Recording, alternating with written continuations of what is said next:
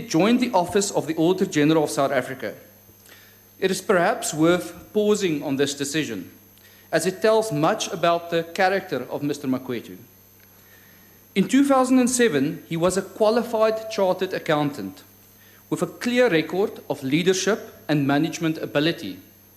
I think there can be no doubt that if he so chose, he could have joined any number of private sector opportunities with great financial upside. Yet, that was not his choice. Mr. Makwetu chose to join the Auditor-General of South Africa. He chose to be a civil servant. He chose to serve his country and her people above enriching himself. Honourable members, does this not remind us of the true duty and nature of being a public servant? Let this be part of the legacy of Mr. Makwetu to us all, that we serve the public of this country. We are not here to serve our own interests. Mr. Makwetu took over the office of the AG in 2013, and what I found notable about this is that just as his predecessor, Mr. Nombembe, identified a young Kimi Makwetu to fill the position of the Deputy AG and rise to the position of AG, so too did Mr. Makwetu identify and appoint a young Ms. Tsakani Maluleka, who today is the first female AG of South Africa. Mr. Makwetu knew that true leadership is not just about what you do while you are in the position, but it is also about who you prepare to carry on your legacy once you are gone. In a recent MoneyWeb article by Professor Mills Soko, Mr. Makwetu was described as a champion of public accountability, an exceptional and true civil servant. These words personify the Mr. Makwetu we dealt with in Parliament committee work. Those of an individual that was deeply committed to his profession, his office, and the people of this country. Always the professional, I remember the only time Mr. Makwetu showed some uncommon emotion was when we had to deal with issues of threats and intimidation towards the audit teams. His genuine concern for his people was a testament to his character.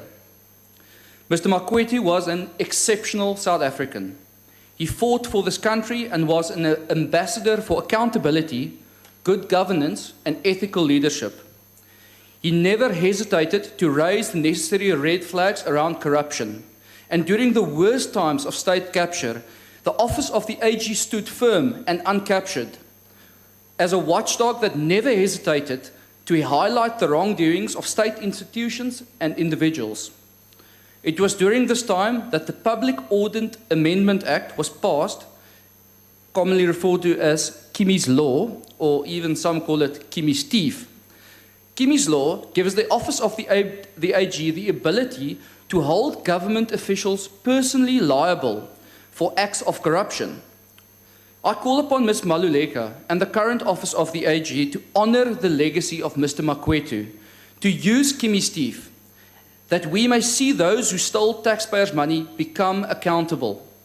I remind you again of the child of Gugulethu, who rose to become the AG of South Africa. This is the South Africa that Mr. Makwetu was fighting for.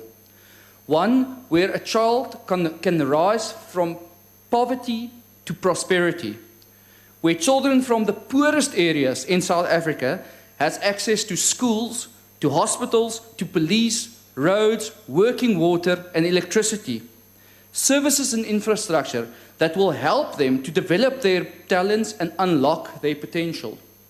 As we today remember a remarkable South African, let us live his legacy by building that South Africa and hold those accountable that are stealing the future of our children.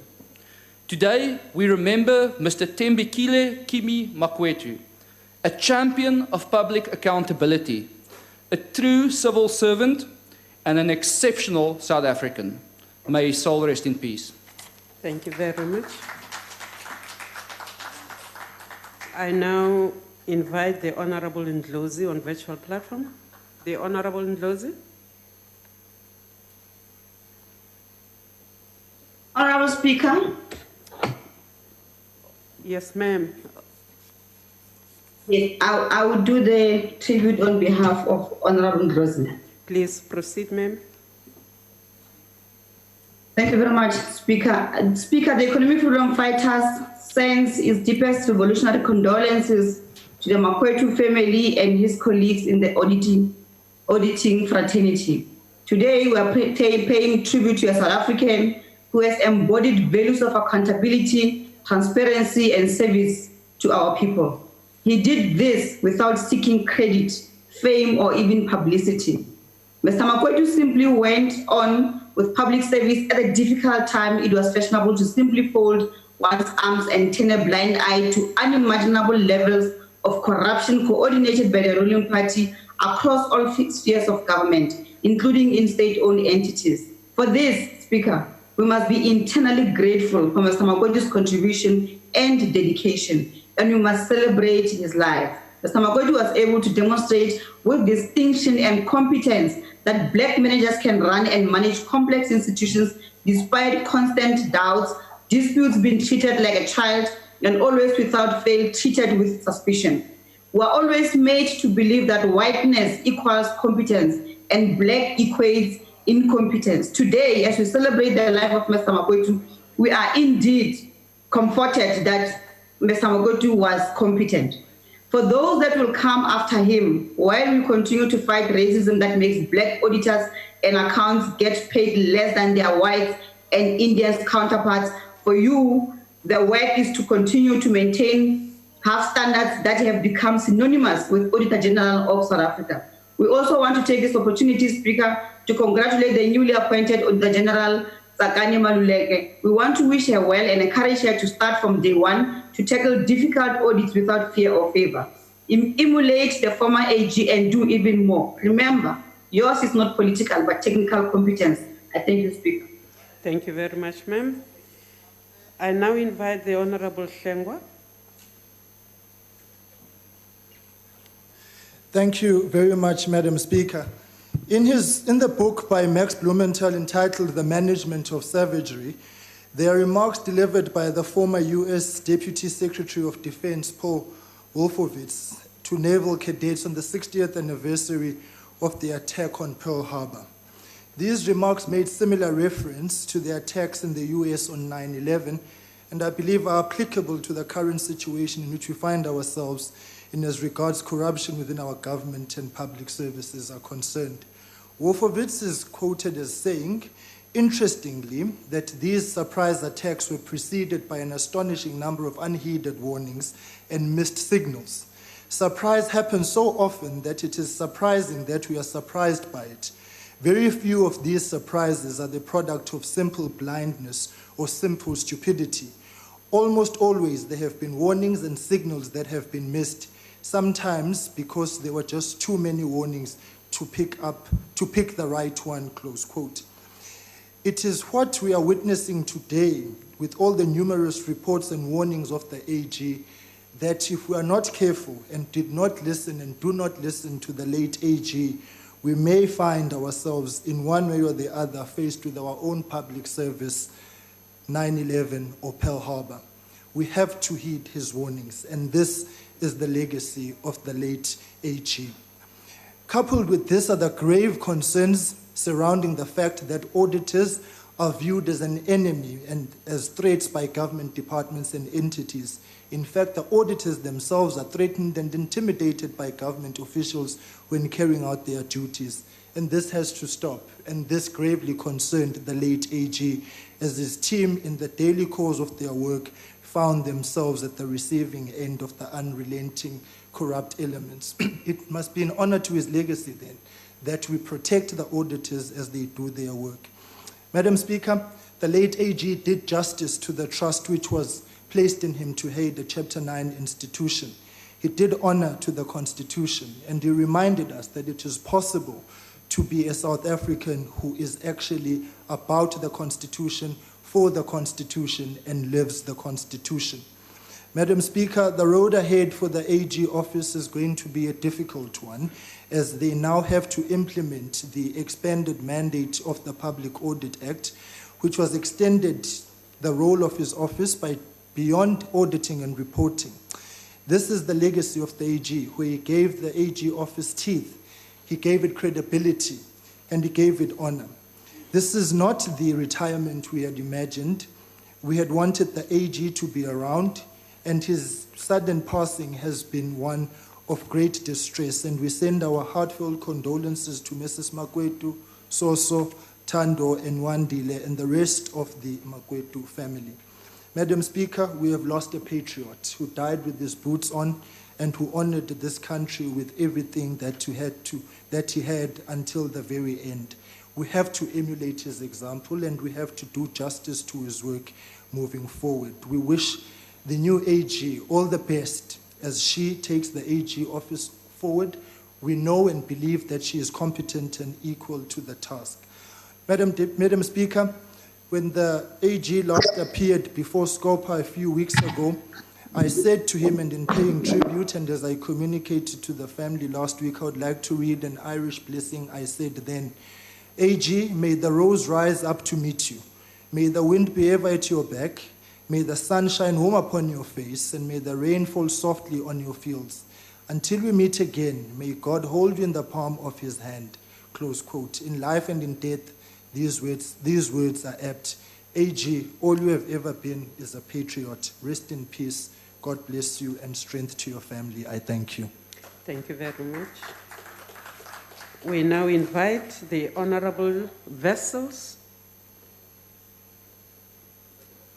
Honorable Vessels, you've got the floor.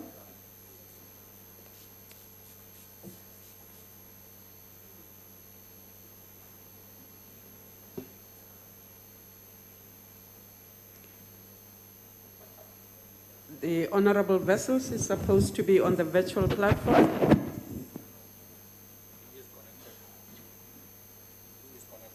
He is connected. Speaker. Akhbaralat. Thank you, Speaker. Apologies, I lost connection. Please proceed. Honourable Speaker, I firstly want to extend on behalf of the FF Plus our most sincere condolences to the family, friends and colleagues of Mr. Makwetu. Mr. Makwetu Please was hold. a true... Mr. Vessels, Honorable Vessels, please hold. Honorable members, if you are not given the floor, please don't disturb the sittings. You can proceed, Dr. Vessels. Thank you, Honourable Speaker. Speaker, Mr. Makwetu was a true public servant, a dedicated and diligent auditor and Auditor-General. Mr. Makwetu fought against mismanagement, irregularities and corruption. He never kept quiet about poor political leadership, a lack of consequence management, and repeatedly pointed to the total collapse of financial management of especially municipalities. He was a true leader, leading the Office of the Auditor-General and its various business units to conduct impartial and creditable audits under very difficult circumstances. He motivated and inspired his team. He made true the words of Dylan Thomas, do not go gentle into that good night. Rage, rage against the dying of the light. Whilst he battled cancer for more than 2 years, he conducted his task with diligence up until the end. And that we have to pay tribute to. Speaker, let his legacy be consequence management and zero tolerance to corruption and mismanagement. Let those that make themselves guilty face the consequences as Mr. Makwetu would have wanted. We pay our tribute and may he rest in peace. I thank you. Thank you very much. Speaker, the Honorable... Speaker, I just wanted to raise a point of order. What's your point of order, sir? There is a photo on the NA sitting virtual, which has an EFF background with member Shivambo. which was actually shown to the country, and the rules don't allow that any member should have a background of their political party behind them. Thank you very much. Honorable Shibambo, this is a sitting of the National Assembly. Whether we are on virtual platform or in the House, no party symbols are to be shown. So please remove that if you are still showing it. Thank you very much. We proceed. We proceed to the next. Should have asked which role is supporting. Honorable Shibambo? Honorable Shibambo, you will remove. Should have asked which role is supporting. And Honorable Shibambo. I'm not even on the list of speakers here today. Honorable Shibambo, you will remove your party symbols in the House. We proceed. The Honorable Mishwe. Thank you, dear Speaker. It is my honor and privilege to pay tribute and my respects to a truly honorable, respectable, decent, professional, brave and courageous man of integrity, former Auditor-General Makwetu. Mr. Makwetu did not only expose corruption, but he also focused on exposing and looking at the causes of corruption, and then offering clear solutions of what should be done to remedy what was at the foot of corruption. Those departments that remain corrupt did so because they chose to allow corruption to thrive in their departments and refuse to restore good governance. Mr. Makwetu was truly an ethical leader that hated corruption with everything in him, and he fought it wherever it raised its ugly head. The ACDP salutes him.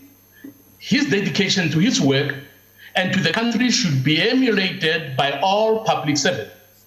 He was a true servant of the people and served his country with great distinction and excellence.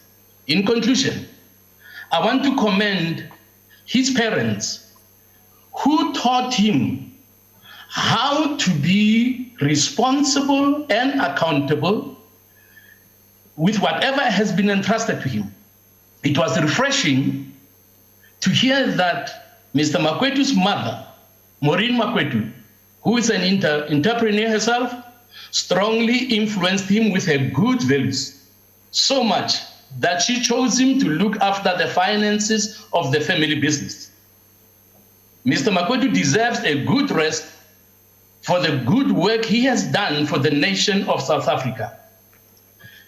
And to his successor, lastly, Tsakani Maluleka, we wish you well in your endeavor to fill the big shoes that the late Makwetu left. You were privileged to have an excellent mentor in Mr. Makwetu, and we know that you will do as well as he did. The Lord bless you and give you grace and wisdom. Thank you.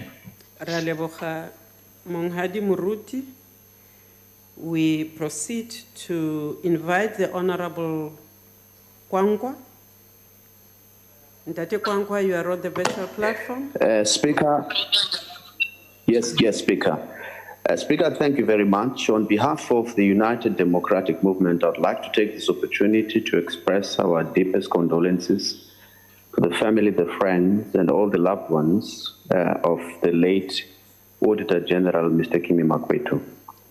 The Auditor, Mr. Makwetu, was born or hailed from Prof district and the rural of Mvaba in the Eastern Cape to become one of the top chartered accountants in the country and respected throughout the world.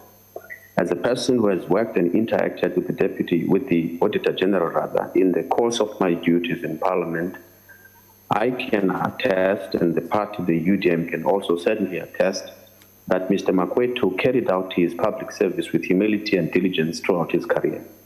Mr. Makwetu, though we faced a very difficult time when state capture and corruption had become rooted in the public administration, he carried out his duties until the end, even though he was battling lung cancer. He never wavered from speaking truth to power and demanding accountability from those who are tasked with the responsibility of managing the public purse.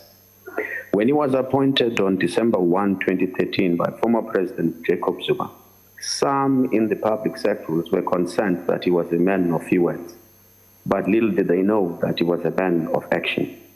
This is confirmed by the many awards and accolades he has received during his exemplary life and career. He was an extraordinary man who fought a brave and just battle. Mr. Makwetu's reports, as we know, carried shocking findings of fruitless and wasteful and irregular expenditure on all levels of government. Mr. Makwetu, as he leaves us, he departs at a time where Parliament have granted his office more powers. They've given him more bite than just a mere buck through the Public Amendment Act, which gave him powers as the AG to refer irregularities for further investigation and to launch a process to recover monies misappropriated through the state agencies. As we bid farewell to the Auditor-General, we would like to say, siyabulela zikhali lala ngoxolo, zikhali mazembe, tiyeka, butsolo bendonga. May your soul rest in peace. We thank you. Thank you very much. Thank you. Siyabulela, Dad. Honorable members, before we proceed, I'd like to make a ruling. Thank you, Honorable Member.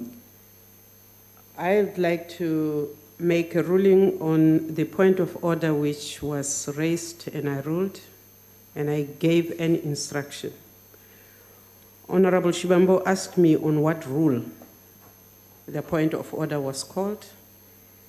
That point of order by the Honorable Papo was called in terms of Rule 64F, which says that members to dress in a manner befitting the dignity and decorum of the House, as may further be provided for in guidelines approved by the Rules Committee, provided that no party symbols may be displayed. I did instruct the Honorable Shibambo to remove the party symbols. I have just looked at footage which showed that he had not.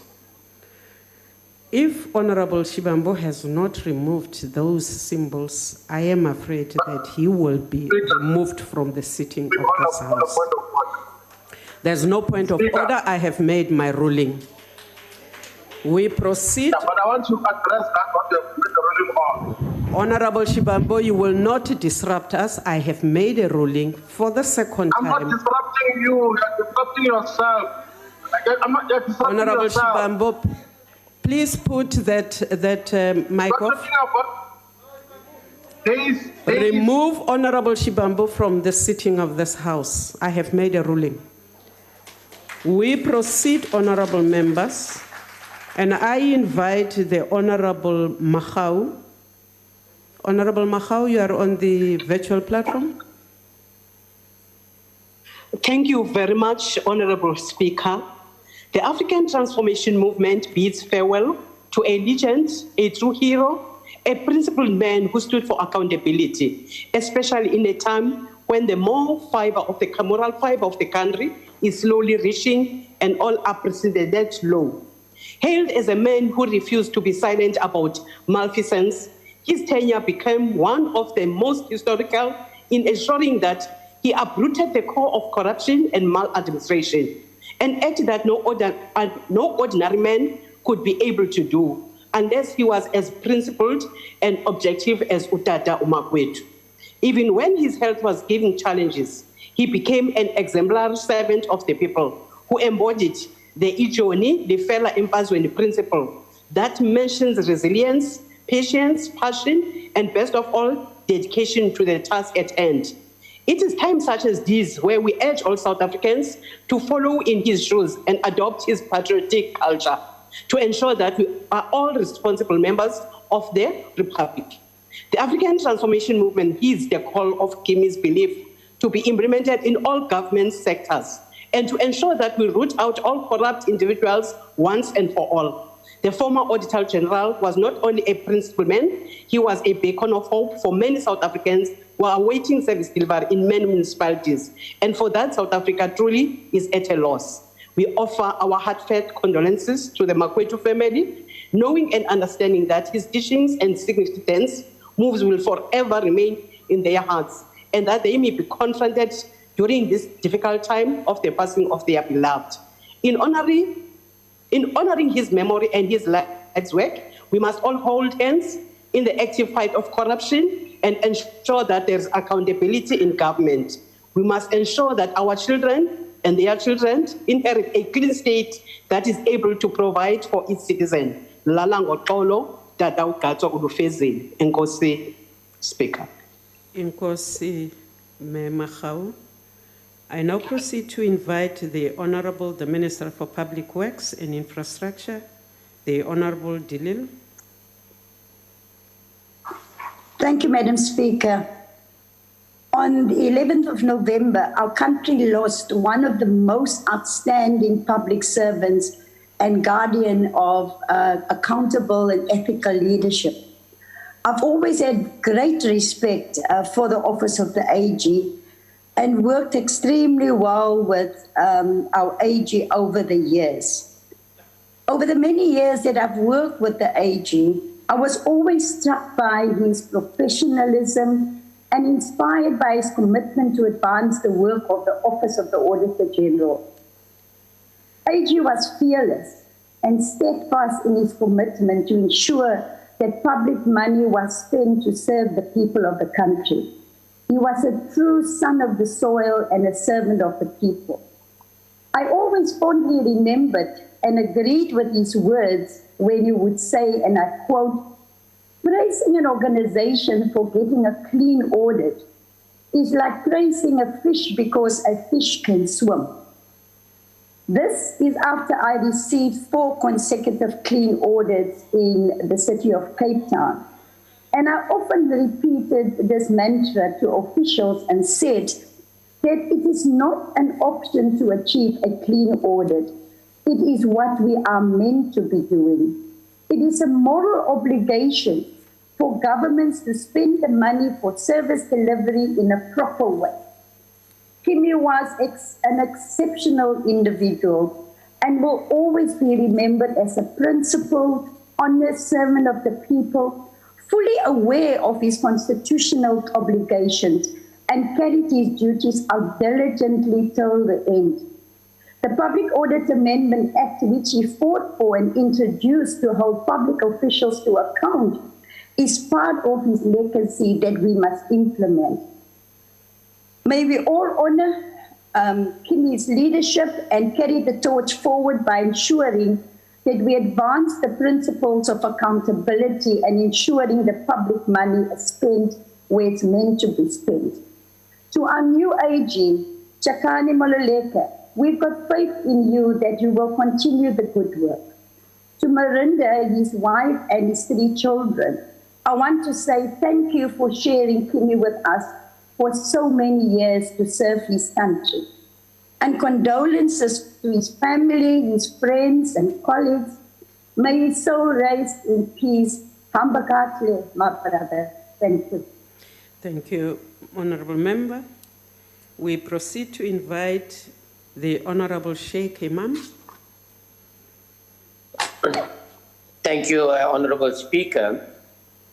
We've seen on the media platforms Mr. Makwetu being referred to as an exceptional and true civil servant.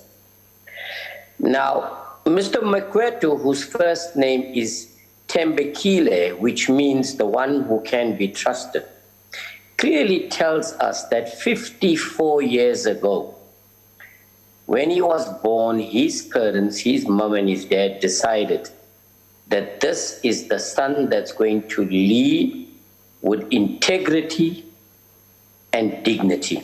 And that's basically what he embodied during his tenure as the Auditor-General of South Africa.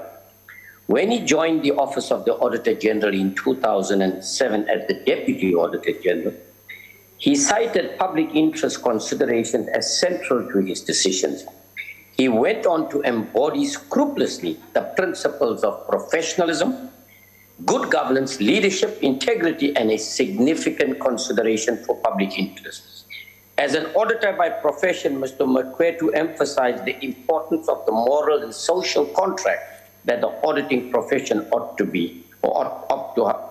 uphold. Despite the threats that were made by various structures in government, that did not deter Mr. Makwetu and his team from carrying out their responsibility to the highest level of integrity. He assumed his position as the Auditor-General in South Africa in 2003. One of his closest acquaintances said, "He did well to shape his role in ways that made him a visible champion of public accountability and trust. He also managed to cement the reputation of the office as a beacon of meritocracy and a training ground for ambitious and talented professionals who yearn to make a positive contribution to South Africa. Although he was diplomatic in his public pronouncements about corruption, he was shockingly mortified by the pervasive corruption that destroyed governance in the public sector and the country as a whole. During his tenure, he championed for the amendment of the Public Audit Act to grant the office powers that authorize the Auditor-General to take remedial action against corrupt individuals and ensured that losses suffered by the state are recovered. Through the amended Public Audit Act, the office can refer certain suspected irregularity for further investigation to law enforcement agencies. Though these changes may be taken lightly by others, but it is a revelation to the public about the man who sought to live a legacy and enhance that social and moral contract that the audit profession has with the public. These changes show his commitment to restoring governance and public confidence. He did so with a high level of professionalism, integrity, and ethical behavior. The National Freedom Party would like to urge public servants occupying esteemed positions in the public sector to follow suit. South Africa is in need of public servants who embody and uphold the principles in which Mr. Makwetu discharged his duties. To restore our nation, public servants need a paradigm shift, and so much could be extracted from Mr. Makwetu's legacy. Thank you. The National Freedom Party would like to convey its condolences to his family, friends, and colleagues. Thank you. Thank you, sir. The AIC. Thank you very much. We proceed to the Honorable Madisha.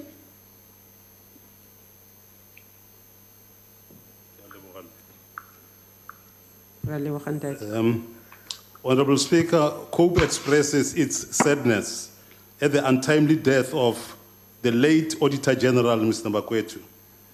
He was still young, and COPE has no doubt that South Africans looked forward to his significant contribution in many more years to come, although he was not going to be in the country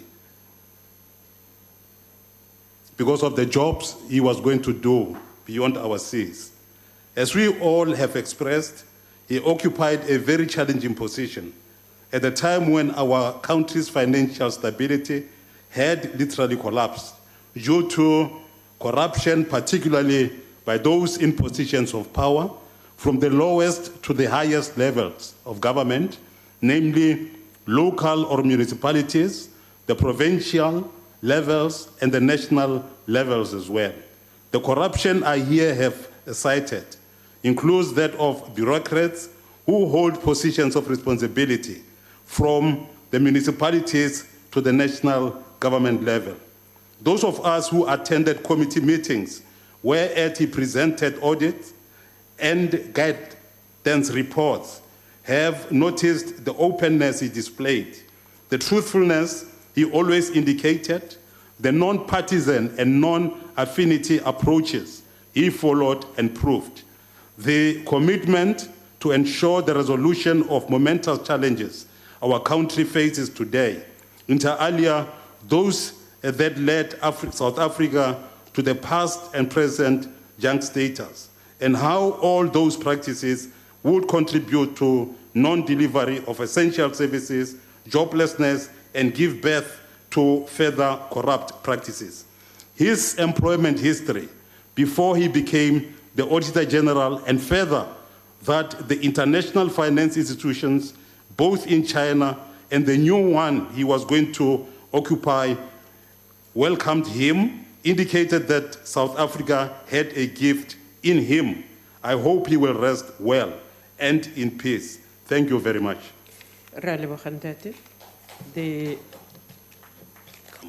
We proceed to the Honorable Nyonsa.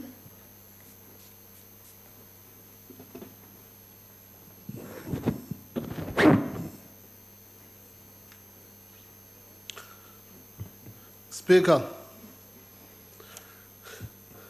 Nyana kanolulamo wasemaqwathini novela uzikhali. You epitomized your name. Wathembeka kubizo lwakho lokuphicotha imeko ezigwenxa ekuphathweni bobutyebi bezweloba omkhulu. The learned and streetwise Sgemusha, you carefully dribbled your way through polio and cancer to fulfill your obligation to live up to the AGSA reputation promise.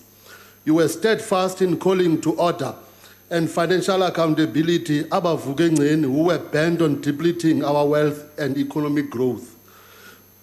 Bebesithi xa bezama ukumokola incwadi zobutyebi belizwe bafike uxhathisile ungagungqi nakancinci. From the hustle and bustle zasentayi Eskom, you were a true hard work combined with natural brilliance. Eluzuko, St. John's nase University of Cape Town bayazingca ngawe butsolo bentonga. Amakhankatha kusabalele ayakwazi kwedini kazikhali. Ehoyita kulapho yombelwa khona inkaba yakho. Wena mzukulwana kamina ozalwa ebukhosini kutyhali egodidi kucentane ematshaweni. Ukulindile uyihlo uvela kwele mimoya. Hamba ke uyokumxelela ubawokazi wakho umlamli Clarence Makwetu ukuba idabi lenkululeko alikafezeki ezweni lethu. Umchazele futhi ukuba asizimisele kubuya mva edabini lomhlaba oba omkhulu. Mabakwamkele ke wena ngoba eyakho indima uyidlalile. Mabakwambese ngeyakho ingubo ungafunyanwa ingqele apho ukhoyo. Ukhumbule ukuwela umlambo wasehoyita kugaga. Udlule kwivenkile kaMeveni xa ubuyela emva ekhaya ehoyita. Xa ufika kwelo cala uzikhali nomamqwathi uManase noNokulunga baza kukhawulela ngezandla ezifudumeleyo. Baza kujiza ngolona ncumo nangothando olungazenzisiyo. Ze kuthi xa kumnandi bekufudumeze ngeenceba zikamdala. Usikhumbule thina ubashiya ngasemva. Udedisa ubumnyama uveze ukukhanya endleleni yabantwana beAfrika camakho. Inkosi Tata. The Honorable Hendricks. You are next. Thank you very much, Honorable Speaker. Honorable Speaker, Al-Jamaa is profoundly saddened at the death of Mr. Thembekile Kimi Makwetu, who passed away on the 11th of November 2020 in Johannesburg. Mr. Makwetu, a son from the soil of Makwetu, on the southernmost tip of Africa, succumbed after a brave struggle against lung cancer. He had an immediate positive impact on the country's fiscal system when he was appointed as Auditor-General of South Africa. Mr. Makwetu's firm code of ethics and honesty he applied to his work was that of a stance of zero tolerance to corruption. He remained vigilant against corruption, following in the footsteps of his great uncle, former president of the PAC, the late Clarence Makwetu, who was described as a vigilant leader. Leaders fighting for our liberation, no matter what their political affiliation, will always have respect as well as their family and even extended family. Mr. Makwetu not only left behind a legacy of honesty, but also lessons to our youth. As a young boy, he helped his late mother, Maureen Makwetu, in their meat business and learned how to manage money. He understood the meaning of job creation, and as AG, he continued to recruit, train, and mentor young people in the accounting profession. He will be remembered as an AG who dared to expose corruption and the irregularities of the COVID-19 fund spending on PPE, and political parties and portfolio committees to get a clean audit was a cherry on the top for them. Al-Jamaa extends our deepest condolences to his wife's children, the extended Makwetu families, his colleagues, and the people of South Africa who lost a public servant who was committed to guide the country on spending public money responsibly and without corruption. The 6th Parliament need to heed the call of the Office of the Auditor-General, a lapse of perhaps the other 5 parliaments. His findings were as decisive as his prime meat cuts. Thank you very much, Honourable Chair. Thank you very much, Ganief Hendrick.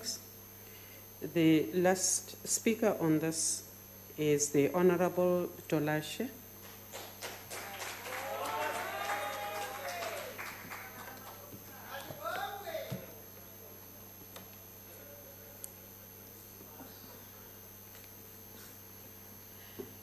Somlomo obekekileyo wendlu yowisomthetho yaseMzantsi Afrika malungu eParlamente bantu baseMzantsi molweni ngasemva kweDinara.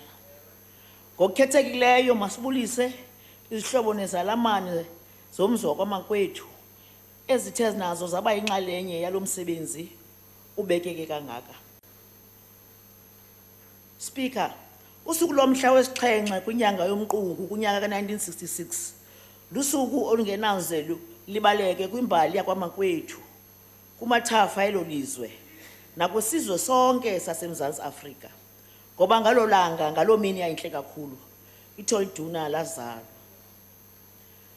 Honorable Speaker, manditsho kuqala ndithi ngokuba sidibene apha uzothi indlela ntle kuzikhali masitsho kwelamakhaya ngoba bona ihlabe kubo yabinza sithi ngxe bozikhali maqwathi nezihlobo akuhlanga lungehlanga thuthuzelekani. Kaloku unyana kaMamqwathi nozikhali naye ulandulele eli esiya kumanyanga kokwabo kungoko sisithi thina beAfrican National Congress namahlakani ethu makalale ngoxolo. Namhlanje sothi indlela ntle kwelithandazwe la kuhoyita kusabalele icofimvaba. Sibulele kanjalo Honorable Speaker ngosiphela ithuba loba usapho nathi sibe nalo bucala sithethe nabo ngqo ngelokubathuthuzela. Honorable Speaker, uba beyimbongi ngale nyanga yenkanga beningamfanisa ongasekhoyo usingaye utata Makwethu nentaka zezulu. Namhlanje sithi kuwe ntinga njengengqwangi intaka apha enqabe kakhulu entsibazayo zisetyenziswa ngamakhosi. Ungakhokhelwa intambanana intaka yasendle emdaka ngebala taka leyo ezisamathamsa nqa kuba hambi xa indandazela phambi kwabo. Ndivumele ezikhali butsolo bentonga ndithi nale ntakazana indwe entsibazayo zibubuqholo kwiminqwazi yamakhalipha azibalule ngobukhulu emfazweni ingahamba nawe. Xa sithela usiya kumanyanga nathi sigcwala emswaneni sithi amanyanga kowenu ngokwamkela njengoko betshilo udadewenu uBelinda akukhawulele akwange akuphulule ngezivubeko zehlabathi akombathise ngengubo emhlophe njengekhephu nemboki kaMqhayi kaloku yayitshilo yawubuza umbuzo omkhulu ngesibinze ngantoni nakade idini lomzili intoni nakakade asilothola iduna na kuwe sithi lala kakuhle butsolo bentonga. Honorable Speaker, in 1994 Nelson Mandela, as the first black president of the Republic of South Africa, at the meeting of the AU in Tunis, recalled a destruction of the city of Carthage by the generals of the earlier empire, and he said, I quote, "Where South Africa appears on the agenda of the OAU, let it because we want to discuss what its contribution shall be to the making of the new African Renaissance.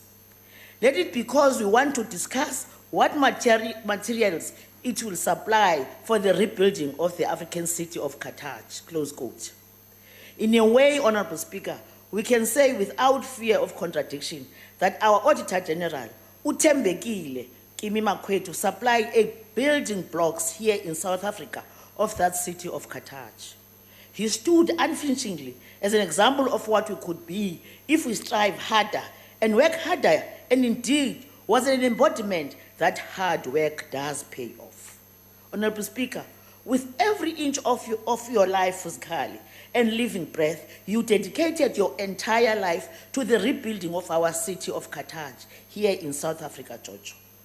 As ANC Parliamentary Caucus, we particularly feel this immeasurable loss, as it was on the 6th of November 2020 that the AG, Makwetu, Utembekile, was appointed to the United Nations Independent Audit Committee.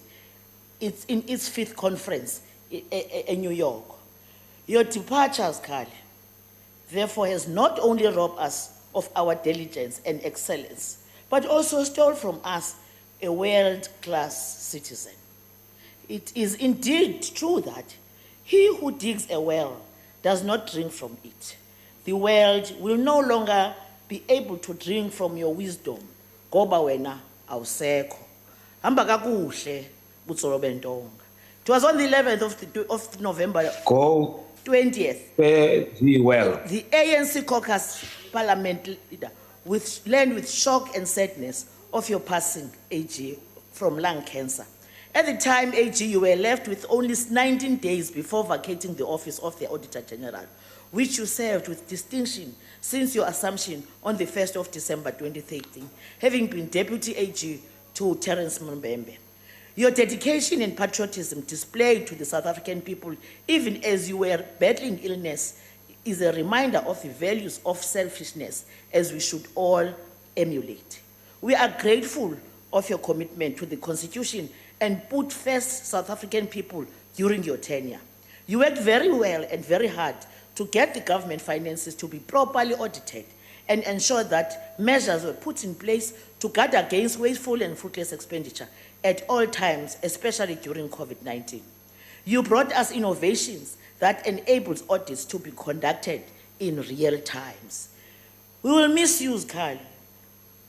Your sterling advocacy and support for women leadership. We are grateful that you led the way and laid a solid foundation for the incoming AG, Umisakane Maluleka, to take over the reins of leadership. As the ANC caucus in Parliament, we all continue to hold high the values that AG Tembekile Makwetu stood for and strengthen our capabilities as lawmakers in ensuring that public finances are utilized for the public good. Hamba kakuhle mabomba, hamba kakuhle zikhali, hamba kakuhle etiyeka, usikhonzele kwabakowenu. I thank you, Honorable Speaker. Thank you very much, ma'am.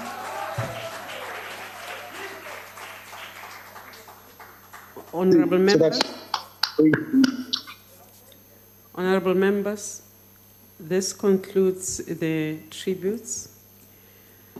I wish to ask the honorable members to please rise for a moment in memory of the late Makwetu, Auditor-General of the Republic of South Africa.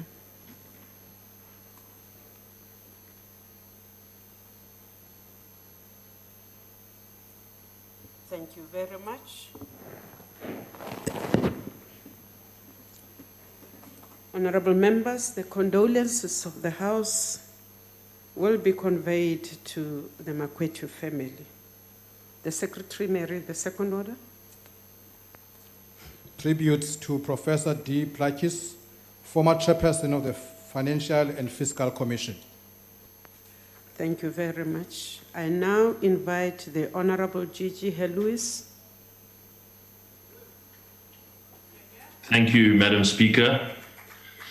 On behalf of the Democratic Alliance, I extend our heartfelt condolences to the family, friends, and colleagues of Professor Daniel Plaatjies, whose passing came as a terrible shock to all of us who have worked with him for so long.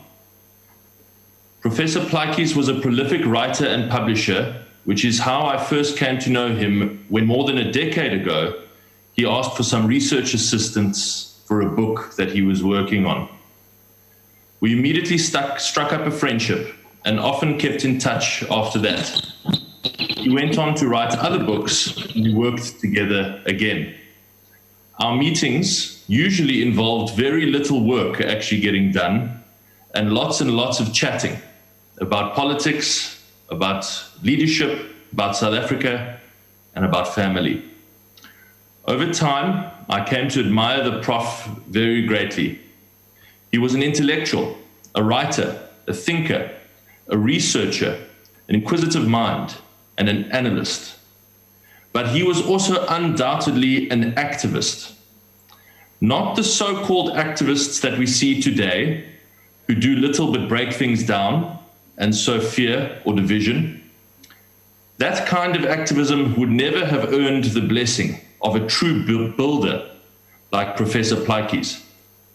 No, he was the kind of activist concerned with actually building strong institutions and bedding down firm principles, with putting one brick on top of the other, row after row, relentlessly, day after day, year after year, to build, to add, to prod, to push forward, and to never break down.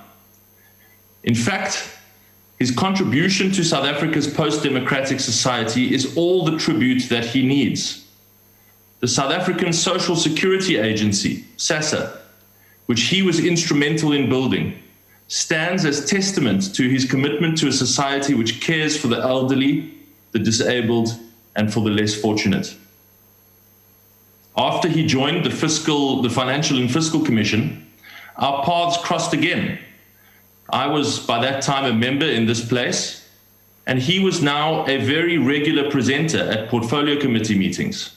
Again, he distinguished himself in his willingness to say exactly what he truly thought, no matter how uncomfortable or inconvenient it was for those who were listening. He was never interested in currying favor with those in power. He had the kind of quiet confidence in his own position, based on deep reading and research, that stood on its own 2 feet and permitted little gainsaying. Most recently, Speaker, he applied and was interviewed for the position of head of the Parliamentary Budget Office. His interview, which took place just days before his sad passing, was a masterclass. He was at his absolute best, argumentative, unwilling to back down, provocative, insightful, and brilliant. That interview was televised nationally, and I'm so glad that it was. We could not know at the time that it was the last time we would ever see him. And I hope that many South Africans were able to see this remarkable civil servant in action, telling the truth to those who needed to hear it, regardless of his personal ambition. Today, the House pays tribute to 2 remarkable public servants who have both been taken from us at their prime. The tributes we have just heard from Mr. Makwetu were very moving, in particular the words shared by Honourable de Villiers. Both of these gentlemen spent their life's effort in the service of South Africa and her people. They have planted trees which, with our care and nurturing, will sink deep roots and spread their canopies wide, so that generations to come will long enjoy their shade. May we be reminded today to emulate this life of devotion and service, and never to allow the destruction of that which they have spent their entire lives in building. I pay tribute today to Professor Daniel Plaatjies for his remarkable contribution to South Africa and his decades of devoted public service. I pay tribute to a wonderful conversationalist and a dear friend. We will all miss you, Prof. Farewell. Thank you very much. The next is Honorable Ntlangwini.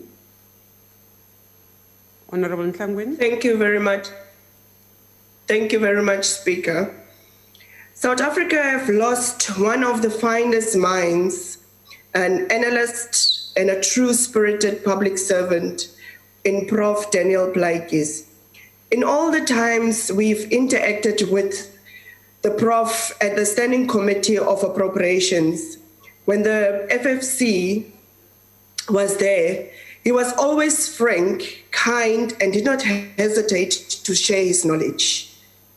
Prof was a professional and have always given detailed and well-researched answers when we have asked him questions, and he have taken his time and effort to research and even give us many times written responses to the questions.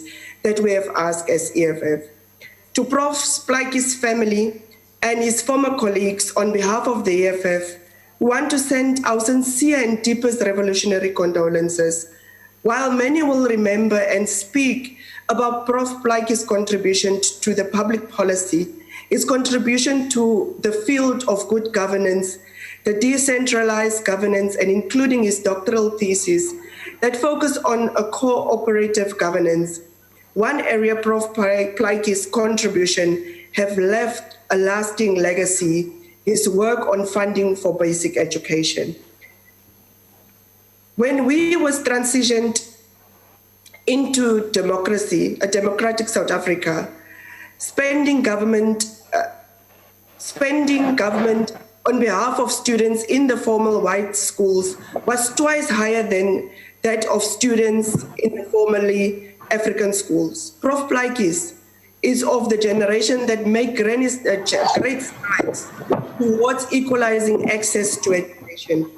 While there is still more work to be done, more pit toilets to be eradicated, more schools to be built, more teachers to be trained, and more qualified teachers to be improved, the work of EFF government will continue to do so.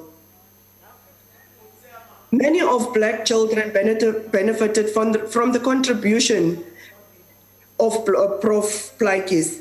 This is something his family, particularly Prof. Plaatjies, hold dear to his heart. Prof. have many times bragged to me about his children that are so fond of EFF and maybe can be EFF members undercover. Ambakakhle, Prof. Resag, my broer. En baie dankie vir die dierbare contribution wat u vir my persoonlik gegee het op die Appropriations Committee. You have always listened carefully to all of my questions and have answered it with a great respect. And with that, my brother, Hambakakhle. Thank you, Speaker. Thank you, Honourable Member. Honourable Speaker? Yes, ma'am. Honourable Speaker, I didn't want to interrupt the Honourable Member while she was talking, but I wonder if the President Putin, President of Russia, has given specific permission for the Honourable Member to use the title Commissar in the Parliament of South Africa. Thank you, Honourable Matloni. On a point of order, Speaker. On a point of order, Speaker. I really don't know why this member is interrupting on such an important occasion of Plaatjies. Maybe we must first go and continue to first complete a schooling and then come back to Parliament. Can we not be interrupted by people that can't even finish school? For heaven's sake. No, Honourable Ntlangwini, you made your point, but you are now getting out of order. Can we get back to being respectable and pay tribute to the late professor, please? Honourable members, I did see that. I am taking that on advisement. And I wish us to go back to paying our respects to the late departed professor. I so wish to proceed and invite the Honourable Singh. Honourable Singh. Thank you very much, Honourable Speaker and colleagues. Exactly what I'm going to do is pay respect. It's quite unacceptable what has been happening in the House. Honourable Speaker, the IFP joins the nation once again in celebrating and honouring a patriot, the life of Professor Daniel Plaatjies, who passed away unexpectedly in early October this year.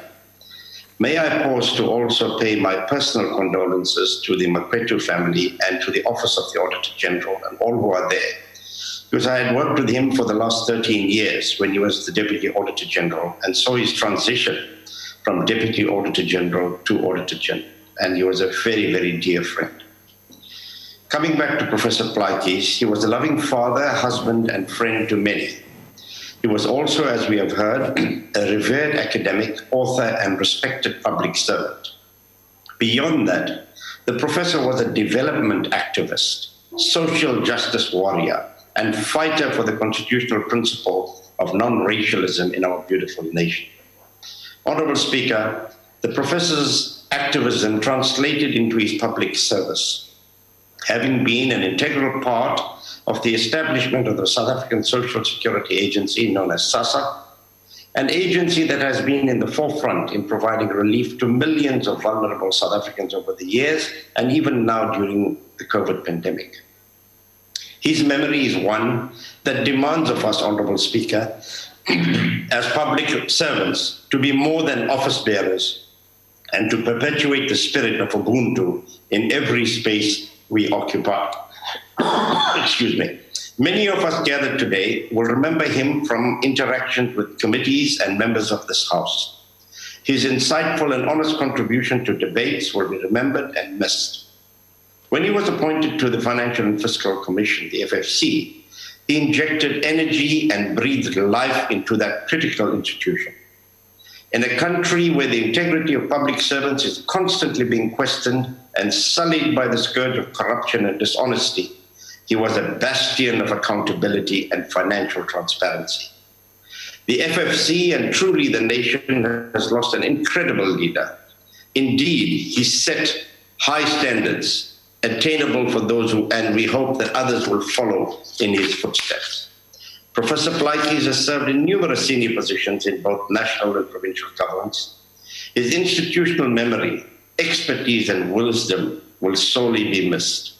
The IFP and its leader, Prince Makosini Chaba, extends its condolences to his wife and children and thanks them sincerely for sharing such a great mind and man with the South African people. May his soul rest in eternal peace. I thank you, Honourable Speaker. Thank you, Honourable Singh. Dr. Mulder. Thank you, Honourable Chairperson. I would like to start off to express our heartfelt condolences with the family and friends of Professor Plaatjies.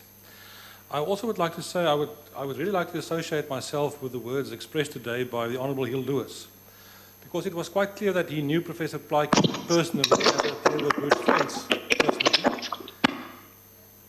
And it was clear from the Honourable Hill Lewis's speech when he told us about all the wonderful contributes of Professor Dan Plaatjies. Professor Plaatjies served as the chairperson of the Financial and Fiscal Commission, and he played a very important role in bringing that commission to where it should be in terms of what we expect of that commission in terms of our constitution. Professor Plaatjies is described by his peers as an outstanding intellectual and a South African patriot who dedicated his life to the cause of social justice and non-racialism. Ek wil ten slotte aan sy vrou Lydia en sy 3 kinders ons opregte meelewing oordra. Hy is gebore in Bonteheuwel, hy het daar groot geword en 'n groot bydrae aan sy gemeenskap gemaak en later groot spore getrap in Suid-Afrika. Ons opregte meelewing en mag hulle vrede in hierdie moeilike tyd vind. Baie dankie. Baie dankie, agbare lid. Can you quickly?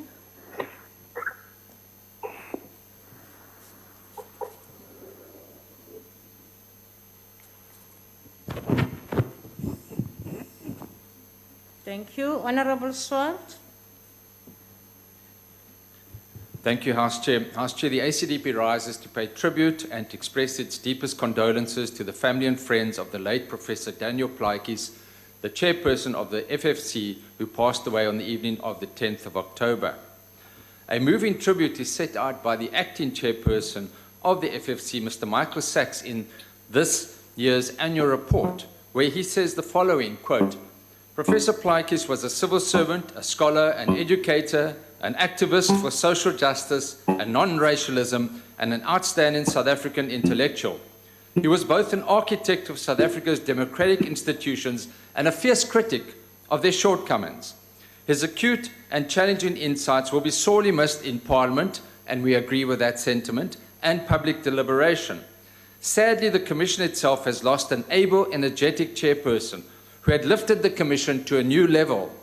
Professor Plaatjies was appointed on 1st of September 2013 as a Commissioner and as chairperson on 1 July 2017. And when he was appointed, the Commission was waning. He brought passion, courage, and strategic direction to the institution. It is an example we can only hope to build on. May he rest in peace. And that we end that quote. And the ACDP shares the sentiments expressed by Mr. Michael Sachs. And it also illustrates how fleeting life can indeed be. In the book of James chapter 4, we are asked the question, How do you know what your life will be like tomorrow? He adds, your life is like the morning fog. It's here a little while, then it is gone. And James is right. Life is like the morning mist that soon vanishes. It is short and uncertain, as indicated by the sudden passing of Professor Plaatjies. There are no guarantees about tomorrow, let alone next year or in 5 or 10 years. If we ignore this lesson, we will not live our life according to the light of eternity. And we need to make our plans and live our lives according to God's commands and purposes, and to make sure that we are in a right relationship with the Lord Jesus. Life is short. Death is a certainty, particularly in this time of COVID-19 when there is so much uncertainty, so many deaths. Make sure you spread love, forgiveness, and reconciliation wherever you go. Our nation is desperate for this. Lastly, we in the ACDP pray that our Heavenly Father will comfort the late Professor Plaatjies' family, his wife Lydia, his children Darnell, Lydian, and Leandre, and surround him with his love. I thank you. Thank you, Honorable Swart.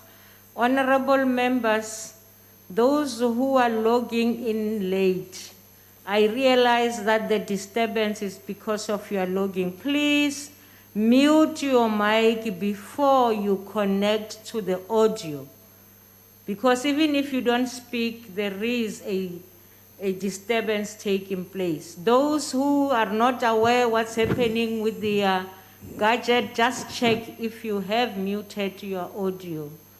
Please, let's continue that way. Honorable Kwankwa.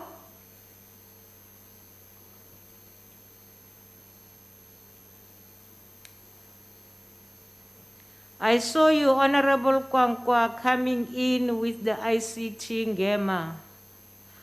Is he in? He was struggling. I saw his name coming on the screen. Okay, we will try and come back to you, Honorable Kwankwa, if ICT can assist you.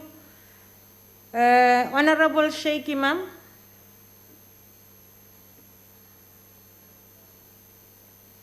Thank you, House Chairperson. Professor Dan Plaatjies was described by his peers as an outstanding intellectual who dedicated his life to the cause of social justice and non-racism. He carried out his duties with a high level of excellence seen in his contributions. His engagement and participation in the parliamentary meeting, he was always sharp, well prepared, and articulated the position of the financial fiscal position regarding the equitable sharing of national revenue. He contributed significantly to various South African institutions to enhance South Africa's democracy. He was involved in the establishment of the South African Social Security Agency, SASSA, and many other prominent institutions that seek to advance our democracy. The National Freedom Party wishes to convey its deepest and sincerest condolences to his family, friends, and colleagues. Honorable Chairperson, I had the opportunity of working with him whenever he came in and did his presentation to the Standing Committee on Appropriations, and found him to be very cool, calm, collective, but articulated himself so well that you could understand in the simplest of language exactly what he was saying and the message that he wanted to get out to us. He was very argumentative, insightful, and informative in his engagement during all these parliamentary meetings. Professor Plaatjies will be sorely missed, and we would like to encourage those who work with him under his leadership to carry the baton. The National Freedom Party wishes to encourage his family and friends and former colleagues to be strong during this difficult time. His contribution to the South African democracy will surely make its way to the history books of this country. Rest in peace. The National Freedom Party extends its condolences to all his family, friends, and colleagues. Thank you. Thank you very much. Is Honorable Kwankwa back? Yes, House Chair, I am back. Thank you very much for your patience and understanding. Thank you. Proceed. On behalf of the United Democratic Movement, I'd like to take this opportunity to extend our deep-felt and heartfelt condolences to the family and the friends of the late Professor Plaatjies. For us, Professor Plaatjies was a patriot and an outstanding intellectual who dedicated his life to the cause of social justice and non-racialism in South Africa. He made a significant contribution in many areas of endeavor in South Africa, but more importantly for us is that Professor Plaatjies was able to... There's an interruption, Chair, again, so now I don't know. Should I continue? Please proceed, Keza. Honorable Keza, please mute your mic. Continue. Thank you. Professor Plaatjies, one of the most outstanding achievements for us was when he elevated the role and the importance of the Financial and Fiscal Commission to a level where it became a respected institution in South Africa that was able to properly advise the finance cluster committees in Parliament about budgetary and economic issues. We are aware that in the number of interactions that we had with Professor Plaatjies, it came across to us as a party in particular, as a social democrat of note, was committed to the cause of ensuring that the policies that government implements address past imbalances and backlogs, address issues of inequality and poverty in South Africa, and to that we give him a great deal of credit. We would like to say that as those who are left behind, we have to double our efforts to try and strengthen the Financial and Fiscal Commission and empower it with the resources to effectively carry out its mandate. This will be the best way in which we can honor the memory of the late Professor Plaatjies and to say thank you very much in order for South Africa to continue to implement economic policies that will improve the lives of the poor. We thank you. Thank you. Honorable Kwankwa, is the AIC present? If not, I will go to Al-Jama.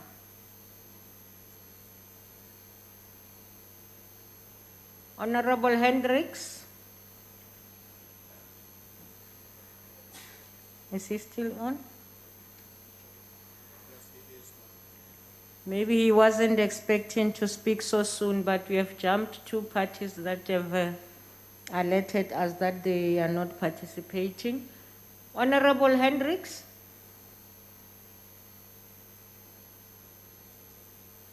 Okay.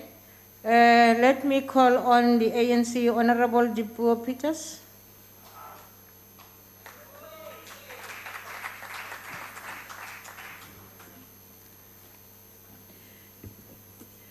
Thank you, Chairperson. Honorable Chair, sorry, there was something wrong with my line. My apologies. I'm back. Thank you. You can proceed, Honorable Hendricks. Ma'am Peters, you can go back to your seat for a while. Thank you. I'm sorry for that. Ma'am, my sincere apologies. Al-Jama extends our heartfelt condolences to the family of Professor Daniel Plaatjies on his sudden passing away at his home. Professor Plaatjies, who served as chairperson of the Financial and Fiscal Commission since 2017, also had a passion to keep academic and political education alive. A man of many academic qualifications, he contributed widely towards social justice in South Africa. He was known as an individual who always guided and supported others and was held in high esteem for his role in fighting for democracy in South Africa. He was passionate about making it possible for others to further education and make significant contribution to scholarships in our country. Professor Plaatjies, who was raised in Netreg in Bonteheuwel, will also be remembered as being committed to see improvements in the lives of the poor, weak and vulnerable people. He was an extremely efficient public servant who will be sorely missed by many whose lives he touched. To his wife Lydia and children, your husband and father will be remembered as a man with outstanding quality who served as a public servant, intellectual, educator, and a person of integrity. The Cape Flats and townships in Cape Town gave two of his best sons to serve South Africa. To really honor them, all three tiers of government must give back to Gugulethu and Netreg in Bonteheuwel. Give back in terms of guaranteeing personal safety of those townships who produce leaders of excellence. South Africa is proud of Gugulethu and Bonteheuwel and their sons. Thank you very much, Honorable Chair. Thank you, Honorable Hendricks. Honorable Peters.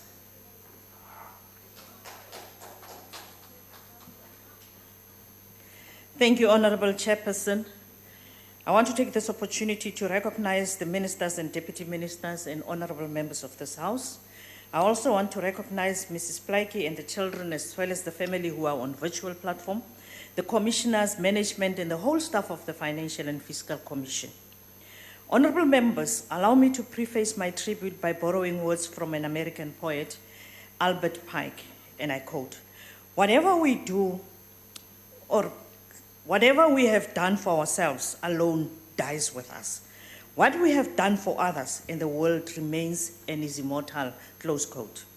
Professor Daniel Plaatjies belongs to the category of people who decided to do things not just for others, but even more important, he dedicated his knowledge, his expertise, his intellectualism for all the people of South Africa. He consciously and deliberately said, and I quote, "My voice will not just be for the elite and intellectuals, but I will shout at my highest voice also to represent the downtrodden, the poorest of the poor, the rural women, and all those whose voices are too faint to be heard," close quotes.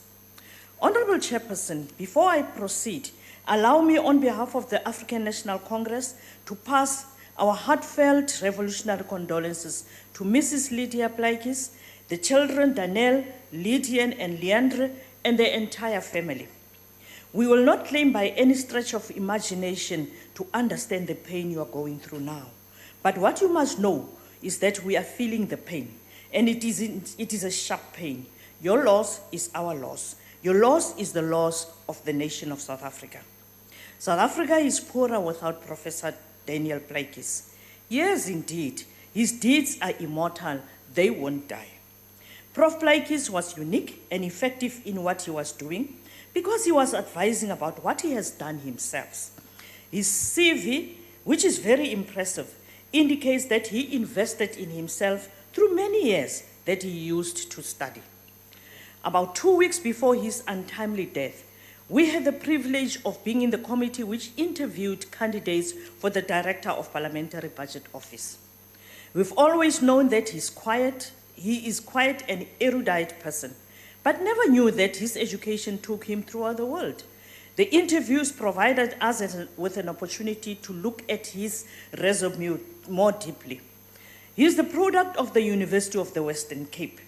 That knowledge explained a lot of things to me in particular. The fact that he graduated in the 80s, Comrade Hope, at the height of repression. It was at the time when black universities were under siege from the apartheid government. It was at the time when students from these universities found themselves having to fight the system and study at the same time. It was at the time when soldiers camped in these black universities. It was at the time when the students were very clear with their call for equal education.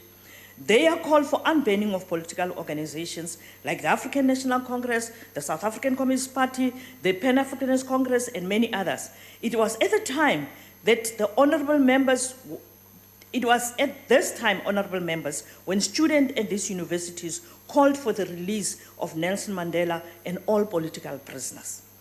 I'm reminding the House of that era because it explains the passion that Professor had about the betterment of the lives of all our people, especially the poorest of the poor. Professor Plaatjies obtained further education from universities of New York, Manchester, Birmingham, and Wits. As I said, honorable members, I never knew that until I had to look at his CV during interviews. It was characteristics of this humble man not to parade that.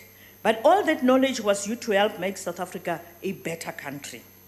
In the interviews we had in September, Professor Plaatjies was the last candidate, meaning candidate number 5. The interviews were live on Parliamentary Channel, and so candidates were not allowed to have any gadget. He was technically detained for the whole day before his turn, but he never complained a bit. He came in with the energy of a 10-year-old. He was still sharp as a razor. He engaged the panelists, and I must say, House Chairperson, that again, he did not disappoint. His views were forthright and well thought. He did not hold back. Sometimes he forgot that he was looking for a job. A man who believed in his conviction, and indeed, we were all impressed. At the end of the interview, he said, because he was asking for his gadgets. The Money Bills Act, ladies and gentlemen, honorable members, enjoins the Finance and Appropriations Committees to consult the FFC when it deals with the budget. As I'm standing here, honorable members, I can say without any fear of contradiction that the giant we are bidding goodbye today performed that function with honor, humility, and distinction. But even more important, it with utmost professionalism and a pinch of humor at all times. Sometimes, as honorable members, we can be very intimidating, but Professor Plaatjies was never intimidated. He will always present the findings of the FFC, always backed by rigorous research and analysis with confidence and belief. The questions from members were always satisfactorily dealt with. When he and his team did not have answers, he was able to say, let us go and check that, we shall come back. Despite all his accolades, he never claimed to know everything. One of the things that Prof was not happy about was the fact that we do not have a system in government to measure the impact of the budget on South Africans. He would say, you may get clean audits, but can we say with confidence that indeed the budget we pass has desired impact on the recipients? That was a rhetorical question because we knew that we don't have. The other matter was his concern that the recommendations of the FFC does not get the requisite support from politicians, especially Parliament and government. Honourable members, it is my humble submission to this House, amongst other things, that we must do what we must do in honouring Professor Plaatjies. We must find ways of evaluating and auditing the impact of the budget on the lives of South Africans, and how especially the women, children, and rural masses in this country benefit from this budget. In his honour, SASSA must be a true instrument to fight poverty and protect the most vulnerable of society. We must find ways of establishing whether the budget we pass is resulting in better education, better health, better water, and sanitation provision. We must have a better way of establishing and evaluating that a citizen in Musina, in Kofimbawa, in Nkangala, in Pongolo, or in Pokwane, or in Priska, and all over South Africa feels the impact of our budget. I have no doubt, honourable members, that we will be giving a most befitting gift that we can give him and his family for the time that he served this country. On behalf of the African National Congress and the people of South Africa, once more, I want to thank the Plaatjies family for having shared their son, your spouse, Mrs. Plaatjies, as well as your brother and family member with the whole country. His life was indeed dedicated to creating a better South Africa for all. And I want to quote from the book of Romans 12:6-8, where it talks about the gifts that we have been bestowed as the grace that God has given us. Prof, according to that text, has served, he taught, he encouraged, he gave off of himself generously, he led diligently, and is at all times cheerful, brave, and courageous to the end. He did exactly that which his maker expected of him to do.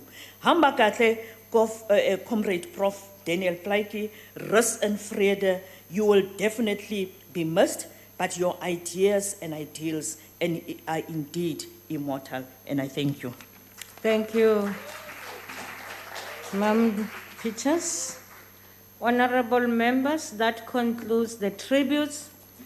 Will members please rise to observe a moment of silence in memory of the late Professor D. Plaatjies, the former chairperson of the Financial and Fiscal Commission.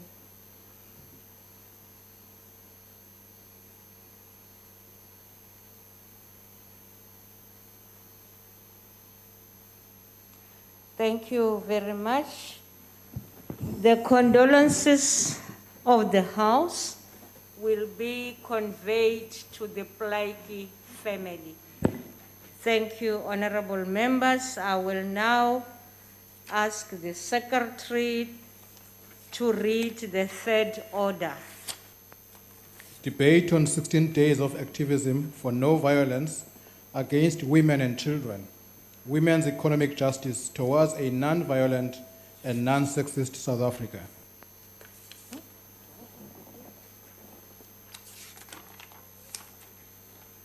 Thank you very much.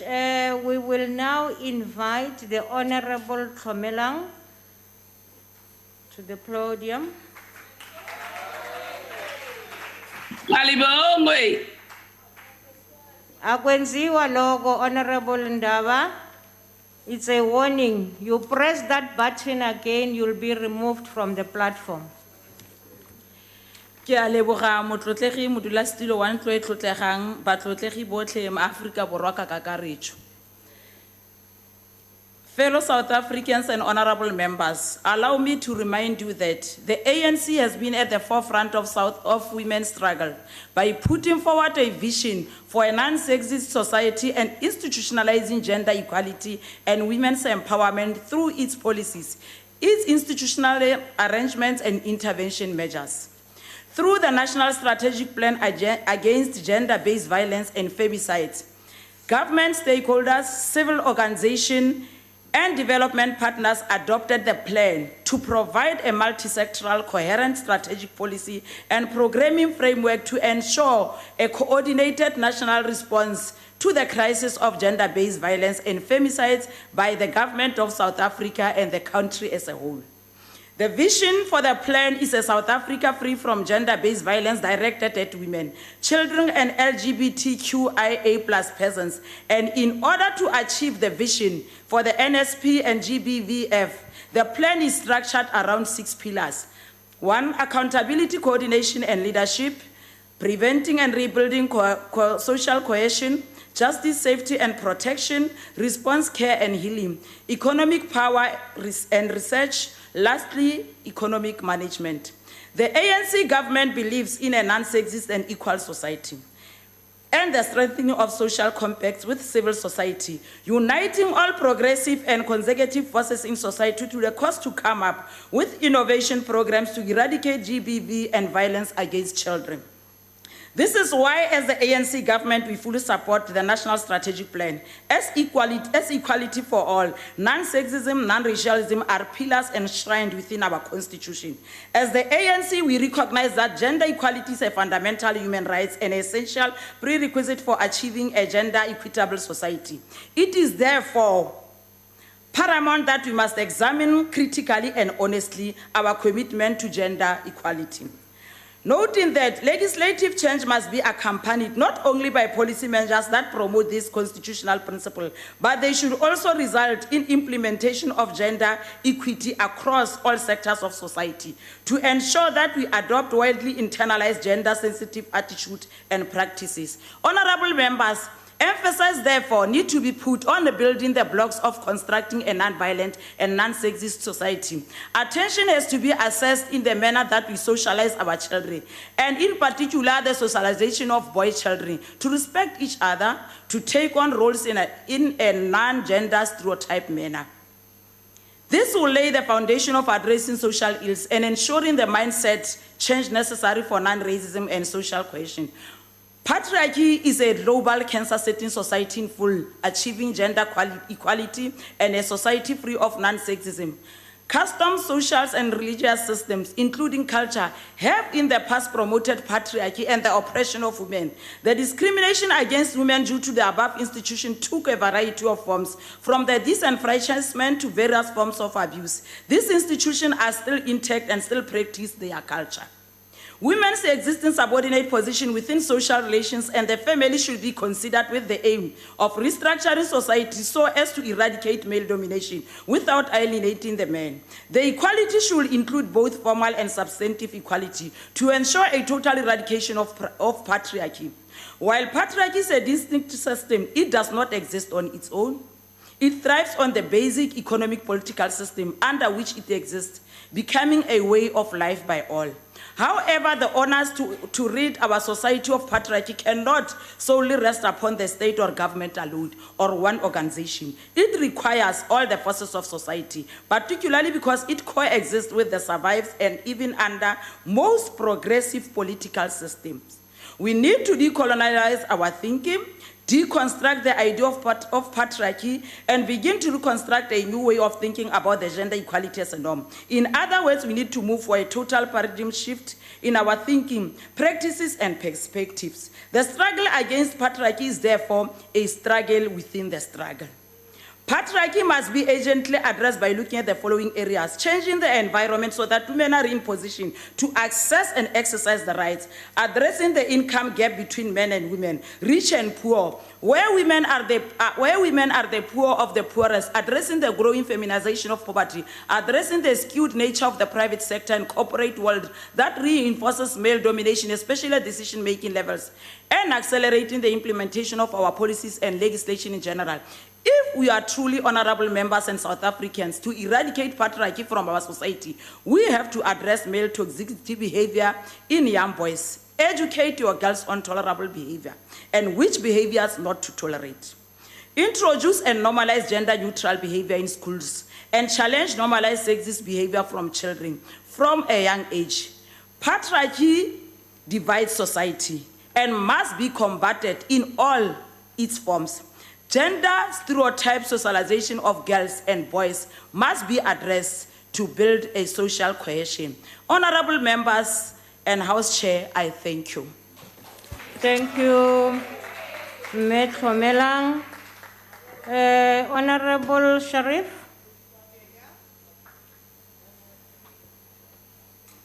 Thank you, House Chairperson. Archbishop Desmond Tutu said, "If you are neutral in situations of injustice, you have chosen the side of the oppressor." This does not ring truer than when you put it in the context of protecting, advocating, and standing up for the rights of the LGBTIQA+ community. The fight for sustained, consistent equality cannot be a fight that only those who are affected speak out on. We all have the responsibility to ensure the LGBT community is protected under our Constitution and the rights afforded to every single human being, no matter your race, age, gender, or sexual orientation, and must always, under all circumstances, be protected. It is the responsibility of this Parliament to ensure that no person ever be excluded in the attainment of equality. Just like Archbishop Tutu, I stand here today as an ally to the LGBT community, to use this platform to advocate for the safety of this community. The senseless killings of too many people at the hands of an intolerant, hating, and violent society that has no regard for human life has to stop. Let us remember and celebrate the lives of Zwelenkosi Zulu, axed and burned in Ishawi. Liabona Mabishi, brutally killed by 3 men in Khayelitsha. Kervan Fontaine, stabbed several times by a teenage girl in Cape Town. Simangaliso Deyasi, shot several times in Soweto. Lindo Kuhle Trele, brutally stabbed in full view of a butcher in Umlazi. And Portia Ngweni was stabbed in Tweefontein. May their souls rest in peace. The level of intolerance in this country is beyond shocking. It is lethal. South Africa continues to lead the African continent in legislation that recognizes the LGBT community, was the first to legalize same-sex marriages, and continues to lead the rest of the continent in the attainment of equality. But however great the success is, we must never sit back and assume that the work is done, because those who identify as LGBT are being targeted by hate crimes every single day. Mr. President, 35% of hate crimes are reported by the LGBT community. This number is not only too high, it is indicative of the type of society we continue to cultivate. A society that remains neutral in situations of injustice. One that says nothing in the face of injustice and deprioritizes large amounts of people because of our own rigid belief systems.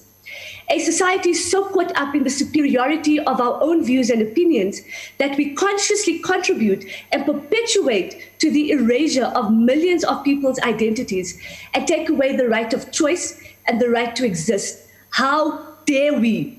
There's absolutely no person on this earth that can confidently say that they have the power of God to determine how people live their lives. Imagine how narcissistic we have to be to believe that we have the right to determine autonomy over others. History continues to teach and show us that when we are unable to be open ourselves to different beliefs, different ideologies, different ways of living, and the infinite possibilities of who and what we can do and become, we automatically reject change and we reject differences. We must ensure that we do not stand on the side of the oppressors and unapologetically, without fear and favor, speak out against all types of oppression, regardless of your own belief systems and ideology. I thank you, Chairperson. Thank you, Honorable Sharif. Maotwe. Thank you very much, Chairperson. Chair, every year we come here and utter hollow words at the plight of women and children in this country. Words that mean absolutely nothing to the women who were killed yesterday and those who will still be killed today. While we talk in the comfort of our homes, our daughters at school have no guarantee that they will come back home alive. Our sisters working as domestic workers have no guarantees that they will not be violated in the taxi ranks as they make their way home.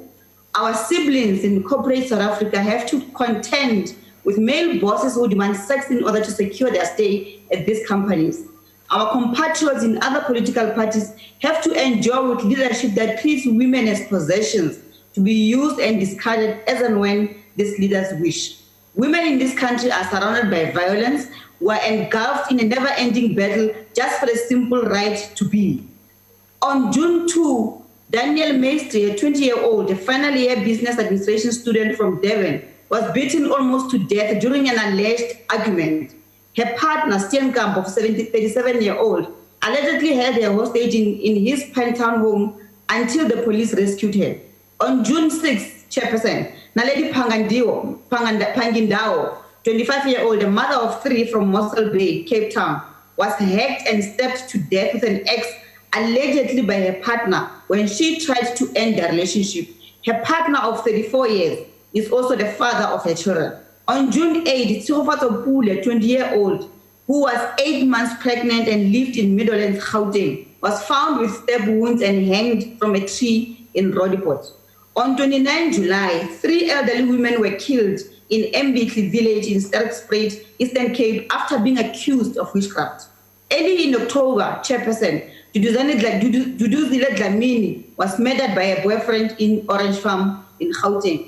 There are 1,000 more cases like this which go unreported. These are lives turned asunder by a societal culture that refuses to see women as worthy of life, worthy of respect, worthy of dignity. Many of the perpetrators of these crimes are allowed to live freely in a society. An ANC MEC in Mpumalanga was recently released on bail for raping his own twin daughters, and members of his party were seen publicly supporting this MEC in court. We have seen police beating up women and shooting rubber bullets at peaceful protesting women. We have seen a white man at Brackenfell assaulting a woman. Why is it easy to target women and children and apply maximum force on them? Year in, year out, Chairperson, we hear of similar stories. Year in, year out, we come here only to tick boxes while women across the country are under siege. We have previously submitted to this House that the scourge of women abuse in this country requires specialized attention. In this regard, Chairperson, we submitted that there must be a permanent portfolio committee tasked with providing oversight to the work done by criminal justice institutions in this country. As things stand, many cases of rape and abuse go unreported because women mistrust the police. Many of those that get reported never get prosecuted, and only a few of those that eventually get to court lead to convictions. This leaves women without any confidence in the police because more often they see their abusers walking the streets as free men. The police have lost the fight against gender-based violence in this country, and there seems to be no political will to tackle the challenges. We'll occupy the space as the EFF chairperson. Our gender-based violence desk will liaise directly with women who are victims of gender-based violence. We will force law enforcement agencies to do their work. No woman should ever have to endure what South African women go through every day. No woman should ever have to fear walking the streets of this country. It is government failure that has led us to where we are today, and it is up to us as citizens to reclaim our peace, our safety, and our security. We must demand accountability from the police. We must agitate for active citizenship and reclaim our streets from thugs who act with impunity because they are working with police. We call on the government of the day to take serious the violations of women and crimes committed against women. It cannot be business as usual when women and children are being abused, are being raped, are being tortured, and are being murdered.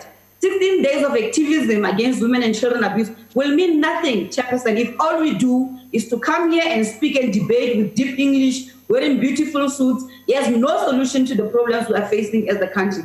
The statistics shows that 21,300 cases of murder were reported last year. Over 3,000 of those cases are those of murder against women and children. This translates to 14% of murder cases in South Africa. How do we keep quiet when our women and children are killed like flies? Is a woman in South Africa not worth living? The status quo has to change before it is too late. Chair, we appeal with men in this country to make safe and protect us and not become our perpetrators. We call on men in this country to stand up and say, "Not in my name." We call on men in this country to say, "Enough is enough." May our women and children find peace and live normal lives full of joy and prosperity. May our women continue to soldier on despite all the challenges that we are faced with. May there be no woman who has to endure violence for the next 365 days, Chairperson, and the next 365 days, and the next. I thank you.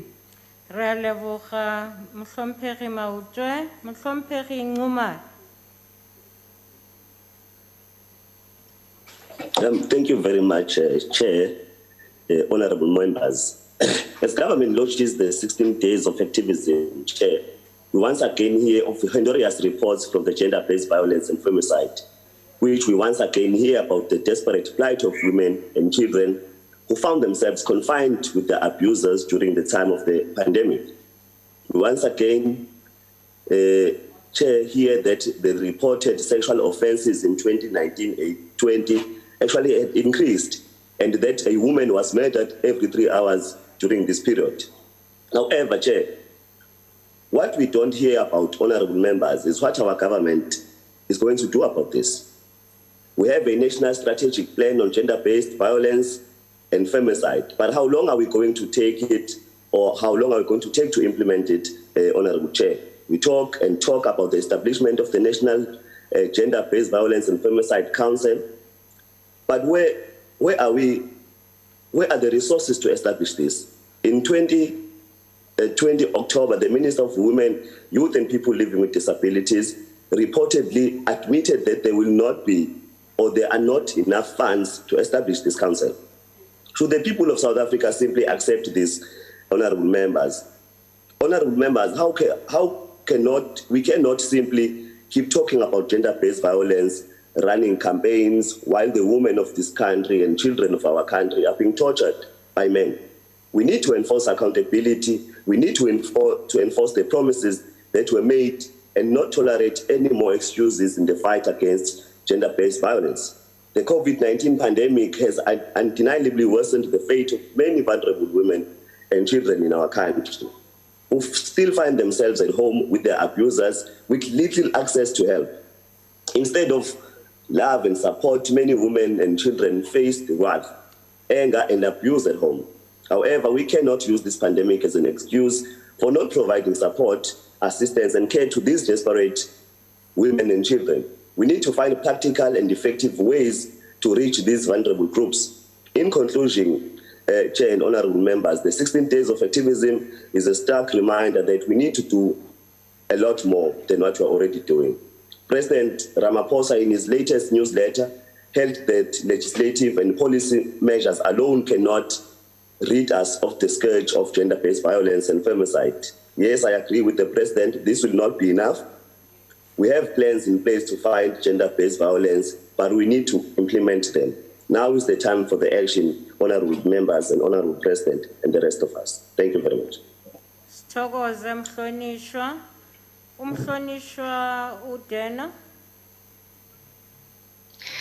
Thank you, House Chair. News headlines from the past 7 days read as follows. Vaal community shocked after woman is raped and set alight. Teen mother and boyfriend on the run after death of toddler. Cape Town mother of 2 robbed and killed while waiting for a taxi. Another woman, aged 80, found murdered in Uppington. Parents appear in court for beating baby to death. House Chair, tomorrow marks the start of yet another 16 days of activism against women and children abuse. It's also a little more than a year after mass protest action against GBV took place outside Parliament, and little has been done. Yes, there are additional sexual offences courts. Yes, police officers have apparently undergone sensitivity training. Yes, toll-free GBV hotline. Yes, action plan. Yes, more shelters. Yes, we hear that. But, Honourable Chair, we do not see the drastic results we need to address this very serious situation. In fact, the only thing we do see are news headlines like this. Man who kidnapped, raped and murdered 6-year-old girl had raped a child before but got no jail time. GBV is an endemic problem in our society, like a disease that will not be solved merely by treating the symptoms and not the cause. Whether it be socioeconomic circumstances, psychology, substance abuse, social or harmful gender norms or gender stereotypes. If these causes are not addressed, all the shelters, budgets and plans in the world will make absolutely no difference. Granted, government doesn't have control over the psychological makeup of individuals, which is one cause of GBV. It does have control over other causes and factors, like socioeconomic circumstances, substance abuse control, and yes, gender stereotypes. Through restrictive labour legislation, for instance, what started out as a crusade for equality has turned into a cosmetic quota system that creates the wrong impression that all black people, and especially women of colour, are not deserving of certain positions that they are appointed to. This impression is detrimental to those who have worked very hard against many odds to get where they are. On the one side, the ANC government purports to be fighting for gender equality, but on the other side, it obstructs its own goal of economic justice for women through legalized discrimination based on race.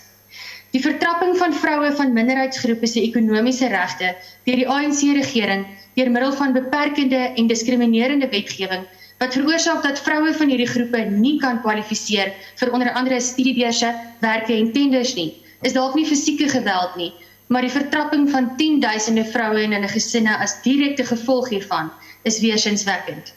So before we talk to each other about women's economic justice towards a non-violent and non-sexist South Africa, the ANC government should sweep before their own door first.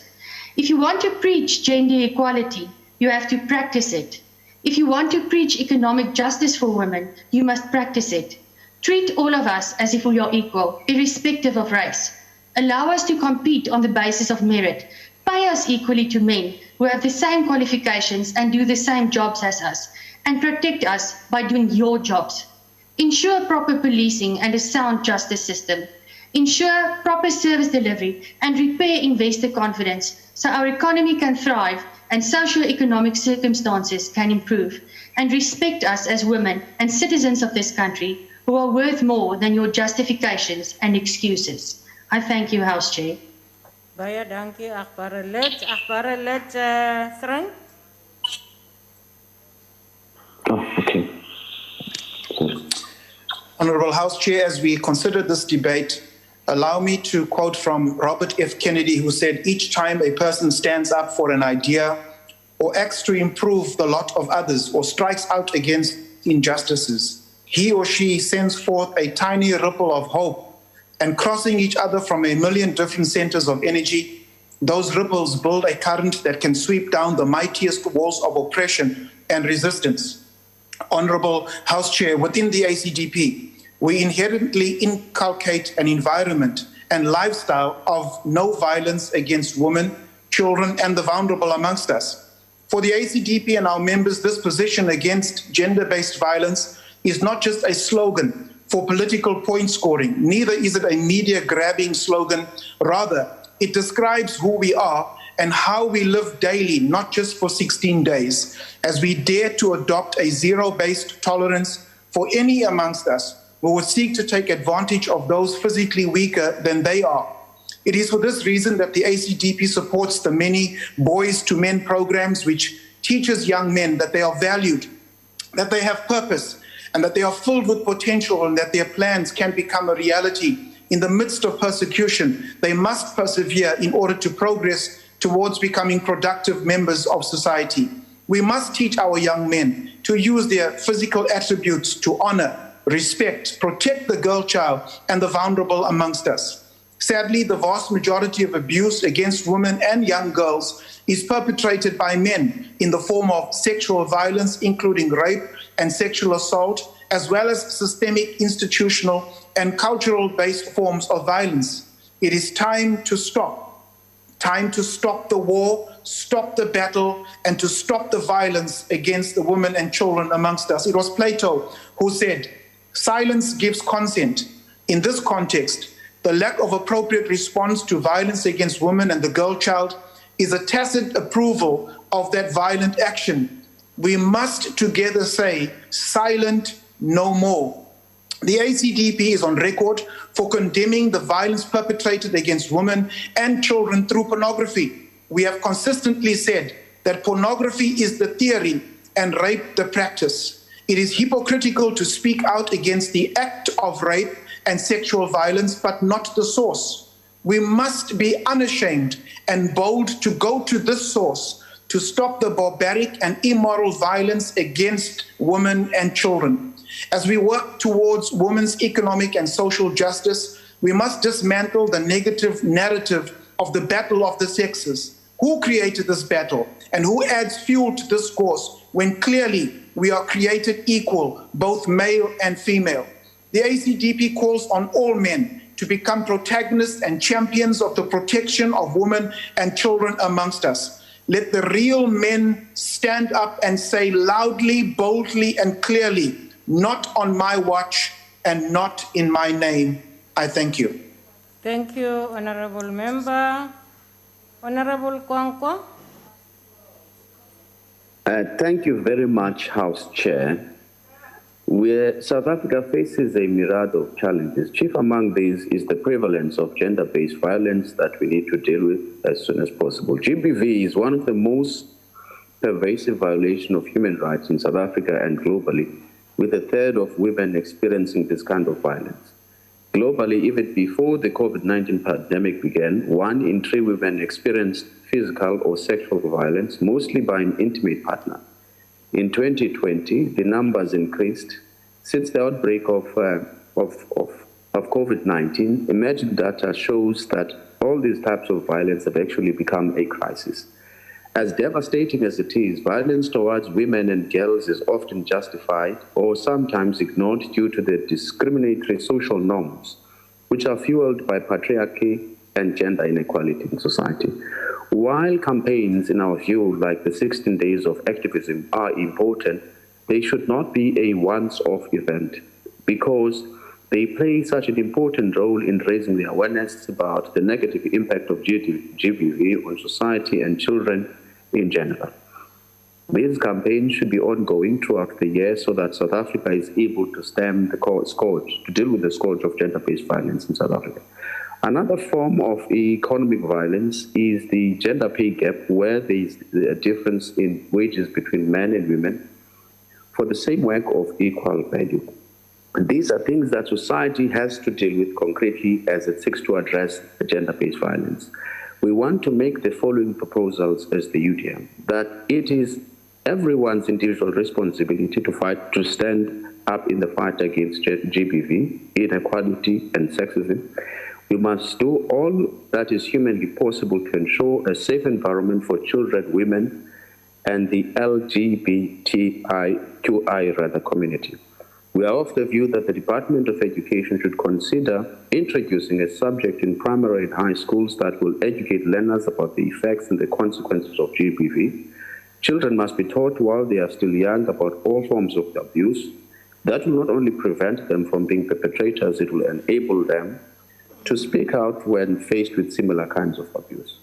We are of the view that government must prioritize strengthening the capacity of law enforcement officials to do thorough investigation of GBV when reported, and to provide the necessary support to survivors through the criminal justice process with access to health and social service.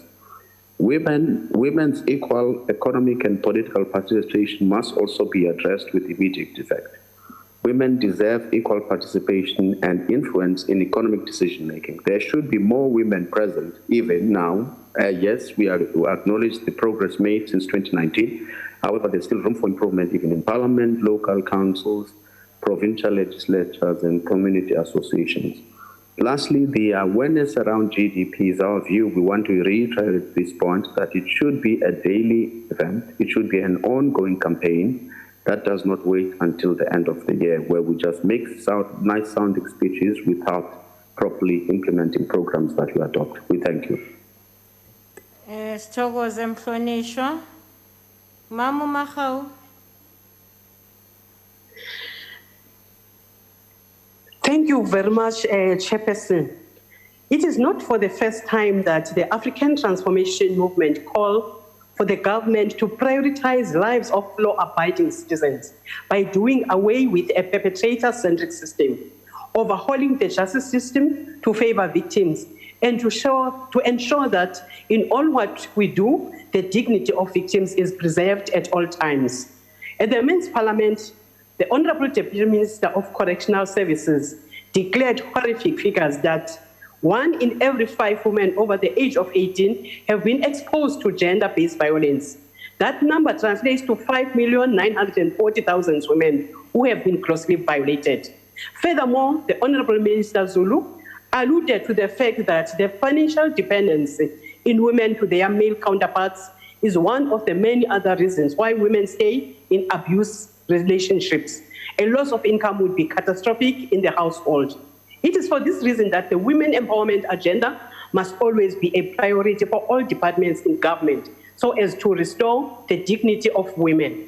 The African Transformation Movement is appealing to the Ministry of Small Business Development to ensure that women are participating or are benefiting from the informal economic, township and inner cities economies, so that women are economically active, so that they are able to sustain themselves. The private industry must be forced to comply with the Employment Equity Act of 1996 as to ensure that the set guidelines are implemented and recourse must be established for non-implementers of this legislation. The right to life, as enshrined in the Constitution, cannot be the sole premise for gross violators of the law. If a person takes a life, they revoke their own right to life. It's as simple as that. Failure to coexist peacefully in society will bring about turmoil. Hence our call for the introduction of a death penalty for heinous matters and violations. On the 3rd of September, the African Transformation Movement wrote to the President, pleading that the President exercises his power in terms of Section 84, subsection 2G of the Constitution by allowing public hearings on the introduction of the death penalty. A request which fell short of acknowledgement, yet it echoes the ones of many South African women who are tired of hearing expressions such as, President is shocked, the President is concerned, and most recently, the President is worried. Let us all join hands and make a point that there are clear programs that are implemented to save women of this country. We are tired of having a name case face every time gender-based violence cases erupt. We cannot have other precious Kamurabana and Uinene Mkojana who perish at the hands of merciless, repeat serial rapists and murderers. Let us have a new face case. Her name must be Justice. Justice must be our new name face case. I thank you, Chairperson. Thank you, Honorable Mahau. Honorable August. Honorable Chairperson, there is no doubt that the physical, emotional, and sexual violence against women and children continue to escalate at an alarming rate. No one is born with violence running through their DNA. We are born into a world that has become besieged with violence that we see within our own families and our communities. Unfortunately, There are no pills on the market that will stop sexual predators disrespecting and attacking women and girls.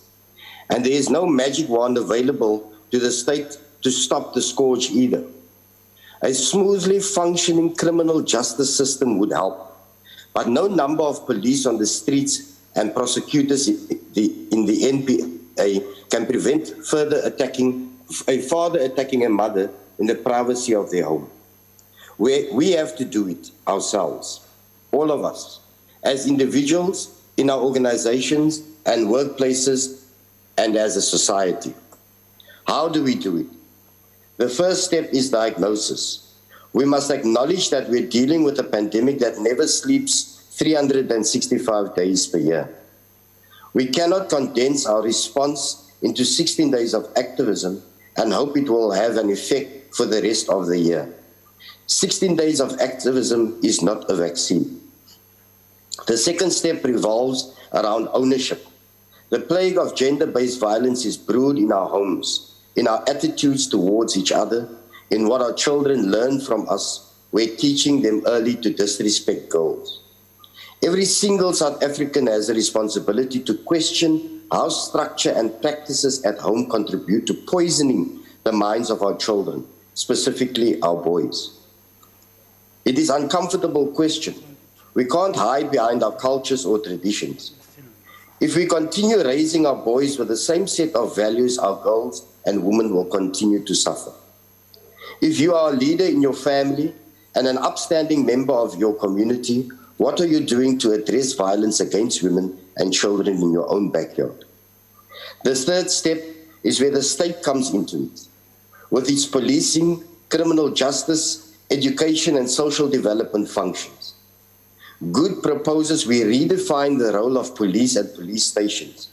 They should become hubs of compassion and support, prioritizing safety and security, while ensuring perpetrators get the message that if they cross the line, they are going to get caught. Good proposes we revisit our prison system. Yes, harsher sentences should be implemented, but what happens about the sentences, with the sentences if they have been imposed? Are the perpetrators being rehabilitated before being allowed back into our society? Are there enough social workers to support families and communities, to counsel victims, to rebuild shattered confidence? What stories are we teaching? What stories are our teachers reading to our children in the early years? We have introduced curriculum changes to contribute to stemming the crisis. Those are some of the practical things we can do to stimulate and support behavior change every day of the year. When we're all swimming in the same direction, we will have banished this plague to history. Thank you, Chair. Thank you, Honorable August. Honorable Sheikh Imam.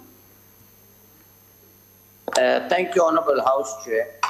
Honorable House Chair, 50% of women that have been killed in South Africa have been killed, or over 50%, by intimate partners. 36 to 40% of pregnant women have been attacked physically by their intimate partners. Now, women continue to suffer physical, verbal, psychological, sexual, socioeconomic, sexual harassment, domestic violence through intimate relationship in South Africa. You know, I want to quote from Prophet Muhammad, peace be upon him, who said, "Only an honorable man treats women with honor and integrity, and only a vile and dishonorable man humiliates and degrades women." He went to the extent of ensuring that there was an entire chapter in the Holy Quran dedicated just to women and women's rights. Now, Honorable House Chair, we can continue every year in this House, we continue to have these discussions on gender-based violence. But while we have these discussions, we talk about policies, we make a lot of pronouncements through the media. Women continue to be raped, they continue to be murdered. So the question that I think we need to ask is what we are, the processes we're putting in place, is it effective? Is it working? Clearly it is not. You know, it is with great melancholy, Honorable Speaker or House Chair, that things continue to get worse. It is what we call the Red Queen's race. The statistics reveal that government, gender-based violence and femicide command center alone reported more than 120,000 victims in the first 3 weeks of the lockdown. By mid-April in Tshwane alone, the call center was receiving between 500 and 1,000 calls a day. Vodacom's support call center saw a 65% increase in calls from women and children confined in their homes seeking urgent help. Now, the question that we ask is, are we doing enough? Is the South African Police Services, the Justice Department, the Correctional Service, not underestimating the seriousness of gender-based violence in South Africa? Should we not be going to the root causes of gender-based violence in South Africa? What is making so many of these so-called men abusers? Like my colleagues have said previously, they are not born abusers, they become abusers. What has led them to? Should we not be going to the root cause and deal with the societal problem of abuse and violence in South Africa? And it is not just the abuse and violence of women. Even men, to a very large extent, are now being abused because we live in a very, very violent society. Let's look at the case of Wongeka Vimbayo, another victim in Kailicha, who was killed or murdered and her eyes were gouged out. This woman's family has reason to believe that she was raped before she was even killed. And just a week ago in the Cape Times, you read a 22-year-old woman, Wendy Dubeni from Nyanga, was assaulted by a boyfriend with a hammer. Now these murders and attacks are becoming brutal. It means we're living in a very, very violent society. Thank you, Honorable. And a lot of these... Thank you. The National Freedom Party believe a lot more needs to be done. Thank you very much. Thank you. Akhbaralet Abrahams.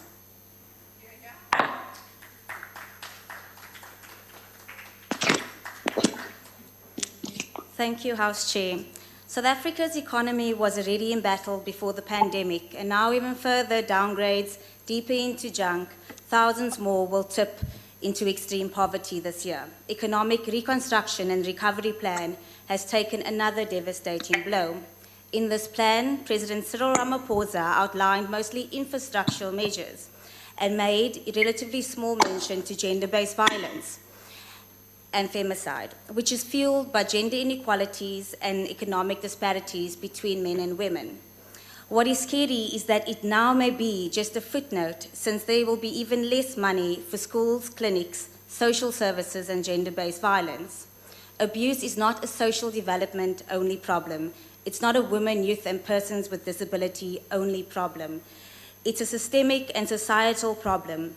And if government truly acknowledges that gender-based violence is the second pandemic, and if it truly wants to strive to end the abuse of women and children, the 365-day campaign must be a whole-of-government approach. The solution is every portfolio must work together, and that is why the economic cluster must address financial independence and equal pay for women, because economic justice for women is fixing the fact that for every R1 a man earns, a woman makes 69 cents in medium hourly wage. We need a transport portfolio to support that young woman who supported a female-only taxi service in Kailicha because women were getting abused and raped in taxis. And I wonder how much of that supposed 1.3 billion will be for female-owned taxis. We need a human settlements department to prioritize women exiting VEP shelters, because where else do they go if they have nowhere else to go but back to their abuser? We need the peace and security cluster to protect us and combat corruption in the SAPS, and a criminal justice system to restore confidence and not let communities down time and time again, like in the case of Lauren Braden from Bonteheuwel. Lauren, a young mother of 2 who was murdered while waiting for a lift after night shift on Friday. Her toddlers are forever robbed of their mother, now join the 12.7 million children receiving a SASSA child support grant because Lauren's income is no more. I learned at the bail hearing yesterday, the accused in and out of prison is allegedly accused of murdering another woman 10 years ago. That woman's 11-year-old daughter was at the court yesterday. Repeat offenders, repeat murderers cannot become the norm. And I want to highlight the importance of building and strengthening the family unit, which is the most basic unit in society. A stable family unit equals a stable society. A thriving family unit equals a thriving South Africa. We achieve this not only through DSD and NGO-run family strengthening programs, but again with the whole of government and the whole of society, with the help of educators in schools and employee support in the workplace, to name a few, and also by employing the 9,000 plus social workers who are unemployed yet qualified in all of government portfolios as outlined in the 2018 Cabinet Resolution. Every portfolio must play their part in gender-based violence. And lastly, the top 5 of the 17 Global Sustainable Development Goals are no poverty, zero hunger, good health and well-being, quality education, and gender equality. If the world can understand that we need to prioritize society first, people first, then surely South Africa can understand that too. Thank you, House Chair. Thank you, Honourable Member. As I call on Honourable Kula, I would like my colleague, Honourable Frolick, to take over. The Honourable Kula.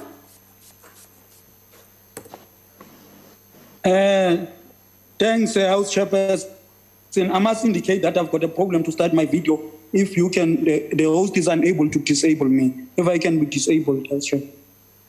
No, you are not on video and we can hear you clearly. You may proceed. Honorable Speaker, presiding officers of Parliament, ministers and deputy ministers, members of Parliament, organizations dealing with women and children, special greetings to all women and children of our country, Mbali Ezinhle. Also special greetings to the LGBTI community. The former president of Frelimo in Mozambique, His Excellency Samora Machel, once remarked at the opening speech at the first conference of Mozambican women on the 4th of March 1973 that, and I quote, "The emancipation of women is not an act of charity, but the result of a humanitarian or compassionate attitude. The liberation of women is a fundamental necessity for the revolution, the guarantee for its continuity and the for its victory."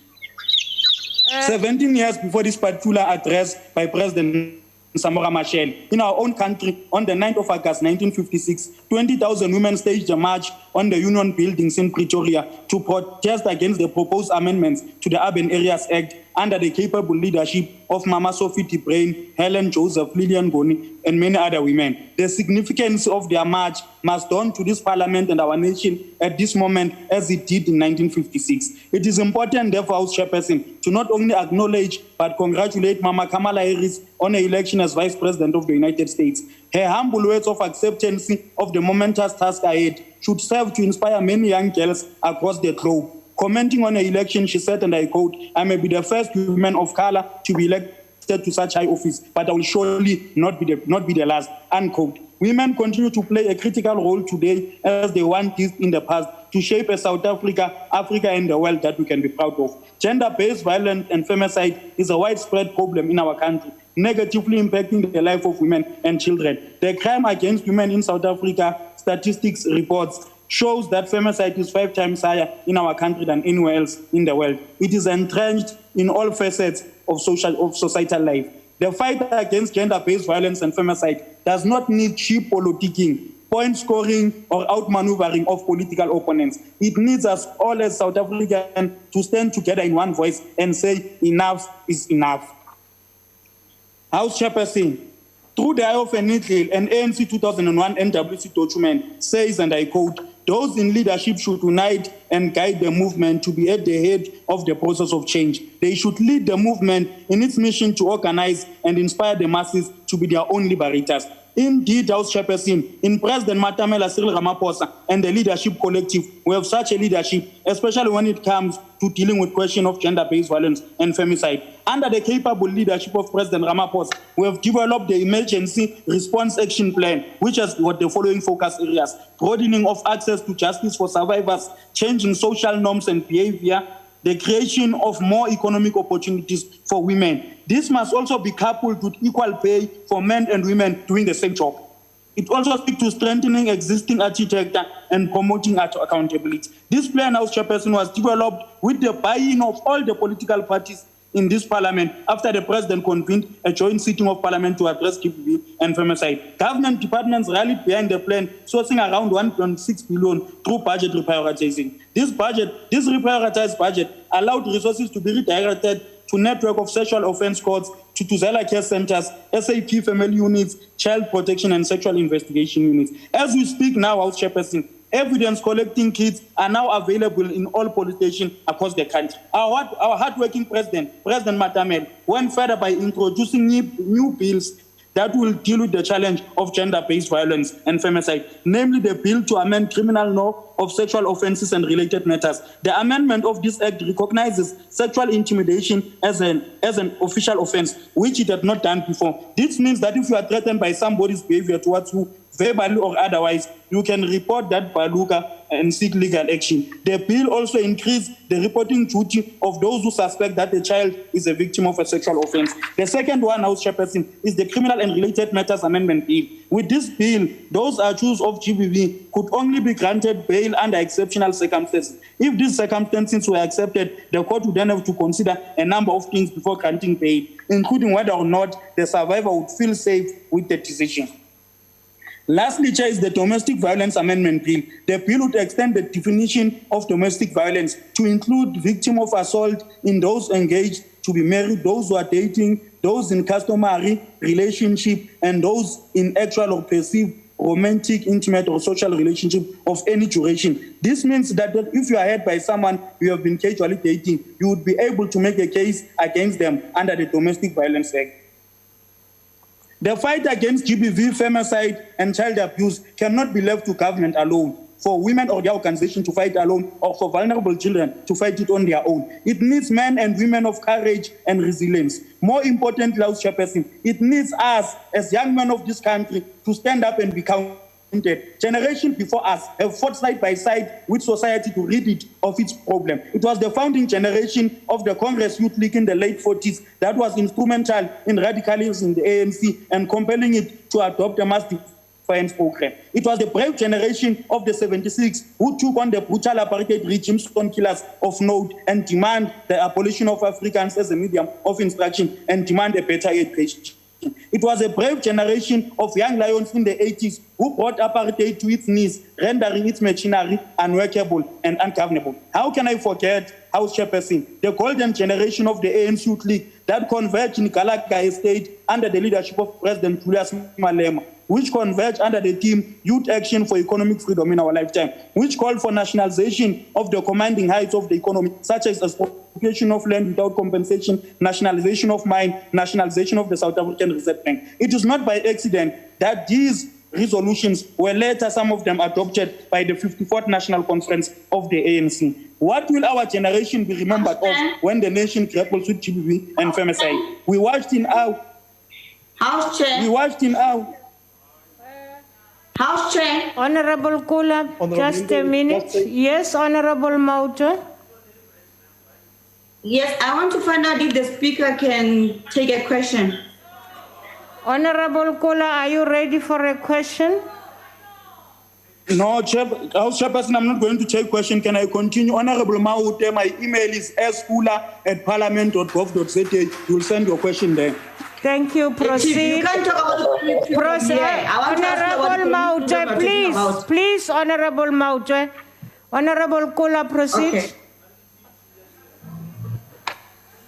House Chairperson, we watched in hours the nation was grappling with the coronavirus pandemic for months, while the minds of many youth and young men in particular were preoccupied with peripheral issues. While some volunteered in the provision of much-needed PPEs and basics, many sat on the sideline as spectators in the game they should be playing. Many of us know of our friends who are abusing their girlfriends, but choose to keep quiet out of disguise of protecting our friendship. You are not innocent. You are an accomplice in the bashing of women. Many of us know of our friends who have forced themselves on women using date drugs and alcohol, but we choose to keep quiet. Many of us know of our friends and older men who are dating underage girls, from poor and disadvantaged families, yet we keep quiet. Many of us knows of family members, relatives, village mates, street mates who are responsible for GBV, yet we keep quiet. Your quietness is quite quietening. If it was your sister, were you still going to keep quiet? If it was your daughter, were you still going to keep quiet? If it was your loved one, were you still going to keep quiet? Being quiet is a crime against women and children's existence in society. We must also call on parents of children who are sexually abused or molested to stop hiding perpetrators. Stop accepting dirty money of those who are responsible for ruining your child's future. No amount of dirty money will buy the future of your child. House Chairperson, the ANC Ready to Govern document declared that women should be able to walk the streets freely without fear of assault, should be able to feel safe and free from violence in their own home. Let me close my address by quoting what President Matamela said. The women of South Africa have had enough of lukewarm actions that do not address one of the most fundamental rights, which is to live in freedom of fear. And President Mandela was correct. Our society needs to reestablish a culture of caring. We also want to call on young students in universities that they are not. Honorable member, your time has expired. They must focus on education. Thank you very much, House Chair. The next speaker is the Honorable Hendricks. Thank you very much, Honorable Chair. Honorable Chair, South Africa will be a failed state if we cannot eliminate violence against women and children. The 2019-20 crime stats have painted a very grim picture of the state of crime and violence against women and children in our country. This indicates that we are a failed state. However, I attended a meeting of global parliamentarians recently, and it seems that this is a trend in many other countries. So this is an international challenge. Honorable House Chair, President Ramaphosa has taken the lead to tell men not to harm women, but nothing has changed. Let me highlight some of the possible weaknesses. The Minister of Justice and Correctional Services has fingered his own department as becoming more and more ineffective, and he's given us hope in that when a permanent Director-General is appointed, this will change. So let us finger that as one of the reasons why President Ramaphosa's plea to the nation has not been implemented. On a more practical level, we need women that are abused. There is a need for shelters. This has been echoed in this House several times. But the problem is that the minimum standards for these shelters has not been established. And I think the reason is that if government established the minimum standards, they've got to provide funding to ensure that the minimum standards are implemented. So the delay in providing funding, even if the minimum standards is being rolled out, is a big problem. If we fail to protect women, at least when they hurt, we need to provide them a safe haven. I want to think out of the box. I heard that our respected speaker talked about a standby force for Africa, and that force to silence the guns must be manned by at least 1/3 women. Maybe we need a standby force in every village, in every town, in every province in South Africa to deal with this particular problem. And yes, women then must take a lead, and maybe we won't be classified as a failed state. Thank you very much, Honourable Chair. Thank you, Honourable Member. Honourable the next speaker Chair. is the Honourable Madada. Honourable House Chairperson, can I, Yes, sorry Honourable. to interrupt, the name of Honourable Madisha for COPE and Honourable Nyonso for PAC, unfortunately it was not sent to you. They are available to participate. Thank you, Chair. So the next speaker then is the Honourable Madisha. Yes, followed by Honourable Nyonso, PAC. Thank you. Thank you. Thank you very much. limiting activism for no violence against women and children to only 16 days lacks significance and or importance. That because of where the real South Africa comes from and where it finds itself today. South Africa's terrible past, which has contributed to the horrendous challenges South Africans face today, require more than 16 days of activism. The challenges, horrendous challenges, the majority of South Africans are forced to endure, require 365 days, not of 1 year, but of many, many years. It is unfortunate that this intended action gets raised only when many amongst us are faced with elections and want hands to be clapped, and women become happy that they will get promotions, that jobs will be created for them, that violence shall stop, that children will be safe, and hunger shall be ended. After elections or the temporary required support, all promises get forgotten, and the following 5 years are just wasted. When the support of the downtrodden and the poor is required for victory, we go back and say women and children. Now, looking at the children, those whose job it is to establish numbers of people who suffer from particular problems have emerged with empirical evidence that show that though the present government promised free and quality education for the poor, the opposite is the case. However, those who can send their children to expensive schools, such as Model C schools, as an example, to go to the villages and townships where children are either in the streets, taking drugs, or in shebeens drinking. Girl children are sold for sex and even abducted and taken beyond our seas by those who want to make money. Look at women. Yes, their rights are violated extremely so. Let's start here. How many parties are led by women? Is it not true that many women are denied jobs which pay equally as the ones occupied by us men? How do women feed children as we men give children but not care post-birth of those children? How many women occupy the streets at night to sell their bodies so that they can take children to school and eat? How many women must first go to bed with men so that they can get jobs? Honorable members, we all know this, but we repeat it every year and say 16 days have got to be taken forward. I call on all of us, the 400 members of NA, to change this and truly not just come here and say we want this to happen. We've got to make sure that we implement this. You've got the power. Please do so. Thank you very much. Thank you, Honourable Member. The next speaker is the Honourable Nyonso from the PAC.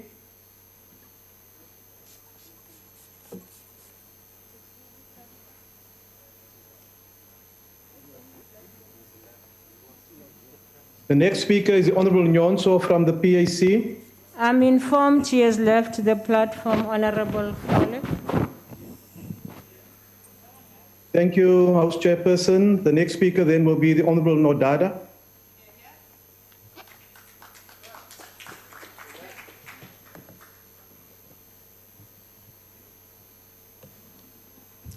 Slalo malunga begekileyo, fellow South Africans, molweni.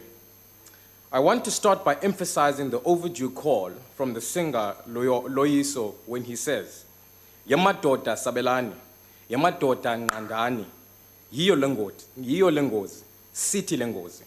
Simply meaning, we need to answer the clarion call of our daughters, our sisters, mothers, grandmothers, our women and all of society to protect them from us men because we are the danger to them, not feeling safe at home, in schools, at work, and in the streets. I was raised by a single mother and 3 brothers. She often lived her days in silent tears and despising anything that had to do with men because of her abuse experienced at the hands of men. Meanwhile, my eldest brother was criminally imprisoned for 18 years. Regardless, I was still expected to be an example to my little brother, grow up to be a gentleman of character, become a husband I've never seen, bear children, and be a fatherly example I've rarely experienced. It sounds rather controversial, but the development of the boy child is of utmost importance for the moral etiquette of society and safety of all women. It all starts with us today, as men in this parliament, by declaring 365 days of activism from all of us men in South Africa. It's hardly spoken about proactively, but immensely challenged reactively. Often 16 days of activism is mirrored with slogans, condemnation, and many of us saying, I'm not one of those men. Well, it's not enough, gentlemen. Unfortunately, it's high time we as men take tangible action. And it starts with acknowledging that the legacy of colonialism and apartheid and continued patriarchy, which saw the brutal and systematic oppression of black people and women in particular, has left our society with deep emotional and mental scars. Some of the ways in which the pains of these deep scars manifest themselves are seen through the senseless and brutal headlines that we as men continue to make.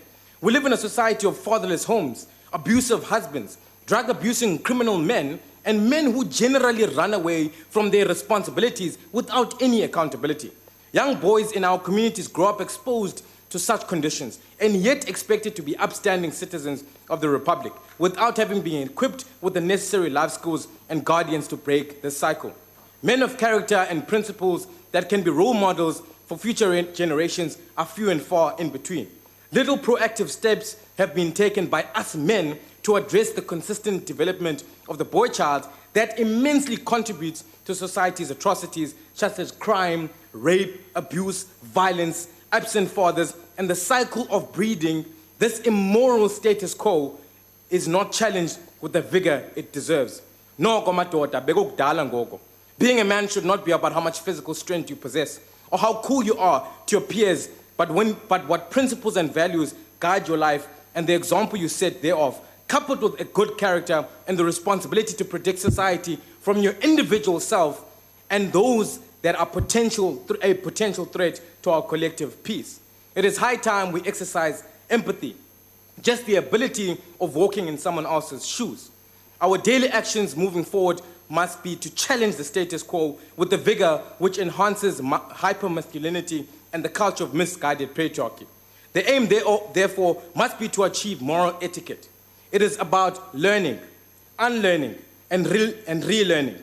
Therefore, I am calling that Parliament and the President of South Africa must launch an action-based 365 days of activism led by men with specific tangible change targets in law, in policy, and government implementation, and call those men in business, in society, to launch the same campaign. In closing, I want to say, gentlemen, it starts today, where we challenge this vigorous gender-based violence and femicide with 365 days a year, 7 days a week, and 24 hours a day. It starts by joining our women and children now in these 16 days of activism to fight this evil scourge. I thank you. The next speaker is the Honorable PLENARY Majake. Thank you, Honorable Chairperson. From the speeches of the political parties, it's quite evident that the scourge of gender-based violence in South Africa has really reached high levels of frustration. Some of the political parties are, of course, actually indicating and advising as to what can be done, but to some extent, you hear some of the political parties like EFF with the Honorable Maotwe saying the utterances are just hollow. It's a message that is pessimistic under a very difficult situation. And I do agree with Honorable Sheikh Imam to say that we need to understand that the society is very violent, and the Honorable member of Al-Jama indicating that there must be some kind of armies. You know, it's ideas that we need at a moment like this in order for us to manage to proceed with this scourge, with measures of dealing with this scourge of gender-based violence that is really frustrating the country. Honorable Chairperson, As we begin to commemorate the United Nations program on 16 Days of Activism against gender-based violence, we do it with the understanding that the honors of addressing gender-based violence can never rest with government alone. It is our duty as public representatives to strengthen our oversight mechanisms. As lawmakers, it is our responsibility to assess on a continuous basis the impact of implementation of legislative framework put together to promote peace and development for better life for all. Public representatives must infuse gender-based violence in their parliamentary constituency programs to popularize general measures put in place to combat gender-based violence and communicate progress made in dealing with this scourge per sector. Socioeconomic factors that negatively influence the situation of women are being exacerbated by COVID-19 pandemic. Statistics illustrate that women and youth are the most impacted by the devastating effects of COVID-19, such as job losses. This occurrence further widens inequality gap and increases the vulnerability already faced by women in our society. Studies also reveal that most of unemployed persons in the country are women due to lack of education and skills. It is therefore paramount to continue to expedite education and training for women as a redress mechanism for the difficult past that denied most women globally the right to education. Education, training, and skilling of women should not be but a means to an end that leads to peaceful and prosperous life for women and children in a world where women have equal access to opportunities and life resources. The African National Congress believes in a social compact with stakeholders such as community leaders, cultural leaders, interfaith organizations, traditional leaders, to create a pool of ambassadors and advocates against gender-based violence and violence against children and femicide.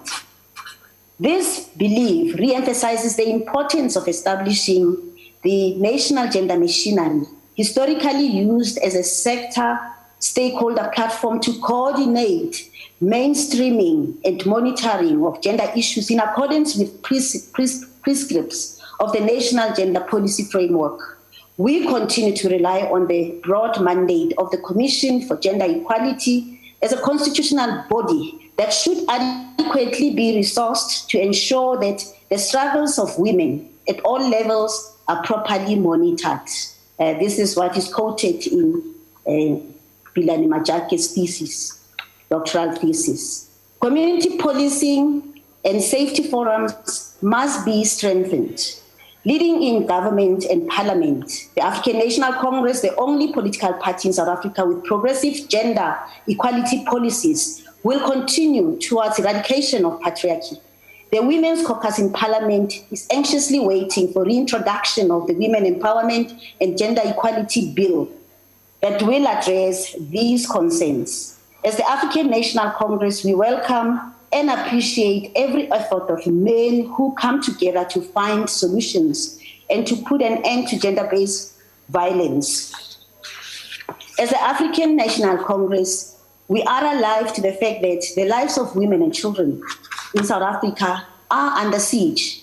In line with the ANC 54th Conference resolution on peace and stability, security systems must be stepped up to improve public safety. The task is mammoth, but the peace and security cluster is on an ongoing basis, engaging on this intent, with efforts put in place to strengthen already available protection mechanisms for women and children. There should no longer be a woman who dies with a protection order in her hand. This is the extent to which law and order is undermined in South Africa. Responsible citizenry must be ignited for the sake of advancement of this that we all love, our country, South Africa. There should no longer be a woman who is doubly victimized by how she is treated at the police station when she opens a case against the perpetrator. We welcome the domestic violence bill before Parliament. The bill introduces obligations to relevant functionaries to respond responsibly There should no longer be easy bail conditions for someone who has blatantly murdered a woman or a child. We welcome the Criminal and Related Matters Amendment Bill that is currently before Parliament. There should no longer be a woman who finds it easy to withdraw a case once she is back with the perpetrator, who will most likely at a later stage kill her and in some cases together with her children. The pattern is the same. There should no longer be a woman who remains in a violent relationship because she is financially dependent. As public representatives, we will continue to push for all development plans to be inclusive of women. There should no longer be repeat offenses against women and children because the perpetrator has been allowed to go back into society undetected. We welcome the Criminal Law Amendment Bill that is currently before Parliament. Offenders will remain on the register for longer periods and the register will be publicly available. As we move into the fourth industrial revolution, we must continue to make technology mandatory in planning crime prevention. When we talk harsher sentences, it should be because tight cases are brought before the courts. The political parties in Parliament are in agreement with collective effort towards eradication of gender-based violence. The Portfolio Committee for Women and the Multi-Party Women's Caucus will continue to drive such initiatives in Parliament, providing oversight to the work of the Ministry for Women as an implementing arm of policies and plans towards eradication of gender-based violence. In the wise words of Tata Nelson Rolihlahla Mandela, I open quotes, for every woman and girl violently attacked, we reduce our humanity. I close quotes, let us work together to become a better society and a better world. I thank you. Thank you, Honourable Member. I now invite the Honourable Minister in the Presidency responsible for women, youth and persons with disabilities. The Honourable Minister. Honourable Chairperson, Honourable Members, distinguished guests, ladies and gentlemen, Dumelang. This year marks the 22nd. Am I audible? This year marks the 22nd year since South Africa joined the global community in intensifying the activism to challenge the violence by men against women and children and to prevent and eliminate this scourge. In the 22 years since joining this activism campaign of no violence against women and children, South Africa has been lauded by the UN on the work we have already done. But COVID has opened up the wounds that we plastered on because realities of where real Black women are and what they're still suffering. They are still unemployed. They are still facing the scourge of poverty, homelessness, and hunger. Your Excellencies, we mark the 16 Days of Activism campaign not only to raise awareness about negative impact of violence that has beset women and children, but most importantly, to take decisive steps against the abuse of women and children, because they suffer this abuse from men who are inferior. So we are making a call that can the real men please stand up, Kabatakowe, by him, so that we work together. The work starts right here where we're seated in Parliament. Let us say no to violence against women and children, no to rape, no to human trafficking, particularly children. Let us ensure that perpetrators of the crimes are punished by our courts. Say no to so-called corrective rape against our LGBTQI+.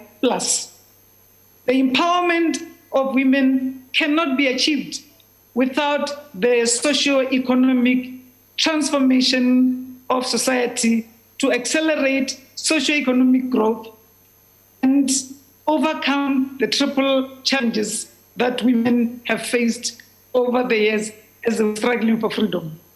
16 days of activism for no violence against women and children campaign commences tomorrow, the 25th of November.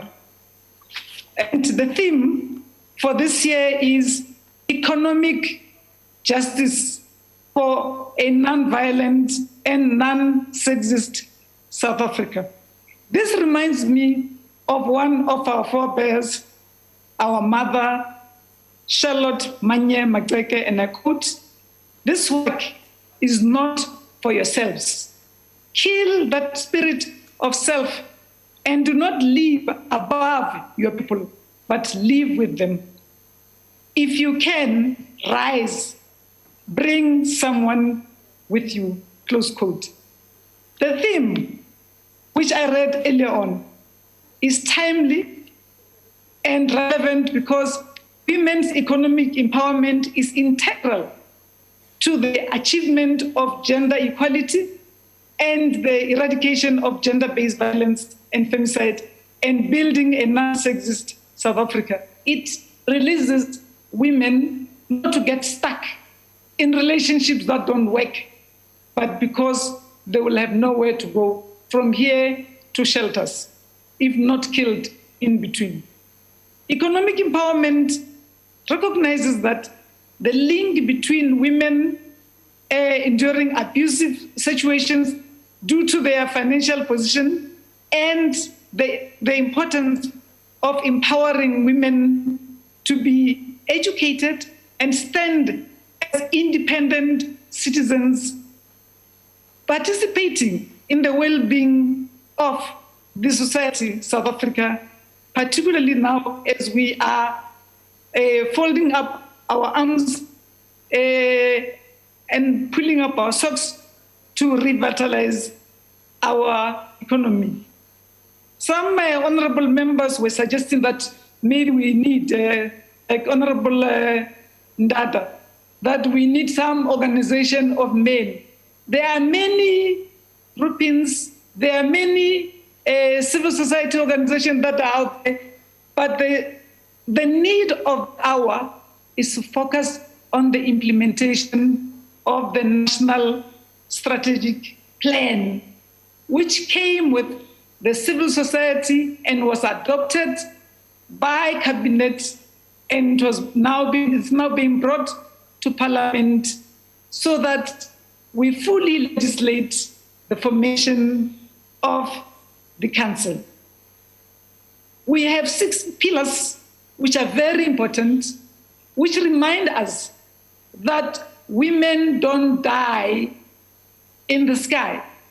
They die in their bedrooms, they die in their streets, corners, they die in the localities they know very well, sometimes by people who are supposed to love them. So, City, Kwanele, let us have one focus. We are implementing a national strategic plan, which is not a government's plan, which is not the civil society's plan, but which is a call to the nation that all of us, from traditional leaders, healers, priests, bishops, the church of any sort, let us come together, including this big church, Parliament. Let us eradicate the scourge, which is not a scourge, it's not COVID-19. Yes, working together, we can get rid of the scourge that can only be maybe claimed by patriarchy. South Africa is ready to work with other nations and also continue to be a multilateralist. That's why we've signed on the ILO's C190 charter, which is to establish a global standard for the protection of women in the world of work, a commitment to earmark 40% of preferential procurement to women-owned business nationally, as well as capacitation of women business through registration, compliance, procurement, regulatory provisions, financial literacy, marketing tools, and access to markets, and access to finance and opportunities. We fought for freedom. We were not bystanders. I'm talking about South African women from generation to generation. The campaign targets South Africans as national, provincial, district levels with the following 3 objectives. 1, to strengthen the implementation of the National Strategic Plan by all social partners. Secondly, to expand the call to action for men, real men, our partners, and boys to stand against rape and sexual abuse of women and children. Thirdly, to increase awareness and drive change in relation to negative social norms and behavior through multiple platforms, sectors, and activism. Yes, Honorable Chair, I agree that we are just but 26 years old, and South Africa has seen too much violence during the most difficult of these when we're fighting for the nation's freedom. The official commemoration for 16 days this year, 25th of November, starting on the 25th of November 2020, will commence at the Union Building early hours of the morning at 5:30 at the Union Building by hoisting the flag half-mast. The event will signify 5 days of remembrance of the loved ones we have lost and children who lost their lives through gender-based violence and femicide and COVID-19.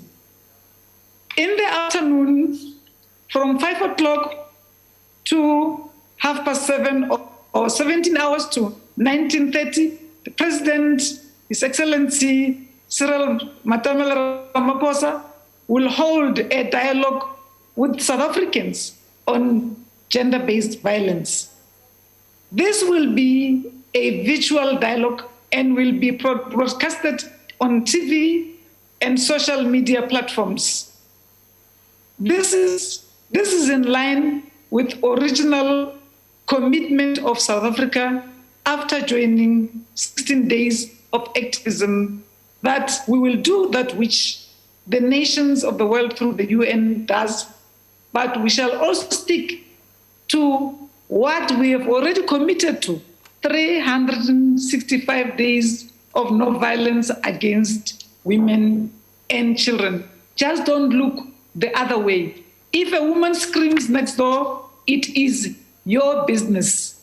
If a child is found dead on the street, it's your business. It is our business. We are our brothers and sisters' keepers. It was quite tough for you. On the National Strategic Plan on GBVF, you are aware that we have the 5 pillars. Because of time, I'll focus on just 2, because one of our honorable members read them out to the House one by one. Pillar 2 talks of prevention and restoration of the social fabric of our society. We have spoken for many years about after the effects. One incident would have already happened. This time around, we are making a call that we focus on prevention. We are out and about signing MOUs that work with every sector of the society that raises its hand to say, count on me, from taxi associations to the faith-based organizations, to traditional leaders and so on, as I said earlier on. So we will continue on that vein.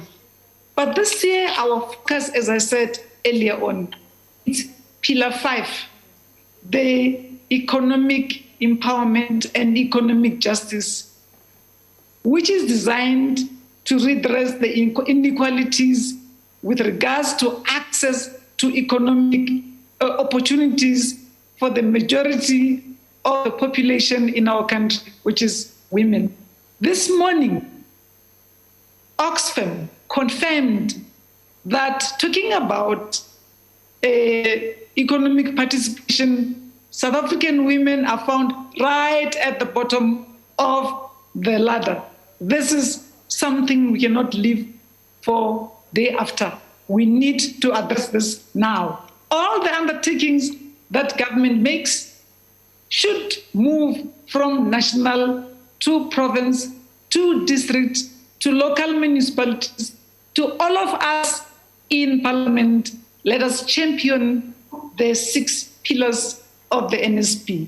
In conclusion, I am calling, dear brothers and sisters, honorable members, that let us commemorate our fallen heroines and those who passed on because of COVID by wearing black for the coming 5 days, starting tomorrow if we can.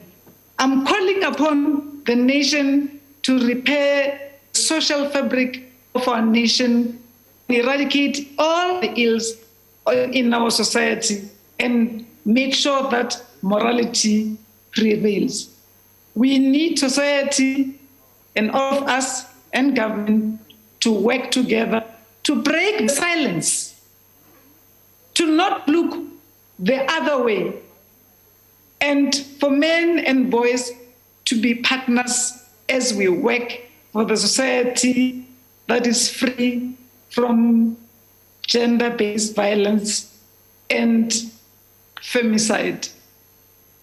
Siyakuba. Let us go and correct our wrongs. I thank you, Chair. Thank you, Honourable Minister. Honourable members, that concludes the debate. The Secretary will read the 4th order. Consideration of budget review and recommendation report of the Portfolio Committee on Tourism. I now recognize the Chief Whip of the Majority Party.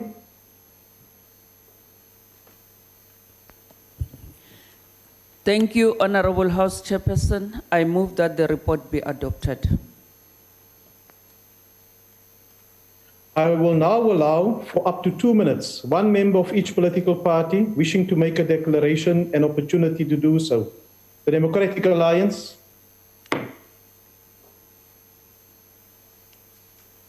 Thank you very much, House Chairperson. The BRRR report for tourism paints a somber picture of the ruinous damage done to the sector by the COVID pandemic, but also by the hardest and longest lockdown in the world, exacerbated by a risk-adjusted strategy that had a devastating impact on travel and tourism. The report again recognizes tourism through the National Development Plan, the New Growth Path, and various SONAs as one of South Africa's 6 economic pillars as a labor-intensive sector with a wide value chain. And yet, despite this, tourism remains underfunded, something that was recognized as early as 1996 in the White Paper and constantly highlighted by the Democratic Alliance since. Unsurprisingly, the report confirms the committee's dissatisfaction with Treasury's response to calls to reprioritize the tourism budget in the light of the villages, towns, and small dorpies focus, and indeed tourism's contribution to GDP and labor-intensive focus. Tourism is the hardest hit of all sectors in the pandemic. The BRRR report therefore correctly reflects the industry and committee view that the 1 billion rands deducted from its budget be reimbursed, especially since the report confirms that the industry has successfully balanced lives and livelihoods through industry safety protocols. The 2020 SONA amplified tourism as a multidisciplinary sector, which can only succeed through a whole government approach.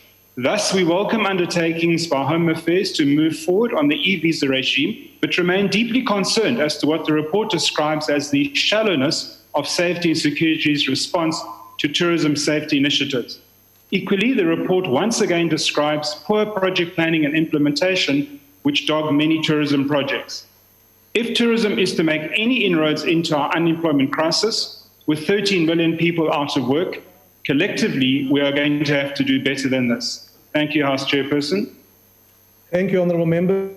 Honourable Members, those who follow, the Honourable Member has set a very good example because the declarations is only 2 minutes, and he was 2 minutes on the spot. The EFF.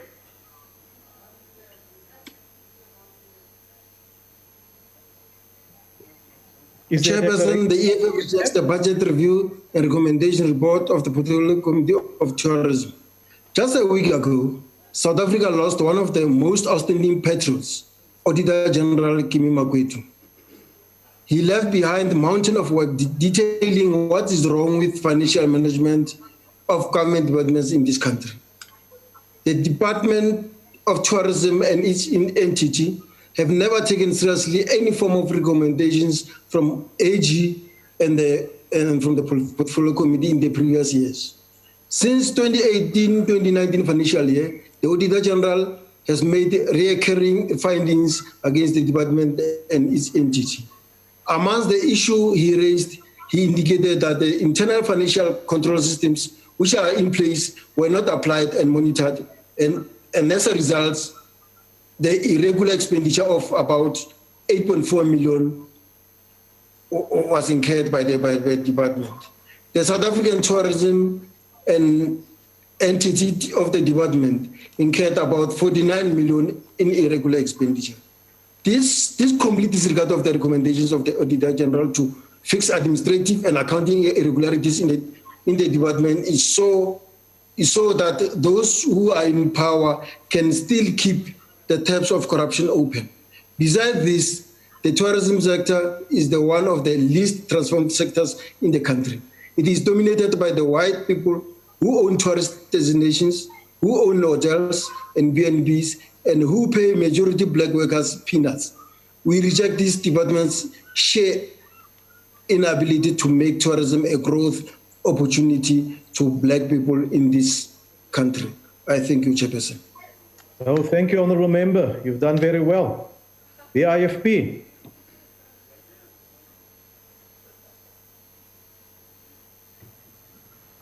Honourable Chairperson, tourism during this particular period was devastated and the industry is still struggling and will continue to struggle for a number of years to come to recover due to the pandemic. Fortunately, tourism, both international and domestic, is now open, and we look forward the industry receiving positive gains during this summer season. Chairperson, in this respect, it is vital that all tourism in South Africa is open, subject of course to the necessary preventive COVID-19 protocols being in place, and this must extend to and include domestic-based passenger auction cruise numbers for both local and international guests. Destination development will be critical in years to come, and it is essential that all department entities such as Department of Environment, Forestry and Fisheries and entity Sandpark Balance Environmental Program from a sustainable and tourist-centric viewpoint. Irregular expenditure remains an issue and must be trusted collectively. Action in this regard will be implemented so that this will not be a repeat finding next year. Procurement and contract management, as well as departmental vacancies, hamper services delivery and must be addressed. As tourism is highlighted as a growth sector, and economic pillar of South Africa must not done to ensure that all department targets are met in future. The IFP do support the PLENARY report. Thank you very much. Thank you, Honourable Member. The Freedom Front Plus. Thank you, Honourable House Chair. The tourism sector's recognition in the new growth path as one of the 6 economic pillars of the South Africa is welcomed by the Freedom Front Plus, but the intention thereof is wrongly placed. Transformation of the sector should not be the first priority. With the decent people. Tourism is not a hero of our economy, but it's truly a great start in rebuilding our economy. Stop working so hard to keep whites out of the sector, but rather focus on how to get young black entrepreneurs that think out of the box into the competitive market. Tourism have the potential to uplift all communities because this is the one sector where the contribution of all communities is appreciated. This is the type of sector that put emphasis on the rich culture South Africa have. And is the ANC not contributing to what South Africa have to offer by excluding certain group of people, like that of the Khoisan's contribution to the rich South Africa culture? Money earmarked for different projects disappeared across all spheres of government. The president said a year back that corruption cost South Africa close to 1 trillion rand, but only 200 million is given to the tourism sector as a COVID relief. One of the sectors that is the greatest hit with a retraction of almost 40% of the market and with it a great number of lost job opportunities. Let us put this into perspective. For every 10 rand spent on recovery from the COVID relief fund, a 500 rand disappeared due to corruption. The ANC's recovery plan for this market will dismally fail. It sounds nice to the ear, but it lacks true inclusion of all people in South Africa. Yet the communities again will succeed where the government lacks, and will the communities again get the tourism sector going? Communities will come out to the top because they do it themselves. Let us not just talk about working together and building again. Let's start and act on it, and I want to give a message to all communities of Africa. Stop waiting for government to save you from this dark economic times. Start doing it yourself. Government's fiscus is the only focus of the ANC government. Work together, take hands, and disregard the ANC's rhetoric and politics. They won't be able to help you. They do not have the political will. Thank you. Thank you, Chair. Thank you, House Chair. Thank you, House Chair. House Chair, the ACDP is very aware of the severe impact that the hard lockdown has had on the tourism sector with COVID-19 and with the closure of the international borders. And we are grateful that those borders have now been opened, although there were some medical doctors that said they should not be, but it is very clear that the tourism industry needs stimulation.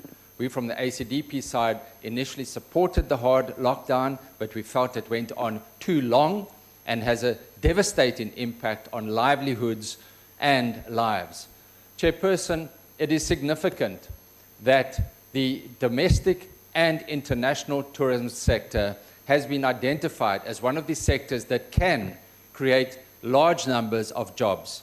And it has been my personal experience traveling to some of the hotels now during the lockdown period that it is absolutely devastating to see the impact that the lockdown has had on staffing and on the tourists or people staying at those hotels. So, Chairperson, from our perspective, we would look forward to a greater stimulation to the tourism industry so that jobs can be created and revenue can be collected to help balance our books. I thank you.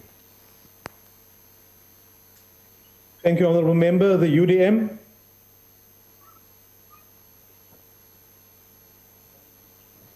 ATM. Good.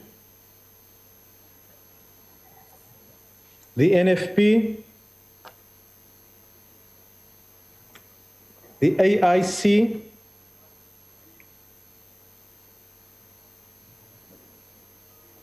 COPE, the PAC, Al-Jamaa. Are any of those parties wishing to make a declaration? If not, I will go to the ANC. The ANC.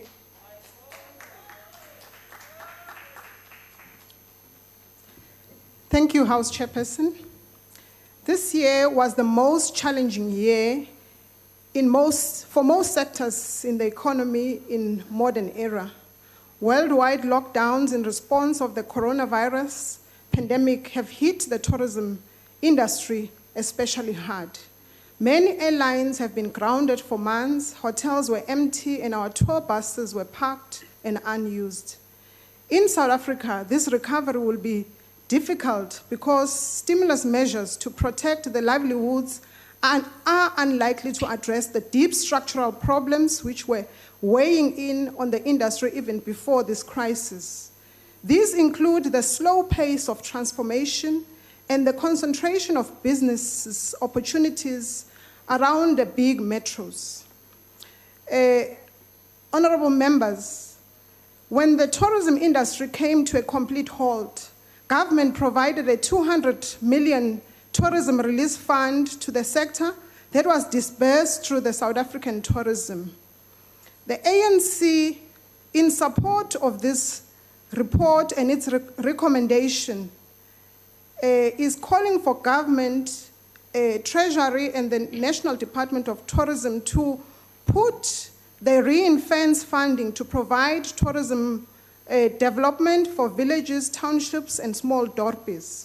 We also call upon the Minister and the Department of Tourism and its only entity, SAT, to respond timelessly to all committee recommendations on all reports, to assist the committee in conducting its effective oversight on the issues we raise, to also ensure that the expenditure of the budget appropriated is used effectively and efficiently, and that the achievements of the predetermined objectives are always corresponding to their expenditure. We also call upon the department to strengthen internal controls and internal audit to improve the effectiveness and efficiency to eliminate organizational deficiencies. In supporting this report, honorable members, we also call upon Treasury to provide and reimburse the National Department the 1 billion that was returned to the National Fiscals in the time of the pandemic. We thank you, honorable members. Thank you, honorable member. Honorable members, the motion is that the report be adopted. Are there any objections?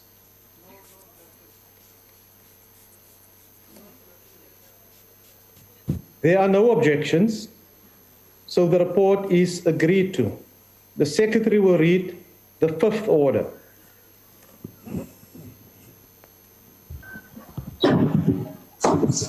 Consideration of budgetary review and recommendation report of Portfolio Committee on Higher Education, Science and Technology on 2019-20 annual report of Department of Higher Education and Training and entities.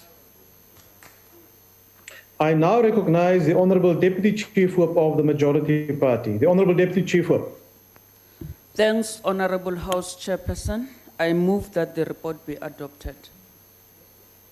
I will now allow for up to 2 minutes, one member of each political party wishing to do so, to make use of the opportunity to make a declaration. The Democratic Alliance.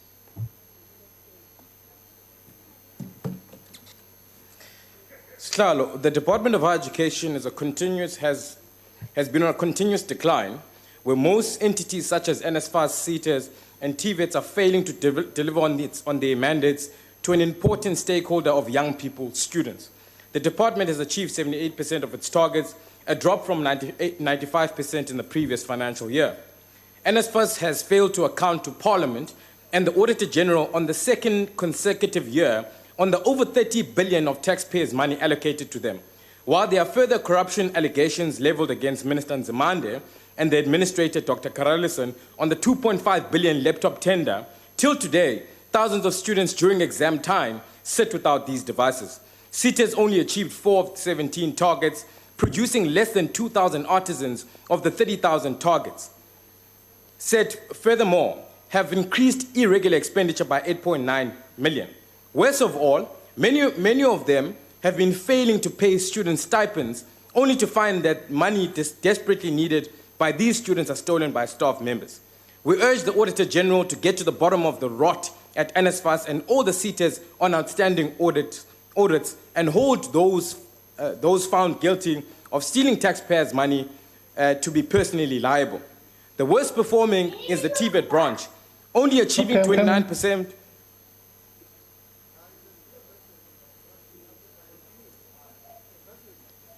I think there's a disturbance on the line. Honourable Ruiz, will you switch off your microphone, please? You're disturbing your member. Continue, Honourable Member. The worst performing is the TVET branch, only achieving 29% of their targets, failing to spend millions on desperately needed infrastructure maintenance, which are critical for expansion of access and development in the TVET space. The failure to achieve system targets by the department has resulted in a certification backlog. Furthermore, the D-head must tell us what happened to the 9 million fraudulent payments to lecturers. The DA does not support this report. I thank you so much, Chair. The next speaker is from the EFF. Thank you very much, Speaker. Speaker, the Economic Freedom Fighters has noted the budgetary review and recommendations report for the Higher Education and Training Department. We note particularly the perennial problems confronting the sector and its entities in terms of delayed appointments at critical leadership positions. Of greater concern to us is the budget reduction which has been enforced and the adverse impact this will have on the sector and its entities. It is the thousands of students who sleep in libraries, study without meals, struggle for accommodation and textbooks that will most harshly be affected by the budget cuts which will impact the National Students Financial Aid Scheme. This is an NSFAS which is led by a corrupt administrator who has confessed to have flouted employment and procurement processes at the entity, making the environment hostile for the staff in it. It is the very same NSFAS which has failed to submit their annual financial statements within the legislated timeframes. We have further noted the low expenditure by TVET colleges in terms of much-needed infrastructure development. This has been a result of a tedious tender system which we have long condemned as unsustainable. All of these delays would not occur if the department had led at a policy development level the establishment of a state construction company. The failure to implement free education is a signifier of a lack of leadership, and this is marked by the draft regulatory framework for university fees, which proposes a central fee increase for a period of 3 years to increase stability of institutions. We reject the notion that stability of institutions of higher learning must be based on extracting money from students. It is a position that perpetuates the concept of education as a commodity. Speaker, we must declare our opposition to the planned retrenchments at the South African Qualifications Authority. The entity has expressed distress countlessly to the Minister on his current financial position to no avail. The planned retrenchment of 71 employees will harm the entity's ability to conduct its work, which is dependent on human resource. Furthermore, and finally, financial stability and prosperity in the Higher Education and Training Department cannot be achieved through austerity, retrenchment, and extraction of money from stakeholders. As such, the EFF rejects this report. Thank you very much.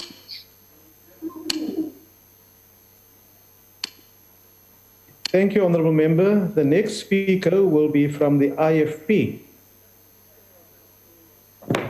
Thank you, Honourable Chair and Honourable Members. Education is one of the government's most vital priorities. It is concerning, therefore, that the actions by the Department of Higher Education does not seem to live up to the ideal. For instance, there are vacancies for critical positions which have contributed to unacceptable levels of underspending. Underspending is a message to parents, children, and teachers and others that department has too much money to be able to use for bettering their good. In the period under review, underspending increased by 26.92 million rand from 200.33 million rand in 2018-2019. Imali ayisetshenziswanga kodwa kuhlushekiwe. The increase of under expenditure highlights one undisputable fact, that the government does not care about good governance.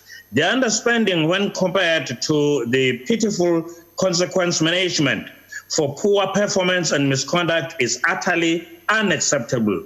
Even the Auditor-General's office emphasized the disgraceful oversight mechanism at the department. The IFP calls for more conscientious control systems and accountability at the department and those particularly problematic of its entities. The IFP is also worried about consistent failure to meet targets on the part of the certain department entities, yet they expect to remain adequately funded. Once again, in this regard, there does not appear to be any evidence of consequence for the responsible officials. The IFP accepts the report.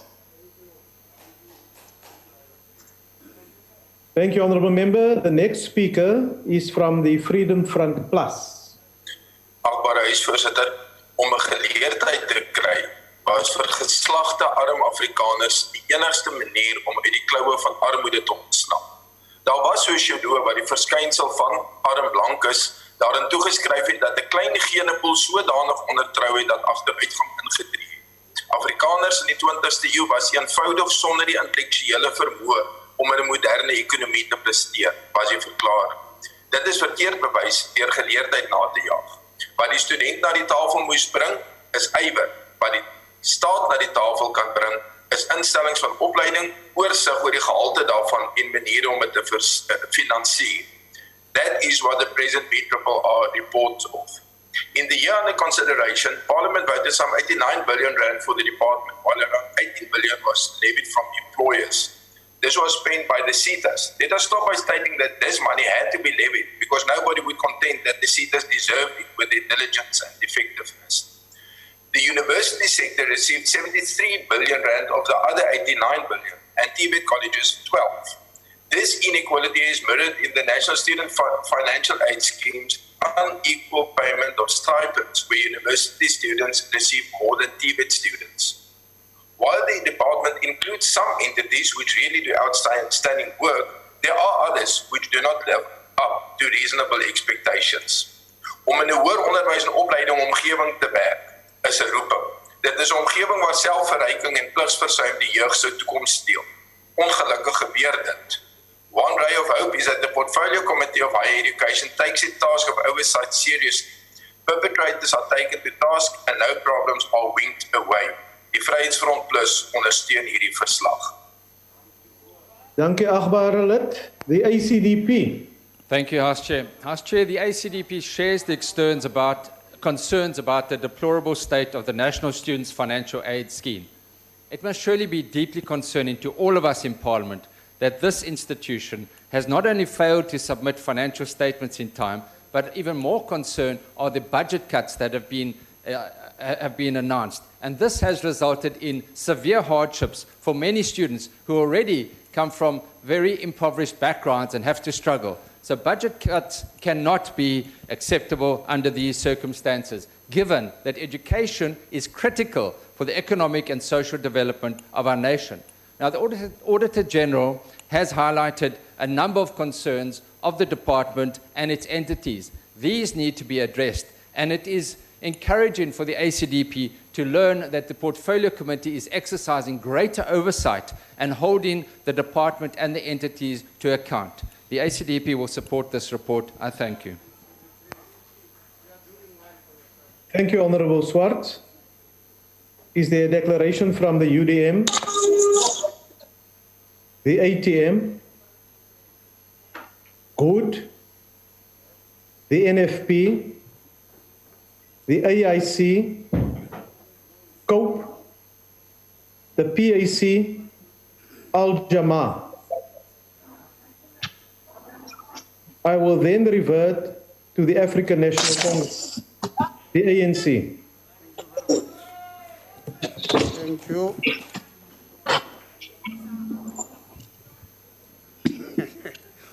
Thank you very much, House Chair. The BRRR makes key recommendations to address the capabilities of the Department of Higher Education and Training through the filling of key senior management vacancies and financial and infrastructure management capacity building of TVETs. The Portfolio Committee had taken a keen focus on the implementation of the audit plans to address financial irregularities in the SETAs, NSFAS, CETs, and in TVET colleges to address financial mismanagement through ensuring investigations are expedited and the implementation of consequence management resulting from forensic investigations and findings by the Auditor-General. The Portfolio Committee has ensured that all critical issues identified and reported by various stakeholders are addressed through recommendations of specific actions to improve the capability of institutions to achieve the objectives of the PSET Act which plays a pivotal role in skills and human development. The Portfolio Committee has ensured accountability in instances of financial mismanagement and poor governance in institutions like NSFAS to ensure increased access and consistent financial support for allowances, accommodation, transport, and address inequality within the PSET sector. We shall continue to steer the Portfolio Committee to address challenges of students, workers, and all stakeholders in the PSET sector to meet the objective of the National Development Plan. The ANC therefore support the report as education remains an apex priority for ourselves and the people of this country. Thank you very much. Thank you, Honourable Member. Honourable Members, the motion is that the report be adopted. Are there any objections? Chair, can you please register the objection of the EFF? The objection of the EFF will be registered. Are there any other objections? There's no further objections, so the report is agreed to. As I hand over to the Honourable Jantjie to continue presiding over this session, I would like to thank the chief whips of the different political parties for briefing their members to adhere to the 2-minute rule on these different interventions in the form of declarations. It really assists the process. Honourable Jantjie, I hand over to you, sir. Thank you, House Chair. The Secretary will read the 6th order.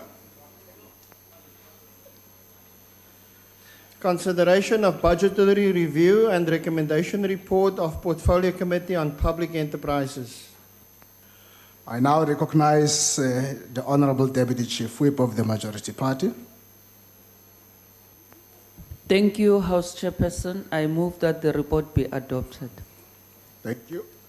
I will now allow for up to 2 minutes one member of each political party wishing to make a declaration an opportunity to do so.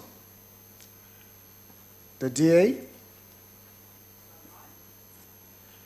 By the report's own admission, the financial performance of SOEs is likely to deteriorate in 2021. It calls for the usual slew of reforms at SOEs in the hope that they can become efficient and financially sustainable. The trouble is that this mantra has been repeated so often over so many years in the vain yogic belief that the sounds made through the repetition of a mantra are vibrations that can have great power. By repeating the same phrase, it is believed that the sound of the words can create a pathway to deeper and deeper awareness. This fiction, this mantric madness must be exposed for what it is. All it involves is to take from Peter to pay Paul, which for your edification, Mr. Minister, originated in St. Peter's Church in Rome and referred to neglecting the Peter tax in order to have the money to pay the Paul tax. The reality is that while the combined budget for these programs is expected to decrease from 56 billion to 1.9 billion in 2023, it is due to an additional 56 billion allocated now to settle state-owned companies' debts and provide working capital. There is no deeper awareness here, just deeper debt and spiraling bankruptcy, while public goods are more expensive and less available. The committee recommends a diet of word salad for the minister: capacitation, implementation, consequence management, revenue enhancement, and cost containment, and the like. More contradictory mantras while it seeks to improve controls and systems to ensure that the department achieves an unqualified audit outcome. And so the mere acknowledgement of financial putrefaction becomes an end in itself. Never mind taking from Peter to pay Paul. This is fiddling while Rome burns. Thank you. The EFF. Thank you, Chair. Chairperson, the Economic Freedom Fighters reject the report of the Portfolio Committee on Public Enterprise, and we do so for the following reasons. Firstly, we have agreed in the past as the Portfolio Committee on Public Enterprise that the Department of Public Enterprise serves no purpose and would not assist to reorganize big state entities under East custodianship and to build state capacity. The EFF has made proposals to say that ESCOM must go to the Department of Minerals and Energy image because that department is one that deals with the coal and mining, which remains the largest source of our energy and also deals with the energy policy. Denel must go back to the Department of Defense. Transnet and SAA must go back to the Department of Transport, and Fiscal must go to the Department of Environment, Fisheries and Forestries. This is long overdue realignment SOEs that must be at the forefront of the industrialization if we are serious about reviving and reorganizing South Africa's economy. However, Chairperson, we know that this will not happen because Prime Minister Jamnandas is in charge and untouchable. He does as he pleases, appoints incompetent matricals and corrupt people who treat departments as if it is a family hiring agency. We know that you have organized a mob of politicians who masquerade as journalists to attack political opponents, and this has been a modus operandi.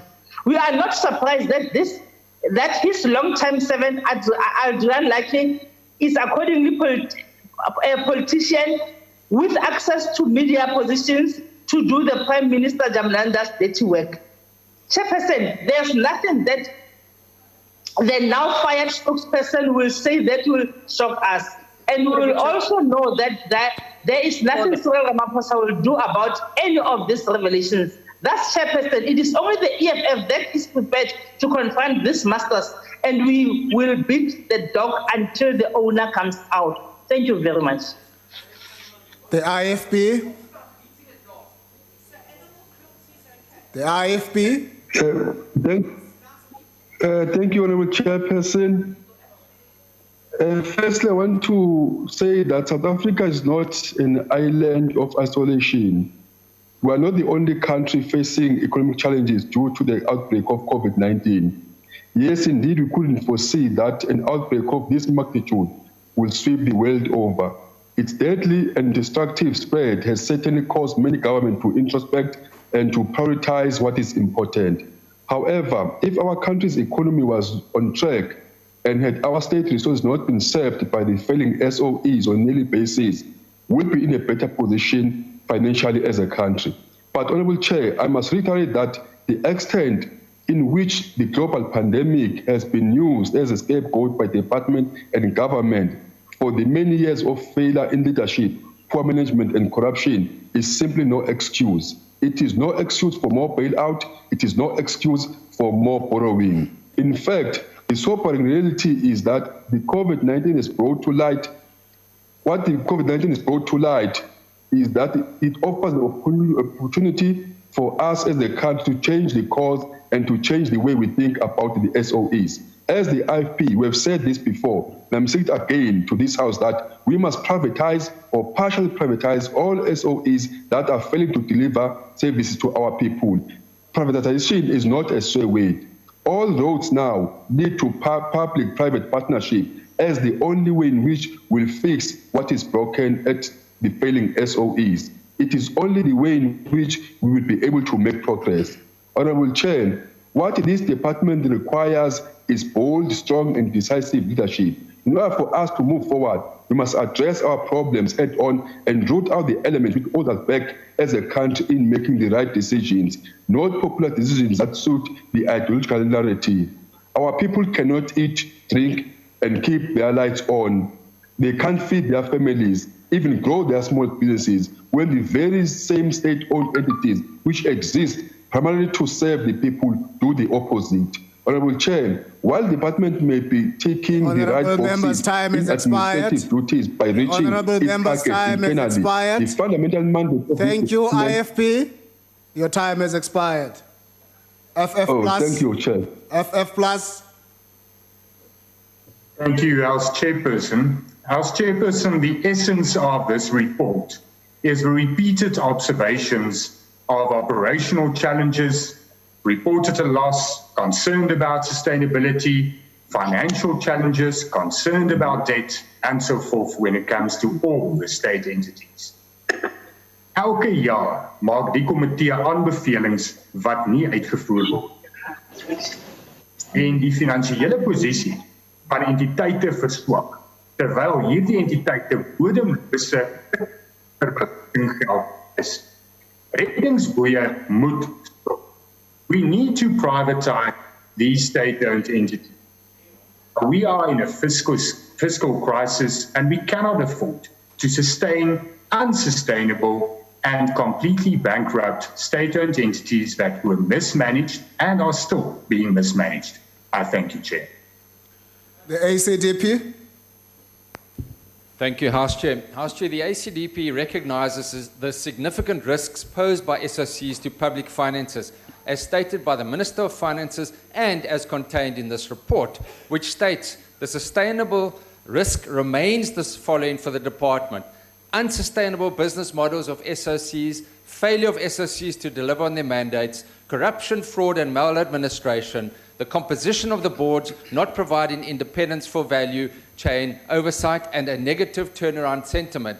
Now, there's nothing new in this report, and this is as a result of years of state capture and corruption of many of these SOCs, and we see evidence of this on a daily basis before the Zondo Commission, with billions having been stolen but very little being recovered. One of the SOCs covered is SAA in this report, and it is important to note that the Appropriations Committee expressed itself very strongly against using provincial and local government conditional grants to fund the 10.5 billion SAA Business Rescue Plan. This, the committee says, sends the wrong message to South Africans that state-owned companies will at all costs be funded through uniform cuts across government programs. The ACDP agrees and would implore the Public Enterprises Committee that it should have expressed itself far more strongly on this issue. I thank you. The UDM. The UDM. ATM. ATM. Good. Good. NFP. NFP. AIC. COPE. COPE. The PAC. The PAC. Al-Jama. Honourable Chair, thank you very much. Honourable Chair, we engage with the Minister of Finance together with other political party leaders at PLENARY, and the point that Al-Jama made was that in many of their budgets there is 30% fact. It would be nice to scrutinize those budgets line by line to remove the fact, because that will be a considerable savings as we try and get out of this nightmare that the country is faced with.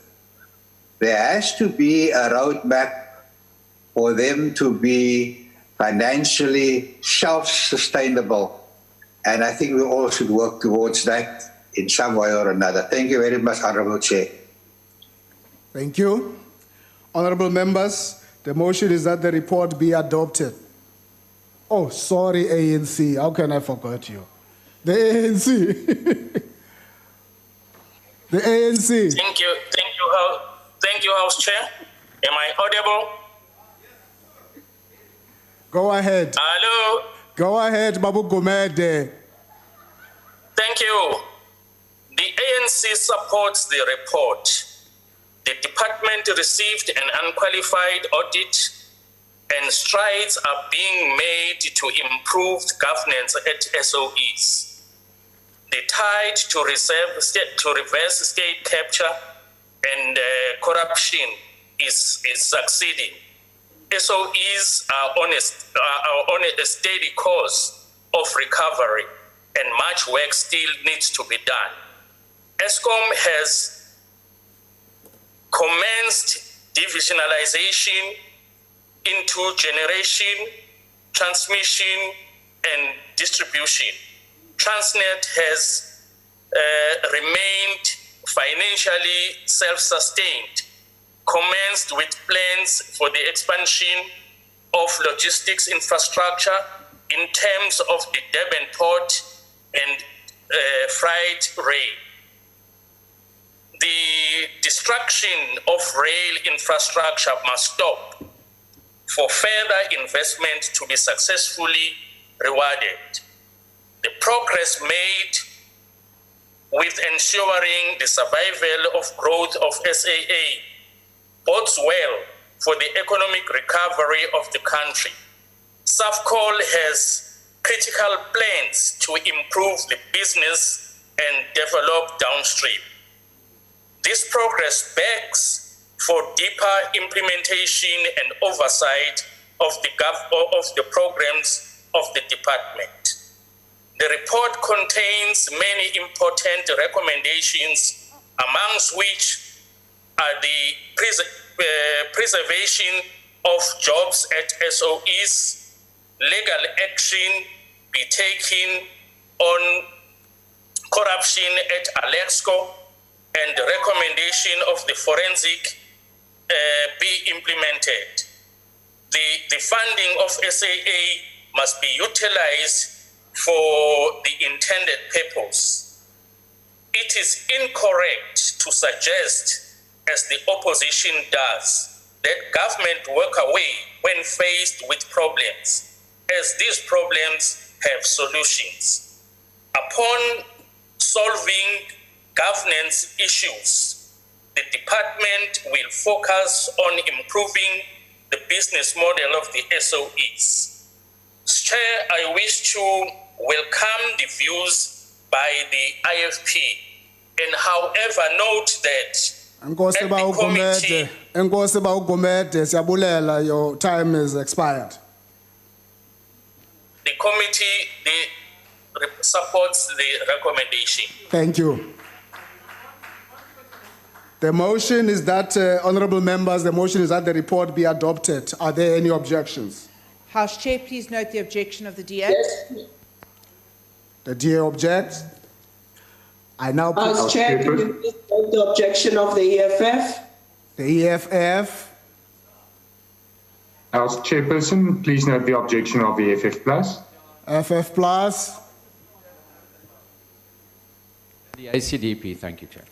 ACDP. Thank you very much. I now put the question. Those in favor will say aye. Aye. Those against, no. No. Thank you. I think the yes have it. Aye. I think the yes have it. No. The objections of the parties will be noted. Aye. Thank you.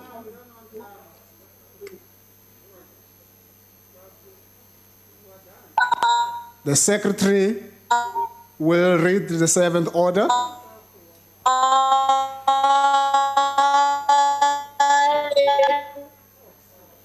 Consideration of budgetary review and recommendation report of Portfolio Committee on Public Works and Infrastructure on Department of Public Works and Entities. Thank you. I now recognize the Honorable Deputy Chief Whip of the Majority Party. Thanks, House Chairperson. I move that the report be adopted. Thank you, Medla Gude. I will now allow for up to 2 minutes, one member of each political party wishing to make a declaration, an opportunity to do so, and I start with the Democratic Alliance.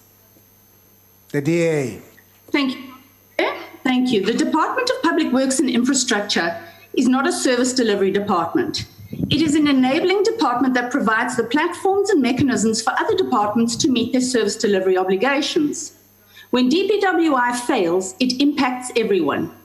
Sadly, the mandate remains blurred as yet another year has passed with absolutely no progress on the Public Works Bill. There has been little to no progress on the reworking of the CIDB and Council for the Built Environment Acts. Transformation in the built environment remains relatively static. Zero improvement has been made on the immovable asset register. EPWP has been beset with problems and has fallen desperately short of its work opportunities targets.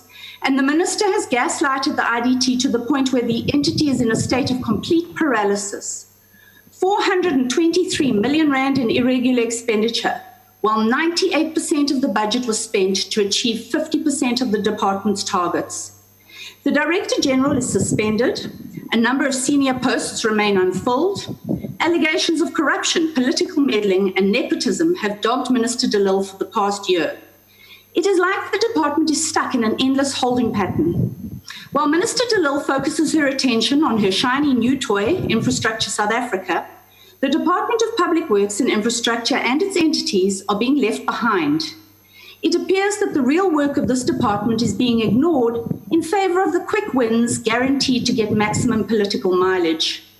What the DPWI needs now is policy direction, actual consequence management, and committed leadership focused on delivering a public service and not just lip service delivered as an afterthought. I thank you. Thank you. The EFF. The EFF. Thank you, Chairperson. Chairperson, from the misguided and highly corrupt Bay Bridge fencing fiasco to the premature tabling of the expropriation bill, from the inhuman termination of the functions of contractors here in Parliament, which left tens of workers without jobs in December, to the ongoing fights between the Minister and the DDG. The Department of Public Works is truly a leading contender for the most corrupt, the most out of touch with the needs of the country department in this country. Instead of leading a massive program for the building and maintaining infrastructure, the state even rents basic buildings such as police stations from private landlords. Instead of building the capacity of the state to manufacture its own requirements for infrastructure building across the country, the department promotes the importation of building material from outside the country. Instead of leading a program for the establishment of a state construction company, the department is intensifying dishing out tenders to the cronies to build schools, hospitals, and prisons. This lines up the pockets of big white-owned businesses because this department has no confidence in emerging black businesses. The misdirection of this department is one of the most serious stumbling blocks towards the growth in this country. We reject this BRRR. Thank you, Chairperson. The IFP. The IFP. Chairperson, let me read this on behalf of the Honourable Ngumalo. Honourable members, in considering the Portfolio Committee's report, the IFP remains concerned about the fact that the department only achieved 18 of its 36 targets and the irregular expenditure of 119 million as reported by the Auditor-General. It appears the full extent of the irregular expenditure incurred by this department has not yet been finalised. It is undeniable that the cause for non-compliance, lack of governance, and weak financial management speaks directly to the lack of effective leadership. Ultimately, the buck stops with the minister for these gross failures. It is also of great concern that there are still vacancies in senior management positions within the department. The IFP therefore wishes to stress the committee's recommendation that there's an urgent need for a full report to be delivered by the minister on her efforts to address the leadership instability and to report on recruitment projects. Chairperson, the greatest bungle by this department this year has been the Bait Breach Border scandal. An investigation into the Bait Breach Border fence project has found that government paid 17 million more than the market-related costs for this controversial project. The investigation led by the Department of Public Works, as well as the SIU, uncovered a cesspool of irregularities and wrongdoings by Public Works officials. This border fiasco not only amounts to a national scandal, but has left our compromised borders further compromised, placing at risk the safety and security of our nation, and is possibly one of the reasons why the Bushiris could simply escape without a trace. The principal agent, the main contractor, and the identified officials must face jail time for what is just another government corruption scandal. Chairperson, the implementation of the recommendations by the Portfolio Committee should be carefully monitored. It remains our constitutional duty to the people of South Africa to oversee and ensure that this department lives up to its mandate, which it's not currently fulfilling. I thank you. FF Plus. Voorsitter, die VF Plus kan nie 'n verslag van hierdie departement en sy entiteite ondersteun wat gekenmerk was deur 'n jaar van uiterste korrupsie en die misbruik van die rampbestuurswet nie. 'n Jaar waarin die agbare minister de Lille in die sogenaamde beskuldigde bank staan weens die ongemagtigde uitgawes van die Buitbrugskandaal waar 'n bedrag van nagenoeg 18.5 miljoen rand van die belastingbetaler gesteel is. 'n Jaar wat gekenmerk was deur die departement se ongemagtigde uitgawes van nagenoeg 261 miljoen rand, asook onreëlmatige uitgawes van 423 miljoen rand. Om nie eers van die gemors te praat oor die kwarantainefasiliteite wat 3 jaar vir groot konsternasie gesorg het nie. Hier is net so baie geld gesteel. Dit is waarom daar 'n onafhanklike ondersoek rondom hierdie voorvalle uitgevoer moet word en hierdie probleme mag en kan nie onder die mat ingevee word nie. This department and its entities are in very, very serious trouble, and the current situation cannot continue. Something must be done to stop this madness. People must be held accountable. The minister must be held accountable, and there must be consequences. Stop blaming COVID-19 for everything and start facing the music. Stop stealing the taxpayers' money and stop being corrupt. Chairperson, die Vryheidsfront Plus kan hierdie verslag ondersteun. Dankie. The ACDP. The ACDP.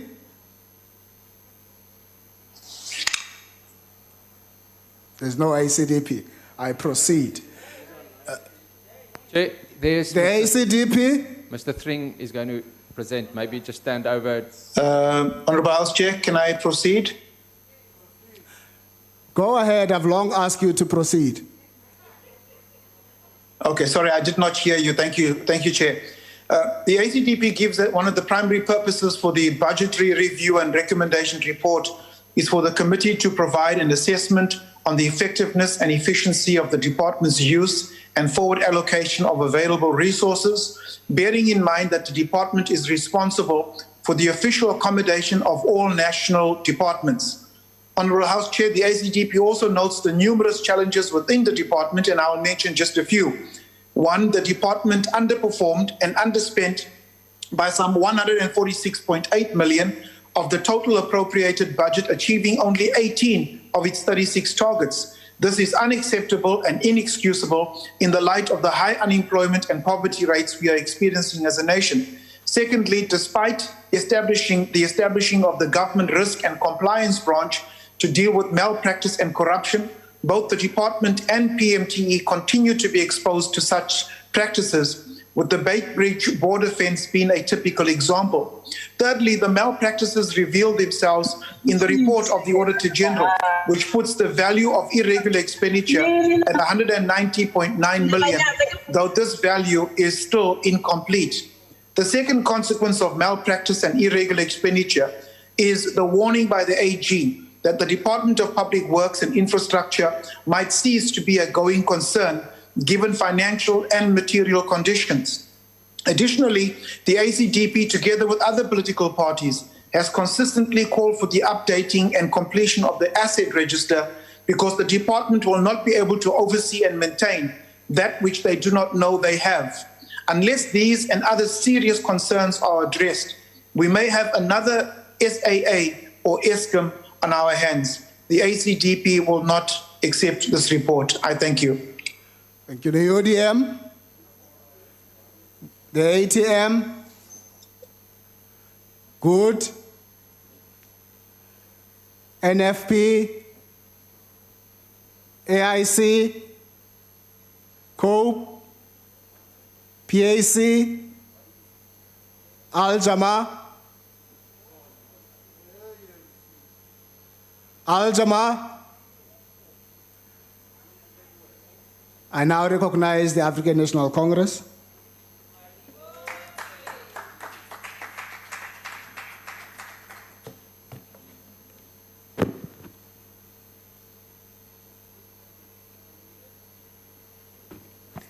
Thank you, Chairperson.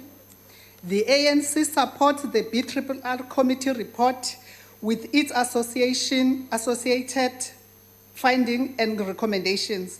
Our support does not underplay the challenges of the Department of Public Works and Infrastructure and its entities, showing persistent challenges such as keeping an accurate assets register, property recording if receivable, maintenance expenditure poorly managed leasing and contract management persistent with its challenges.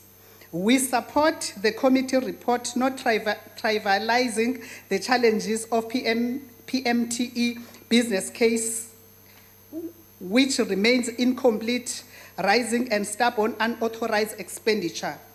Our support of the committee report is to correct exactly those challenges and continue with the progress of operational PMTE, ensure the functionality of the governance, risk and compliance branch, and to fill the vacancies of top management in the department and its entities.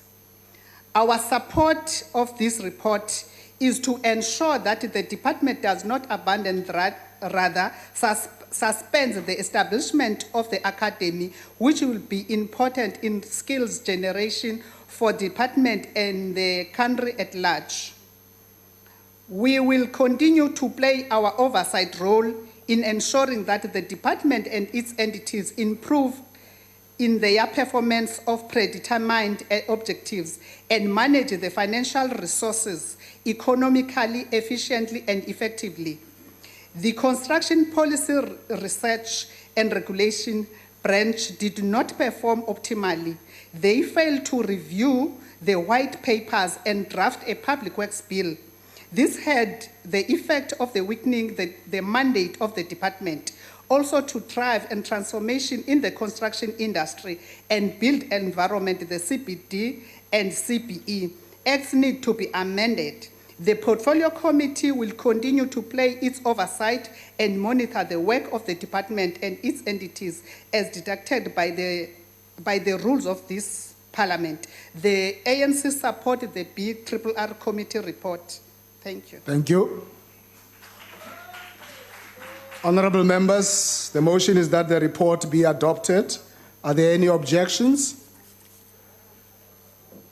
Honourable Chair, can you please note the objection of the EFF? EFF objection noted. Thank you. And the ACDP, thank you. ACDP noted. Chairperson, and the objection of the FF plus. FF plus noted. Thank you. Those objections noted, the report is therefore agreed to. We now proceed to the 8th order. The Secretary will read the 8th order.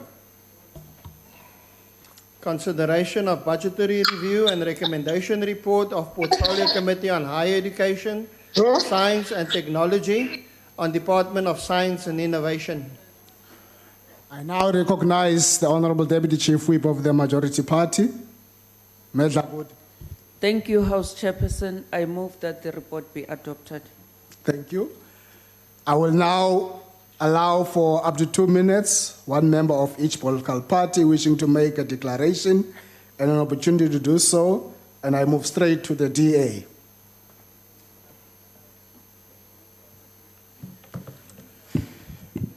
Slalo, the Democratic Alliance would firstly like to congratulate the Department of Science and Innovation for winning the excellent award for the best run department with the utmost financial prudence, even though their budget has been cut.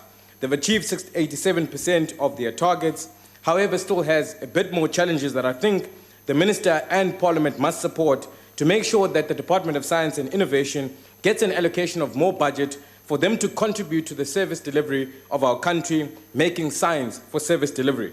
In areas such as certification backlog, where they can partner up with the CSIR to make sure that the graduates from the TVET sector don't have to wait up to 8 years just to receive their certificates. To work with the Department of Home Affairs on biometrics to make sure that we advance our innovation, big data, as well as ICT challenges that we face in the country. Secondly, we need to also make sure that we put more money to fund the postgraduate programs to lead these particular innovations for this department to contribute much more when it comes to service delivery. We must now declare that there must not be any more deductions in terms of their funding, however, do enhance the funding of the Department of Science and Innovation. I think many departments can learn on how to appropriately use taxpayers' money, not for their own pockets and their stomachs, but for the service of the country. The DA supports the report. I thank you. The Economic Freedom Fighters, the EFF. Thank you, Chairperson. I agree with the American astrophysicist Neil deGrasse Tyson when he says, the problem in society is not kids knowing science. The problem is adults not knowing science. We outnumber kids to 5 to 1. We wield power, we write legislation. When you have scientifically illiterate adults, you have undermined the very fabric of what makes a nation wealthy and strong. Chairperson, the contribution of science, technology, and innovation at this time of pandemic and of the policies and institutions that promote them is not limited to prevention or treatment of the disease. We have to bring science, technology, and innovation closer to the productive sectors, such as in the case of manufacturing, medical supplies, diverse products for health protection, tests to detect the virus, and critical medical equipment such as mechanical ventilators amongst them. We rely on this department to drive our nation's quest for reindustrialization. For example, if we just take strategic objective 2 of the CSIR, which states, collaboratively improve the competitiveness of high-impact industries to support South Africa's reindustrialization. Yet 50% of the indicators for this category have not been met. It includes the more important component, the number of joint technology agreements being implemented for industry. This department has some of the brightest minds in the country, and they are not the problem. The problem is that SACP cadre deployed to lead this department and those really vital entities. In solidarity with those brilliant scientists, subject to Bra Blade's poor leadership, we cannot support this report. Thank you very much. The IFP? The IFP? Thank you. Thank you, Honorable Chairperson and honorable members. Each department has a role to fulfill to ensure South Africa's continued well-being, and none more so than the Department of Science and Innovation, which is responsible for the very building blocks that will determine the country's ability to navigate the fourth industrial revolution. Although the department has notably achieved a clean audit for the third consecutive year and achieved 87% of its performance indicators, all while the management of human capital is of concern. For an example, in Program 4, Research, Development and Support, the targets not achieved equated to 109 PhD students and in excess of 2,000 honors, BTech and masters not receiving bursaries. What this tells us is that there are now missed opportunities for innovation. In addition, entities such as the Council of Scientific and Industrial Research also showed a decline in scientific leadership due to the loss of key research staff. The AFP would like to draw attention to the fact that South Africa's investment in R&D as a percentage of gross domestic product stands at around 0.8% and has been stagnant over the last few years. This needs to change. As the report rightly acknowledges, when a country, or in the case of COVID-19 pandemic, the world faces unprecedented challenges, the solutions come from the science, technology, and innovation sector. We therefore commend the committee's pledge to source additional funding for this essential portfolio. The IFP would also like to commend the fellow committee for its commitment to prioritize the inclusion and participation of disabled persons in all areas of STI sector. IFP will support this report. Thank you. The FF Plus. Agbare huisvoorsitter, wanneer 'n huishouding swaar kry, is die versoeking groot om bydraes tot pensioenfondse en spaarplanne te kanselleer, die motor nie te diens nie en geete of dakplate wat aandagkorte ignoreer. Dan is daar daarom geld om uit te eet en mooi speelgoed vir die kinders te koop. Niks gaan regtig fout nie, tot die dag dat iets fout gaan. Dan is daar groot fout. That is what is in reality happening at the Department of Science and Innovation, where the budget has declined in real terms for the past few years, and nothing seems to improve for coming years. From the many institutions in this department, this BRRR specifically deal with the Council of Scientific and Industrial Research, the Academy of Sciences of South Africa, and the South African Council for Natural Scientific Professions. What is repeated in all these institutions' report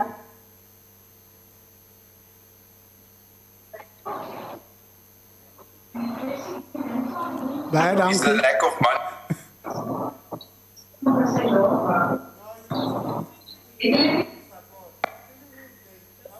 Is die lede klaar? Baie dankie. Die host, hy mute my die hele tyd. Okay, gaan maar aan, gaan maar aan. Elke keer gemute, ek het nou 6 keer. Ja, maar gaan maar aan. Baie dankie, huisvoorsitter. What is repeated in all these institutions' report is the lack of money. Key performance indicators are not met because of budget cuts. Staff members are not retained for the same reason, and it is difficult to award bursaries or appoint good candidates because there are better bursaries and more lucrative appointments. Along met min hulpbronne moet staat maak op sy belangrikste hulpbron, sy mense. As daardie mense kundig, ywerig, vaardig en kreatief is, maak hulle planne. Planne bou hulle eie welvaart, maar ook die wat naby aan hulle is en uiteindelik die hele gemeenskap. Die geleerdes noem dit 'n kultuur van innovasie. Sulke mense moet gekoester word, maar dis nie wat Suid-Afrika doen nie. Elke instelling in hierdie departement moet in werklikheid aandui hoeveel witmans al afgetree en vervang is, sonder om die kultuur van innovasie en die kweek daarvan in ag te neem, selfs in die departement van innovasie. Mens kan dink dat wetenskap en innovasie niks met die 4+ se beleid van selfbeskikking te doen nie. Dis verkeerd. Ruimtes, geografies en virtueel waar minderhede vry van quotas is, kan hulle steeds hulle beste gee. Indien nie, onttrek hulle, dalk na hulle eie klein wêreldjie waar hulle niks meer bydra nie, of dalk na die buiteland waar hulle verwelkom word. The FF+ supports this report, not because it's a good reality, but because it's a good report. Baie dankie. ACDP? Thank you, Honourable House Chair. The ACDP acknowledges the crucial role that science, technology and innovation play in the creation of wealth, building our economy, creating jobs, and improving the quality of life of all South Africans. Because of this intrinsically pivotal role that science, technology and innovation has to play in transforming the lives of our citizens, it is critical that the public resources allocated to this department be utilized efficiently, transparently, and within the ambits of necessary legislation. It is in this regard that the ACDP welcomes the clean audit received by the Department of Science and Innovation. The ACDP does express its concern at the underspending of some 119.8 million, as these funds could be used to increase our employment levels, particularly the unemployed graduates, relative to the functioning of this department. The added concern which flows from the under-expenditure is the failure of its department to reach its targets. In international cooperation and resources, only 642 students participated versus a target of 680. In research, development and research, 2,991 PhD students were awarded bursaries against a target of 3,100, and 8,632 pipeline postgraduate students were awarded bursaries against a target of 3,100. 3,205 researchers awarded grants against a target of 4,500. In conclusion, in supporting the recommendations of the committee, the ACDP supports the concerns of South Africa's low investment of 0.8% of GDP in research and development, as it has been proven that during times of fiscal strain, economies that significantly increase their investment in science, technology, and innovation are able to respond faster and more comprehensively to fiscal improvements. I thank you. The UDM, ATM, good, NFP, AIC, COPE, PAC, Al-Jama.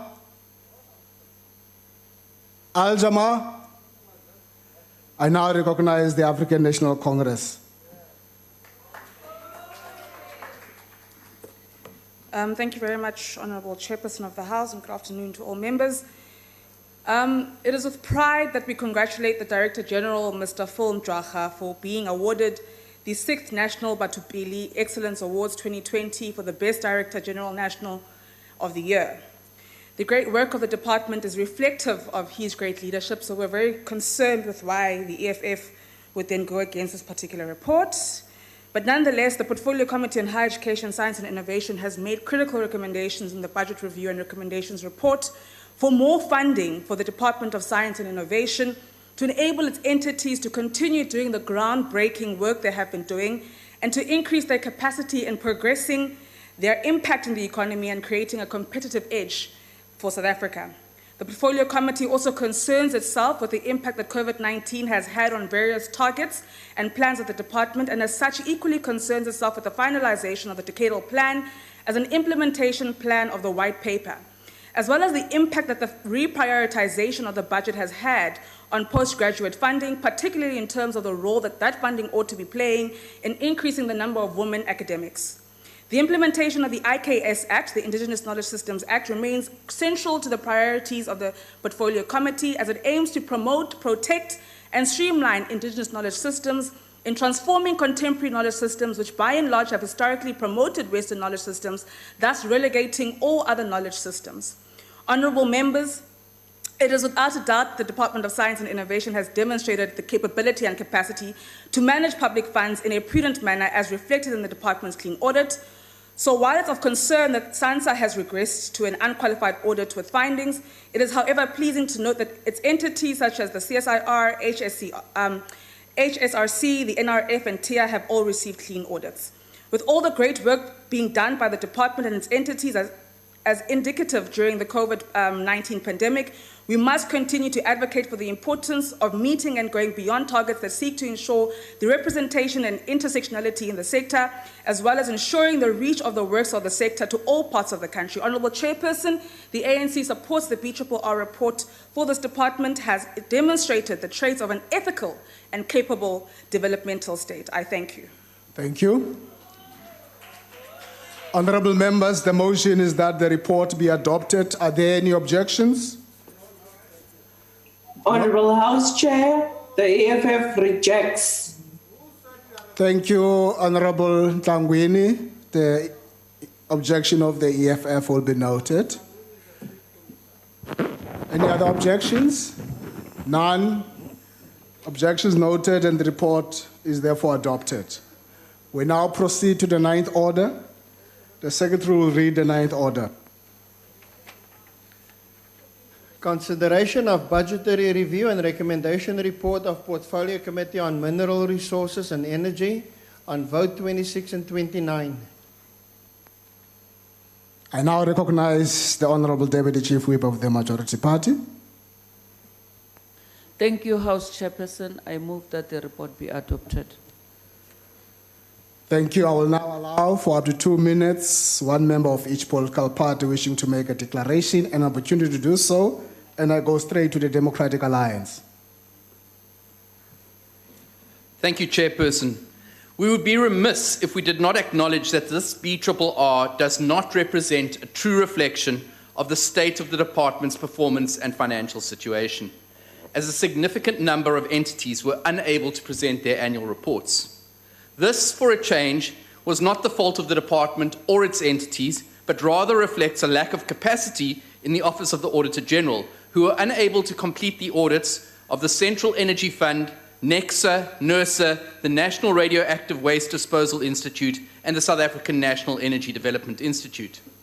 This has the potential to significantly change the outcomes of the departmental annual report. Now, while the Department of Mineral Resources did reasonably well in achieving its performance targets, the same cannot be said of the Department of Energy. The latter only achieved... Sorry, Chair. The latter only achieved 17 of its targets out of a planned 33, or approximately 52%. In 2018-19, it only achieved 13 out of 41 targets. And significantly, the Energy Planning Policy and Planning Program, Program 2, only achieved 2 of its 8 set targets after failing to achieve any last year. Given that this program is central to the departmental mandate, it is a shocking indictment on the management and leadership of the department. We remain extremely concerned about irregular, unauthorized, and fruitless and wasteful expenditure, which, although relatively small, is seemingly underreported. We are aware, for example, of the missing falling miners statue, for which the department has paid 6 million rand but has not been installed. Our committee recently conducted oversight on the solar water heating program, which has been stuck in limbo for years. And despite repeated promises from departmental officials, we are seemingly no further along in getting them installed than we were a year ago. We remain concerned that mine rehabilitation is not taking place at speed, and while the visible large-scale mines are monitored closely, the same cannot be said of smaller mining producers. Thank you, House Chair. Thank you. The EFF. The EFF. Thank you, Chairperson. In addition to the fact that reports from some entities were not processed and were unable to ascertain the full status and overall performance of this department, we still maintain that it does not make sense for us to accept reports from this department when ESCOM, which is our main power provision utility, still falls under the Department of Public Enterprise. The EFF has been calling for ESCOM to fall under the Department of Energy for the past 5 years. Instead, it has been left under the care of an incompetent minister who has reduced it to a personal spaza shop. Secondly, Chairperson, the Minister of DMRE over a year ago confirmed that IPPs, which EFF rejected from day one, were expensive and committed in this House that he would negotiate. To date, we still pay the same price. Why did the minister mislead this House and the country? The EFF still maintains these IPPs' purchasing power must be cancelled. After all, the department went into this arrangement fraudulently. Thirdly, Chairperson, the entire value chain of energy is controlled by foreigners. They manufacture, install, and even have absolute monopoly over the technology to maintain all equipment used.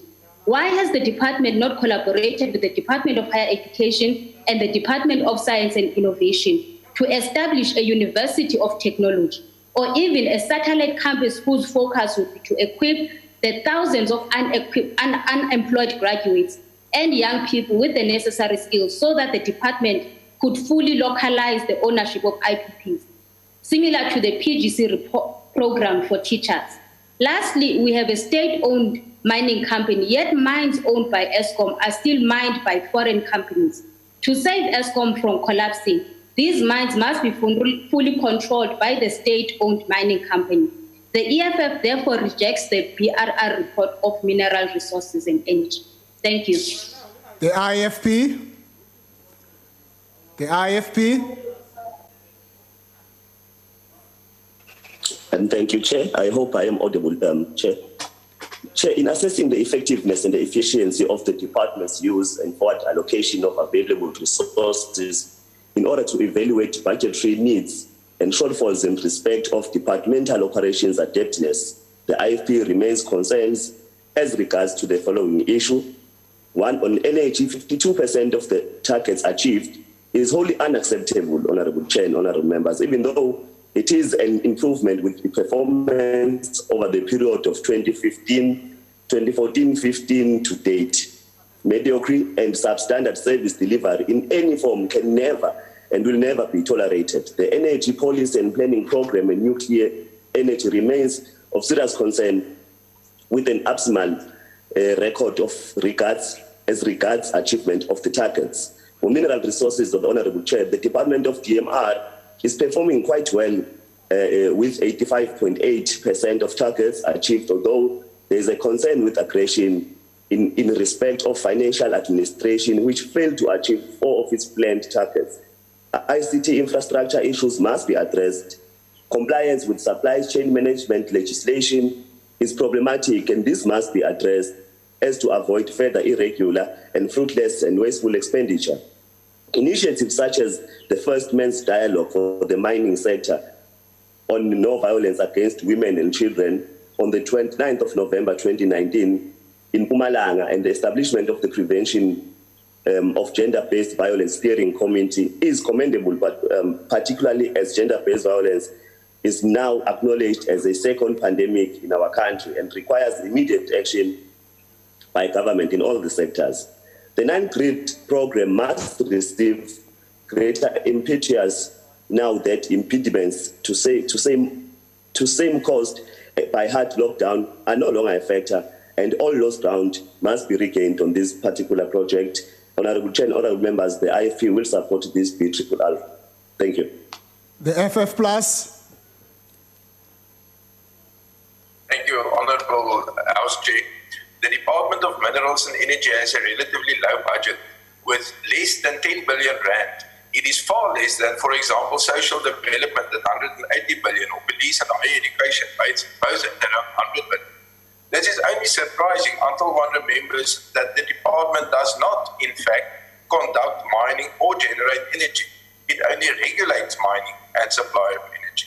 Considering this, it is surprising how many aims could have been missed, especially with energy. Energy policy and planning progressed from 0 out of 12 in the previous year to 2 out of 8. Be thankful for small mercies. Speaking of surprises, if that is a performance of policy and planning with energy, confused implementation should not surprise anyone either.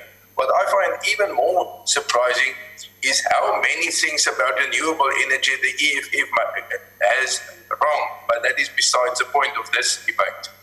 The nuclear scene is a possible nightmare. While it would be erroneous to reject nuclear energy out of hand, a government which reaches 1 out of 4 targets in this regard clearly puts the country at risk. The critical part of nuclear is not the generation of energy, but dealing with the waste for centuries to come.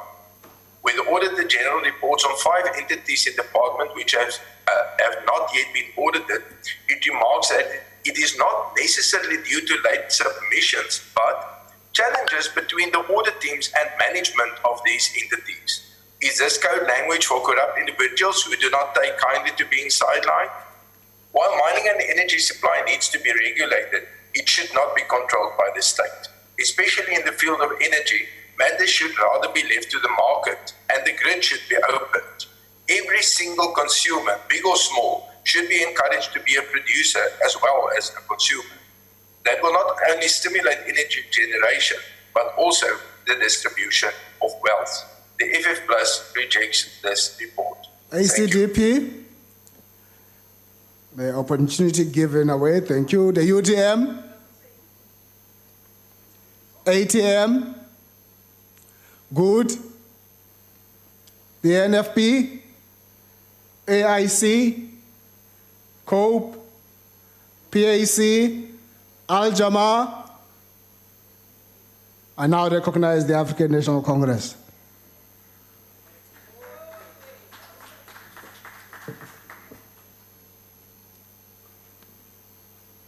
Thank you very much, House Chair.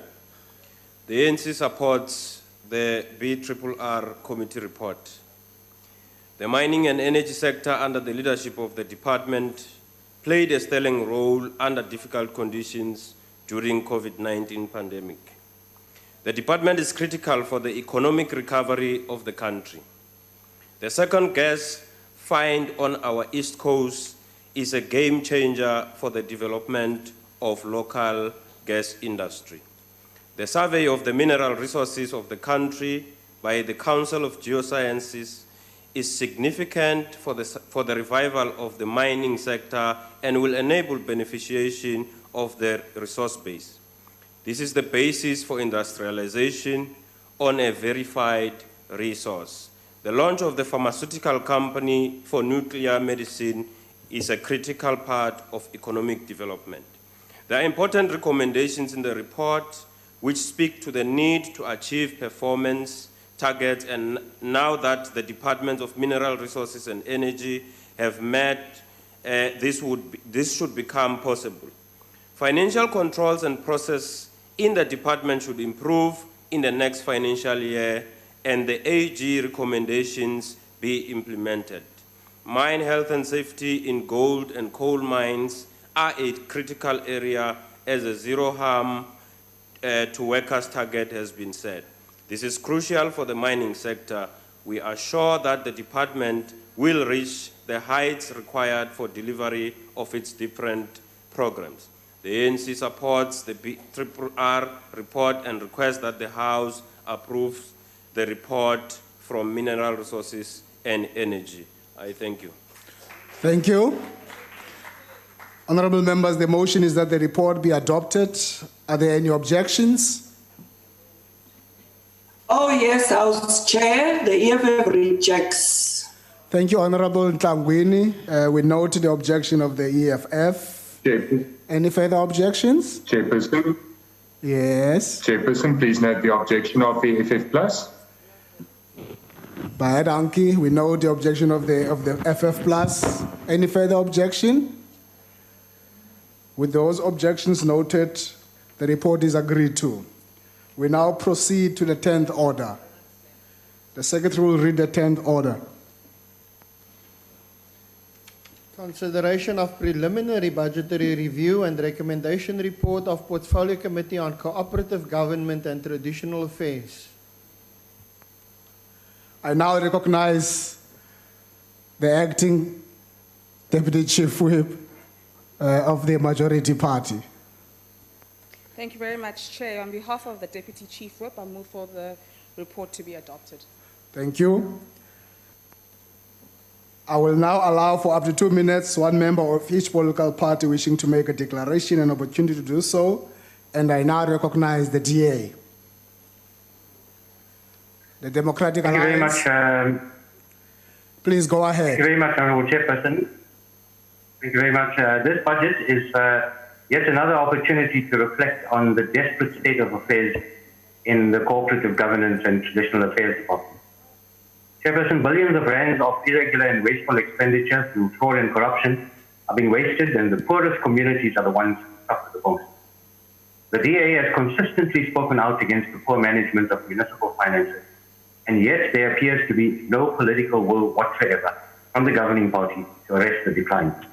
Politicians who are stealing from the public purse remain in office at the taxpayers' expense, instead of being thrown into jail.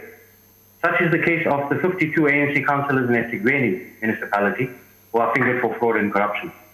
And while the money is being siphoned off by corrupt officials and politicians, commissions like the CRL Commission, who reports to COPTA, are struggling to meet their constitutional mandate of building social cohesion in our country. They receive less money than the catering budget of a few municipalities. This tells you just how seriously our government takes the importance of building unity in our country and delivering services to the poorest of our communities. Chairperson, unless there is going to be an immediate and urgent intervention in the way municipalities manage public finances, more municipalities are going to be placed under administration in the next few years. And the levels of service delivery in towns and cities across the country will be reduced to even worse levels than they already are. Thank you very much. Thank you. The EFF. Thank you very much, Chairperson. We reject the budgetary review and recommendations report of the Portfolio Committee on Cooperative Governance and Traditional Affairs. The report itself is very critical about the role of the department, its inability to resolve many of the traditional leadership disputes across the country. We have recently seen the destabilization of the Galega royal family after the death of King Bendulo Stau. The Tembu Kingdom has been destabilized since King Wielekaya was imprisoned. More damning, however, to the work of the department is its inability to rein in municipalities in this country. South African municipalities are dysfunctional. Year after year, the Auditor-General paints a very sad picture of the state of governance in local government in this country. None of the people responsible for the mismanagement have ever been taken to task. Very few of the recommendations have ever been implemented. As a consequence, millions of people are left with no services at all, because money is meant for services gets misappropriated. These problems are structural. Local government sphere is not getting sufficient funding from the national treasury. This leaves rural municipalities with little money other than money to pay salaries. Only metropolitan municipalities are favored by the current funding model because they have the capacity to generate their own revenue. COPTA has done nothing to resolve these structural challenges. This is over and above the fact that the municipalities are used as dumping grounds for the most of of corrupt and incompetent cadres of the ruling party. We reject this report. Thank you very much. The IFP. The IFP. Honorable Chairperson, I'm going to represent Amakosi today and Honorable Tuli in particular, who serves on this committee. Of the recommendations that have emerged, it is the view of the committee that the Department of Traditional Affairs must appear before us and extensively engage on the key issues central to its mandate. We as the IFP hold the view that issues of traditional leadership should be looked at comprehensively, with the focus being on the communities. The department should consider adopting this approach as they prepare to engage the committee. One of the resolutions that emanated from the 2017 traditional leaders in Daba was the provision of equitable support. These traditional institutions cannot fulfill their mandates if they are not given support. In particular, women in traditional leadership face a plethora of challenges and need to be capacitated to solve the problems. Chairperson, the Department of Cooperative Governance needs to tackle rampant corruption that has gripped municipalities. Leadership within the department appears to be suffering from a lack of political will to cure the malaise that has set in many of our municipalities. The true cost of this, as said by the Honourable Member before me, as always falls on the most vulnerable of citizens, particularly those residing in rural communities. It is concerning, Honourable Members, Chairperson, that the department is still experiencing problems in defining the role it should play in terms of Section 139(7) of the Constitution. In 2019, the department made presentations to the NCOP on this matter. Moving forward, we can all agree that the department should utilize the observations and recommendations made to tackle this issue. The IFP will accept this report. Thank you. The FF Plus.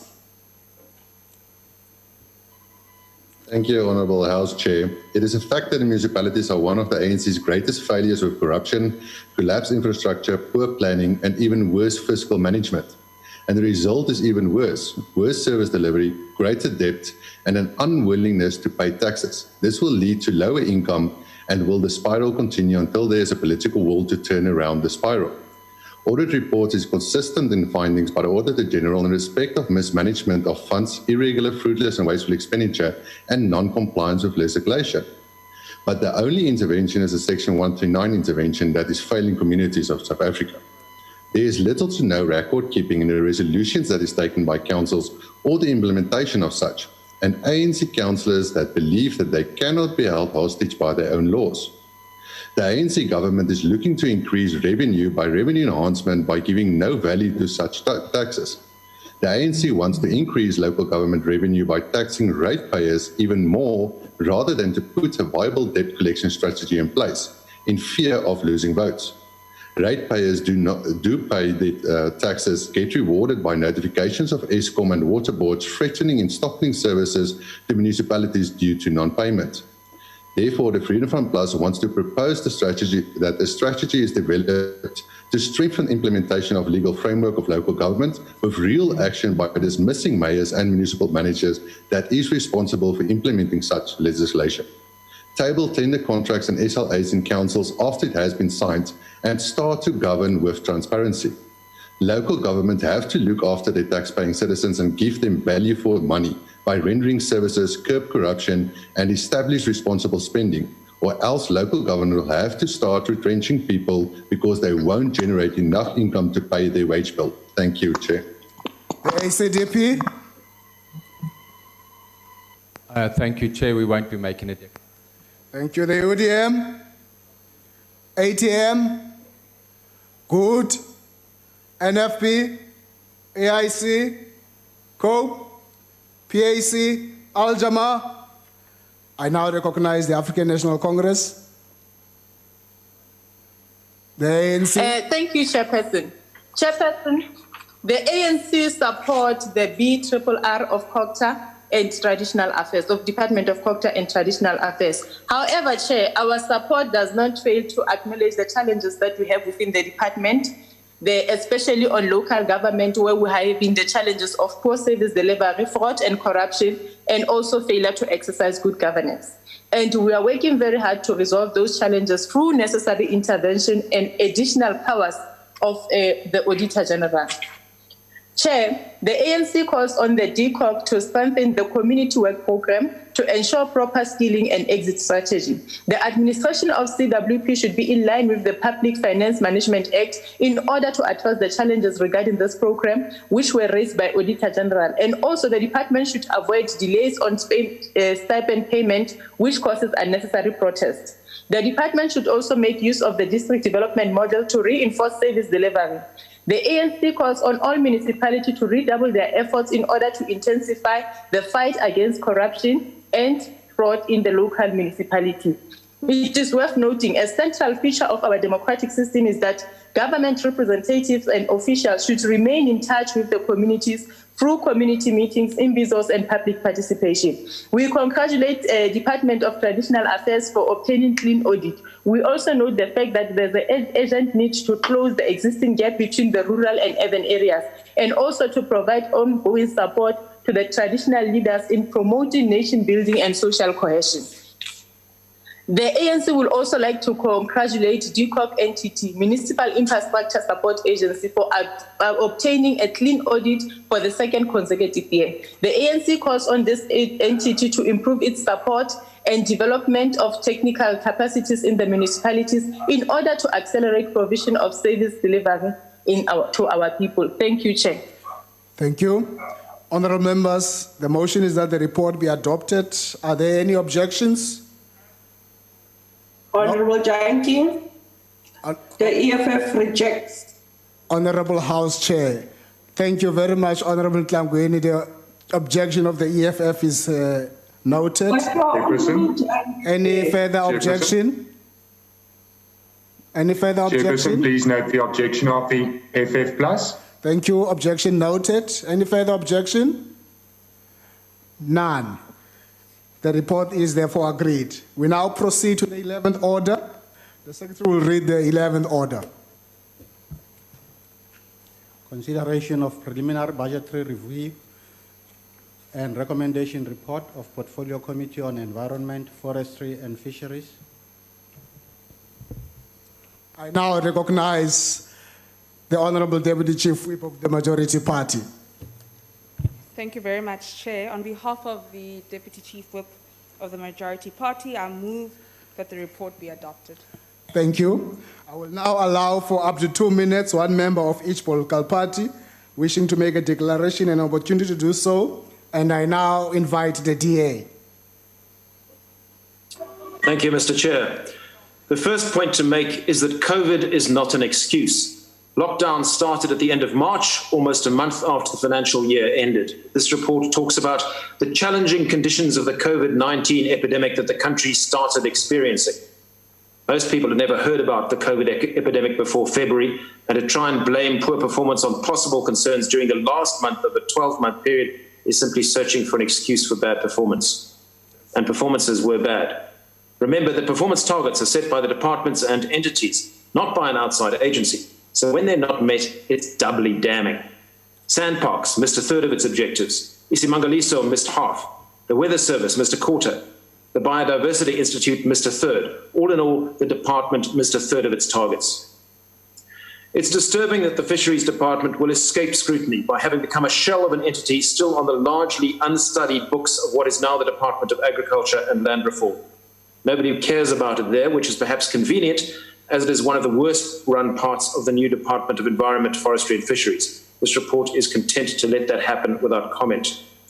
To be fair to this report, it does label the overall performance unacceptable, but I don't think the report has fully got to grips with the malaise affecting this department. Poor performance and governance and accountability issues have been getting worse over the years and now amount to a millstone which will be difficult to remove.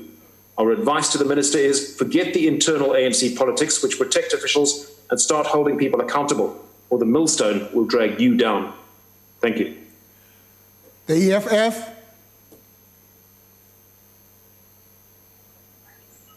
Thank you, Chair. The importance of the fisheries sector in the economic development of the country has always been underrated. It plays a major role in the sustainable livelihoods and poverty reduction in several households and communities. The fisheries sector is a major contributor to South Africa's gross domestic product. Fish is the preferred and cheapest source of animal protein, and about 75% of total annual production of fish is consumed locally. However, there's a recognized lack of understanding or appreciation of the impact that the small-scale and artisanal fisheries sector has on the SA economy.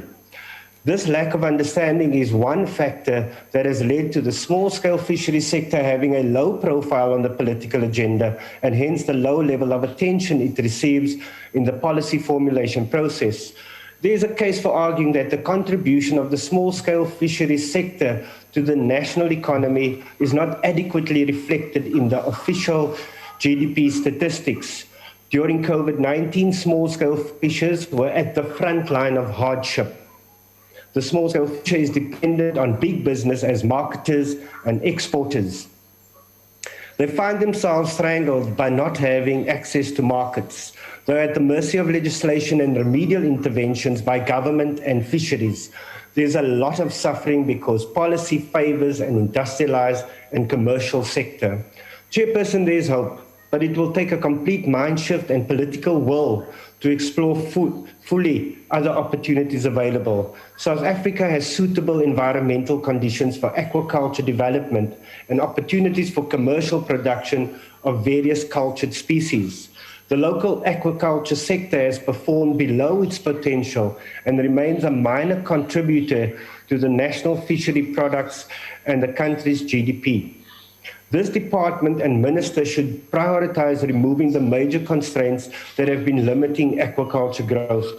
Constraints such as access to water and land, access to technology, high transaction costs, lack of supporting policies and legislation, and barriers to marketing needs urgent attention. Until this department... Thank you, Honourable Member. Your time has expired. Thank you very much. As I invite the IFP, I will now hand over to the Deputy Speaker to proceed. The IFP, and Deputy Speaker takes over after that. Thank you very much, Honourable Chairperson. I must state at the outset that in my term as a politician from 1994, I've never encountered what we are doing now, a preliminary BRRR. Therefore, you will appreciate that I can only speak to what was before us as the committee and reserve my support or otherwise as regards the information that is still outstanding. We were informed in the committee that the annual report would be tabled on the 16th of November with the annual financial statements. That was not to be. However, Deputy Speaker, from what was before us, there are areas of concern, and one is that 67% of target achievement is simply unacceptable. Outsourcing of departmental work is unacceptable. We must prioritize the protection of all our rivers. Biodiversity in our great African kelp forest areas must receive greater protection. An area of concern of late and in the past, Deputy Speaker, is the question of illegal hunting and poaching, which continues unabated across our country. We desperately require greater enforcement capability and specialist wildlife courts. Just last week, 4 rhinos were killed in Tlhutlhua Game Park, and we find the incidences of dog hunting with the use of dogs, increasing considerably in KwaZulu-Natal. What is commendable, though, Deputy Speaker, is the swift response I received from the Minister in arranging a mediatory meeting between water sports organizations and sand parks in the Langebaan Lagoon area. Water sports, as you may know, draws in approximately 400 million rand per annum into the town, and the Minister's swift action will hopefully ensure that much needed tourism revenue will be generated in the area of Langebaan during the summer period. As for the bulk of the recommendations, we await the Minister's detailed response. And in conclusion, and insofar as I have information before me, we will support this preliminary budget report. Thank you, Deputy Speaker. FF Plus.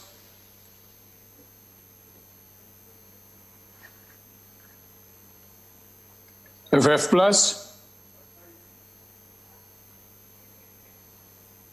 Okay, we go past ACDP. Deputy Speaker, safe to say that we share the concerns expressed about the status of preliminary budget reports, the ACDP will leave it at that, but we would like us to establish what is the status of preliminary reports. Thank you. Okay. UDM? ATM? Good. NFP? AIC? COPE? PAC? Al-Jamaa? African National Congress?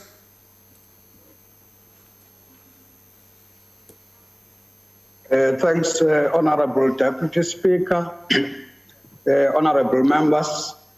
The Portfolio Committee on Environment, Forestry and Fisheries had examined the fourth quarter performance and the expenditure reports of the department and its entities for the year 2019-2020 financial year to produce this preliminary budgetary review and recommendations report. This was done in order to meet the requirements as prescribed by Monetary Bill Procedures and Related Matters Amendment Act for the PRRR to be tabled in October every year. The committee is of the view that the department, as assisted by its entities, works well to ensure the protection of South Africa's environment and the conservation of natural resources, balanced with sustainable development and the equitable distribution of the benefits derived from natural resources for the benefit of current and future generations. Notwithstanding the above, there are areas of concern that were noted, but the Portfolio Committee has provided pertinent recommendations to overturn associated challenges. On the basis of that, Chair, the ANC support the adoption of the report as well as the Portfolio Committee. We all adopted the preliminary report. Thanks. Thank you, sir. The motion is that the report be adopted. Are there any objections? Deputy Speaker. Yes, member. Can you please note the objection of the EFF? We will. Thank you. Okay. That objection will be noted. The report is adopted. The Secretary will read the 12th order. Consideration of preliminary budget review and recommendation report of Portfolio Committee on Public Service and Administration on the Department of Planning, Monitoring and Evaluation and Brand South Africa. Okay. Let's hear the Chief Whip's desk. Thank you very much, Deputy Speaker. On behalf of the Deputy Chief Whip, I move that the report be adopted. Thank you. Okay. We have an indication of requests for declarations. The DA?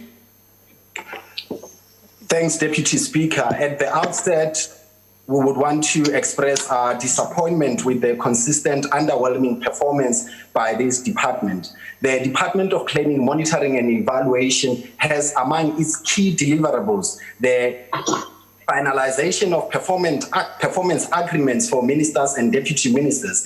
And despite this having been a presidential commitment, up to date, we've been given different reasons for the failure to meet deadlines that were set by the presidency and by the department. The latest excuse in that string of excuses was that due to COVID-19, it was not possible to finalize the signing of those performance agreements before the deadline for October.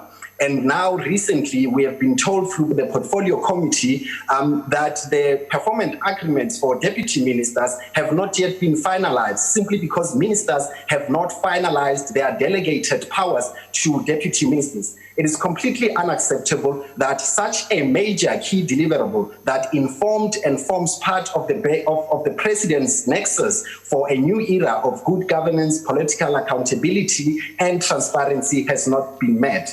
And secondly, the department is still to have a breakthrough with regards to the finalization of lifestyle audits for members of the executive and senior government officials. And this again speaks to this era of over-promising and under-delivering and constantly manufacturing excuses that justify the failure to meet commitments. When we look at entities for the department, particularly Brand SA, it is still beset by the uncertainty over the ethical questions that have affected the suspension of the CEO. To this end, we still have an active CEO while we haven't finalized the investigation that continues into the malpractices that happened under the current board. It is for these reasons that we believe that we need to refresh and re-galvanize the leadership. Honourable Member, your term has expired. Thank you. EFF. Thank you, Chairperson. The EFF rejects the budget review and recommendation report by the Portfolio Committee of Public Services and Administration. To support this report is to support job cuts in the public sector. The Finance Minister announced a budget cut of 160 billion of public wage bill over a period of 3 years. This is a misguided policy by the National Treasury in a desperate attempt to deal with fiscal policies that they have mismanaged over the past decades, chasing after austerity policies. In the process, the National Treasury has undermined the wage bill agreement that was negotiated by government and labor. This reduction will simply translate into job cuts. To the Minister of Public Services and the Minister of Finance, these are simple numbers, but they are dedicated public servants whose only sin is being led incompetent collective in a cabinet. Estimates are that more than 300,000 public servants will lose their jobs. Given the high levels of unemployment, the government is supposed to be at the forefront of creating jobs. We have a dysfunctional Public Services Commission without credible leadership and cannot even investigate a simple complaint about an irregular appointment. The so-called National School of Government is nothing but a way for consultants to continue to milk state resources. There is no value the NSG is adding, and the fact that the minister refuses to investigate all claims of corruption by procurement officials at NSG suggests to us that the minister may be benefiting from this corruption. We still do not have a concrete plan on whom to Honourable Member, Honourable Member, to deliver Honourable Member, services instead Honourable Member, that is I'm talking to you. Forms which can be printed, which way Honourable Siwisa, I'm talking to you. Honourable Member, you will withdraw your statement about the minister benefiting from corruption. You can't make such a statement. You will withdraw that statement, Honourable Member. Honourable Siwisa. Honourable Siwisa.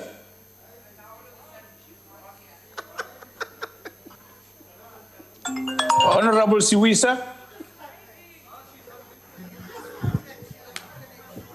Honourable Deputy Speaker, which statement is that?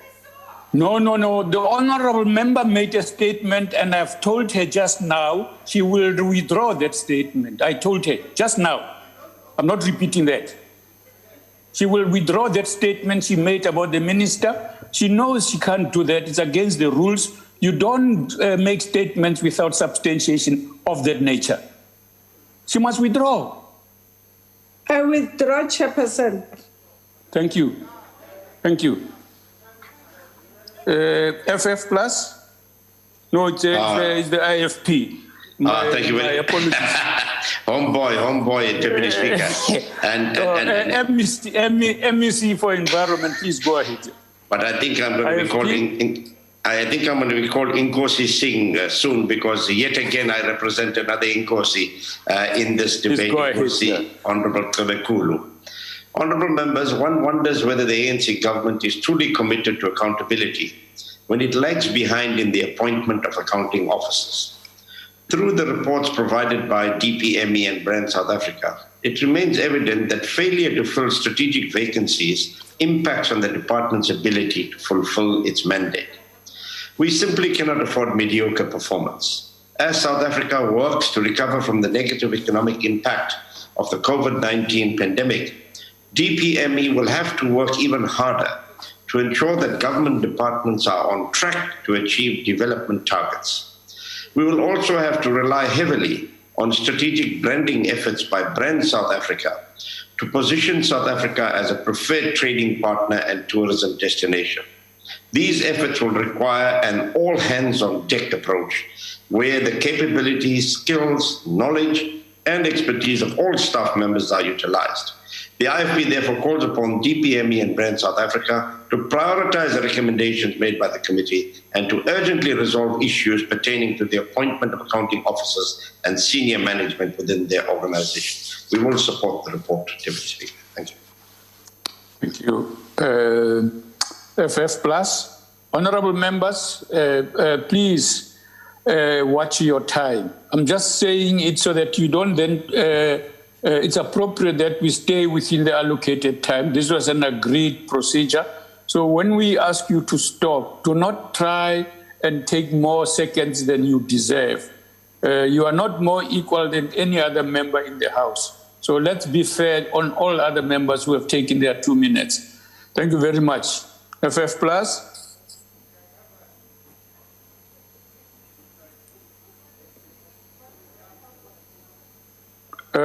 Let's go to ACDP. Thank you, Deputy Speaker. We won't be making a declaration on this issue. Thank you. Thank you. UDM. ATM. Good. NFP. AIC. COPE. PAC. Al-Jama. ANC.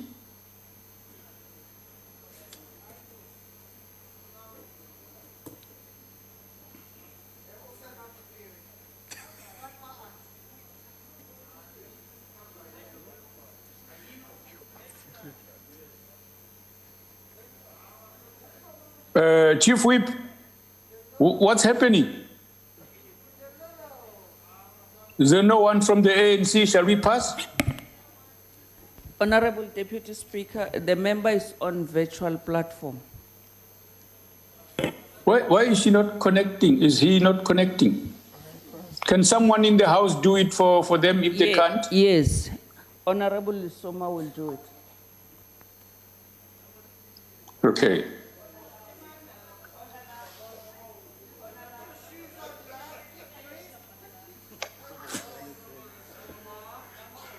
Honorable Soma.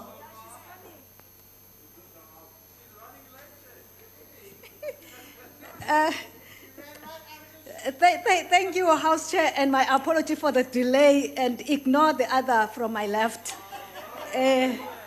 Honorable House Chairperson, the ANC supports the adoption of the preliminary report of DPS 8 Status A. However, Honorable Chair would like also to stress the point as per recommendation of the committee that DPME must ensure that all the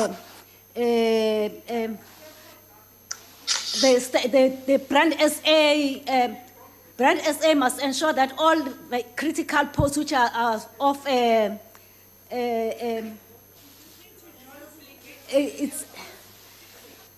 it's of a critical issue. Deputy Speaker. The filling post. On a point of order, Deputy Speaker. What's your point of order, Honorable Member? But Deputy Speaker, what is this now? Why are we reducing the House now to somebody that is not... Honorable Member. Can we just let the ANC keep and stop embarrassing itself? They are embarrassing House minor there. This pseudo... Honorable Member, you are embarrassing yourself. Yes. Why should we listen to you in the first place? This is not a point of order. You are just being out of order. Absolutely. Honorable Lisoma, please proceed. Thank you, Honorable Chair. We are saying Brand SA must fill up the vacancies of the CEO and the CFO, which are critical risk issues that needs to be filled. But secondly, we are saying that the Brand SA must ensure that in terms of the preliminary report of the AG, in terms of fruitless and wasteful expenditure must be dealt with and be complied with the regulations of good corporate governance. Thirdly, we are saying that DPME must ensure that... Your time has expired, Honourable Member. Thank you very much. Thank you. Honourable Members, the motion is that the report be adopted. Are there any objections? Deputy Speaker, yes. We object with that, even the chairperson. We will observe that objection. Any other? Deputy Speaker, the DA objects, please. DA objects, yes. Deputy Speaker, please note the objection of the FF+. We will. Thank you. Those objections noted, the report is agreed to. The Secretary will read the 13th order. Consideration of preliminary budgetary review and recommendation report of Portfolio Committee on Public Service and Administration on the Department of Public Service and Administration, Entities, and Public Service Commission. Thank you. Deputy Chief Whip,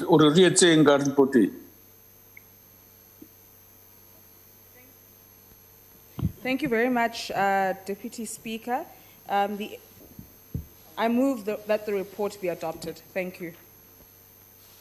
Okay, there have been declarations requested. I'll call for the DA.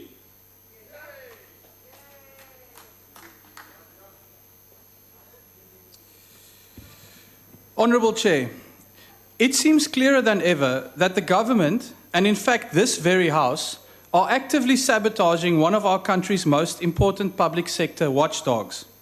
The Public Service Commission was created by Chapter 10 of our Constitution as the custodian of good governance in the state. But the PSC has never enjoyed the independence and power it needs to ensure that the state serves the people rather than the political elite. That is why the PSC has not been able to stem the tide of corruption. That is why the PSC looks on helplessly as service delivery collapses. As we slide ever closer towards outright state failure, President Cyril Ramaphosa can still not be bothered to fire the Director General of the PSC, who illegally appointed his mistress as the head of ethics. It has now been nearly 120 days since an investigation first confirmed the allegations. During that time, the DG has been paid close to 500,000 rand. But this Parliament is also deeply complicit in the collapse of the PSC. The Constitution directs the National Assembly to recommend for appointment 5 commissioners. Yet, one of the 5 positions has now been vacant for 18 months. After the DA prevented the ANC from appointing a corrupt cadre to the position last year, the ANC has simply refused to bring the matter back to this House so that we can vote on the DA's preferred candidate. The ANC would literally rather cripple the PSC than admit that they were wrong to try and appoint a disgraced cadre. But the sabotage of the PSC doesn't end there. Relax.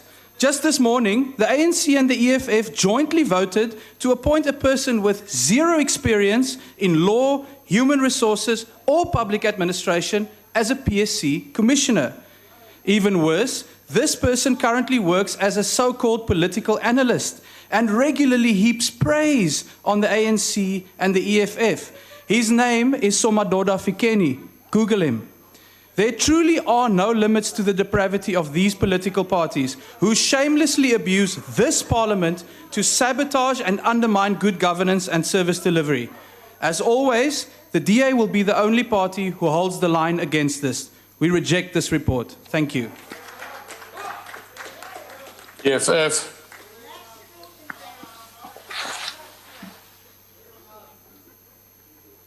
Thank you very much, Chair. The EFF cannot support this report, Chair. The Chairperson, Speaker, we cannot have the DPME that does not have the interests of vulnerable and poor masses of the community who continues to turn a blind eye on the public servants who enrich themselves with taxpayers' money and keeping mum. DPME cannot pride itself by claiming to have 161 learners who enrolled and completed the program, yet the unemployment rate is high and unaccountability is minimal. Deputy Speaker, how can South Africa champion the NSD in other countries if the ruling party fails to monitor or champion the service delivery? Honorable Speaker, Deputy Speaker, who are doing business with the state, there's a point of order in the House. About the Honorable Member, please pause. Deputy Speaker, there's a point of order in the House. What's the point of order? The point of order is from myself. The member is talking about DPME when we're discussing a different department. We're not discussing DPME. We're discussing Department of Public Service and Administration and entities plus the Public Service Commission. She is presenting a speech for her own department. The member will correct herself. Thank you very much, Deputy Speaker. The EFF rejects this report with the contents that it has. Thank you very much. IFP. Thank you very much, Deputy Speaker. Once again, I will represent Inkosi Honorable Kulu. And let me at the outset say that the IFP will support the good professor for the post that is available in the Public Service Commission. Now, turning to the report, the level of brazen incompetence and corruption that we have witnessed in the past few months has made our task of administering oversight more important than ever. However, in order for us to carry this out, reports need to be tabled in the specified period to grant us enough time to diligently evaluate them. It is commendable that the department and its entities have been able to attain most of its performance targets with no cases of unauthorized, fruitless and wasteful and irregular expenditure in all quarters. However, it remains the view of the IFP that the public wage bill remains bloated. Tangible and principled steps need to be taken to reduce the wage bill, to curb corruption, negligence and restore faith in the public sector. The scope of the Office of Standards and Compliance needs to be expanded to allow it to conduct lifestyle audits for government employees. The Public Service Commission achieved all its targets related to integrity and anti-corruption, but this is questionable given the rampant corruption that has been revealed through whistleblowers and proceedings at the Commission for State Capture. Deputy Speaker, the IFP lays a challenge at the feet of the department and its entities to work with its counterparts in the Justice and Police Department to coordinate and share information as well as track progress of criminal cases brought against government employees. Such a system would allow the department to timeously close disciplinary cases and save the government and the taxpayer millions. The IFP supports the report. Thank you. Thank you. The next one is ACDP. Or no, FF Plus. Thank you, Deputy Speaker. We note the Portfolio Committee's BRRR conclusion that states that the Department of Public Service and Administration has in the 2019-2020 financial year continued to implement and coordinate interventions aimed at achieving an efficient, effective and development-orientated public service, which is an essential element of a capable and developmental state. The department and entities were able to spend almost all their allocated budgets and achieved clean audits, which is commendable. But with all due respect, Deputy Speaker, while the DPSA itself seems to function quite well, the same cannot be said of the rest of the public service. The COVID-19 pandemic has not only exposed devastating shortcomings in our health system, but has also illustrated that there is a definite and clear lack of ethical and moral conduct in the public service. By August of this year, government has spent around 10 billion rand on PPEs since the start of the COVID-19 pandemic. And since then, a score of unqualified, barely qualified, and undercapacitated companies have dug into the PPE tender pie, often with the help and to the benefit of certain public service officials. Die trog waarby COVID-19 verkrygingsskripvreters eet, is ten spyte van vele vermaanings deur die minister van Staatsdiens en Administrasie oor kursusse in morele en etiese optrede steeds aan te oorvloei van belastingbetaalersgeld en daar is geen einde in sig nie. totdat alle departemente kan rapporteer dat hulle geen vrugtelose en verkooste uitgawes getoon het nie, dat sleutel bestuursposisies gevul is, die staatsdiens salarisrekening onder beheer is en 'n produktiewe, diensgeoriënteerde, volle funksionele openbare administrasie daar gestel is hierdie departement se werk nie behoorlik gedoen nie, ongeag hoeveel selfopgestelde teikens bereik word nie. Ek dank u. Thank you. ACDP?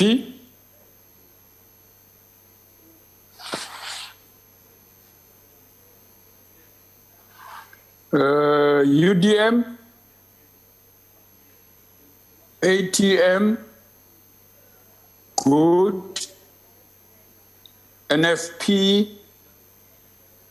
AIC? COPE?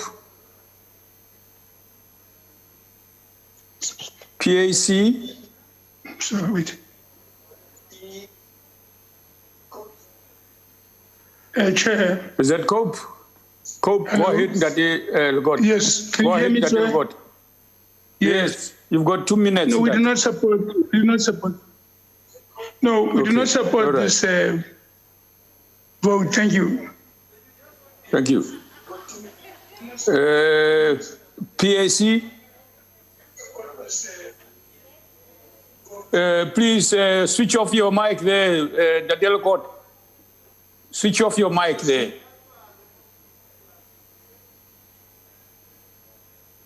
Al Jama, is the PAC here?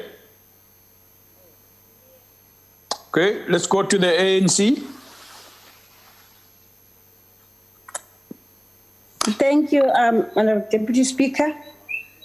The Portfolio Committee on Public Service and Administration has considered 4/4 of the annual performance plan of 2019-2020 financial year for the Department of Public Service Administration and its entities, as well as Public Service Commission.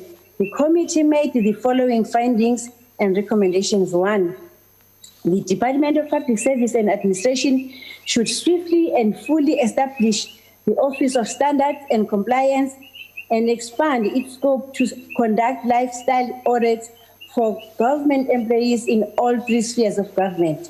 2, the Department of Public Service and Administration should develop an inclusive strategy over the medium term by regularly consulting with organized labor unions when major decisions affecting the conditions of services in the public service are made. 3, the National School of Governance, in consultation with the National Treasury, should develop a last funding solution for the sustainability of the school. The school should be permitted to use training funds for the learners who were unable to attend training for a longer period.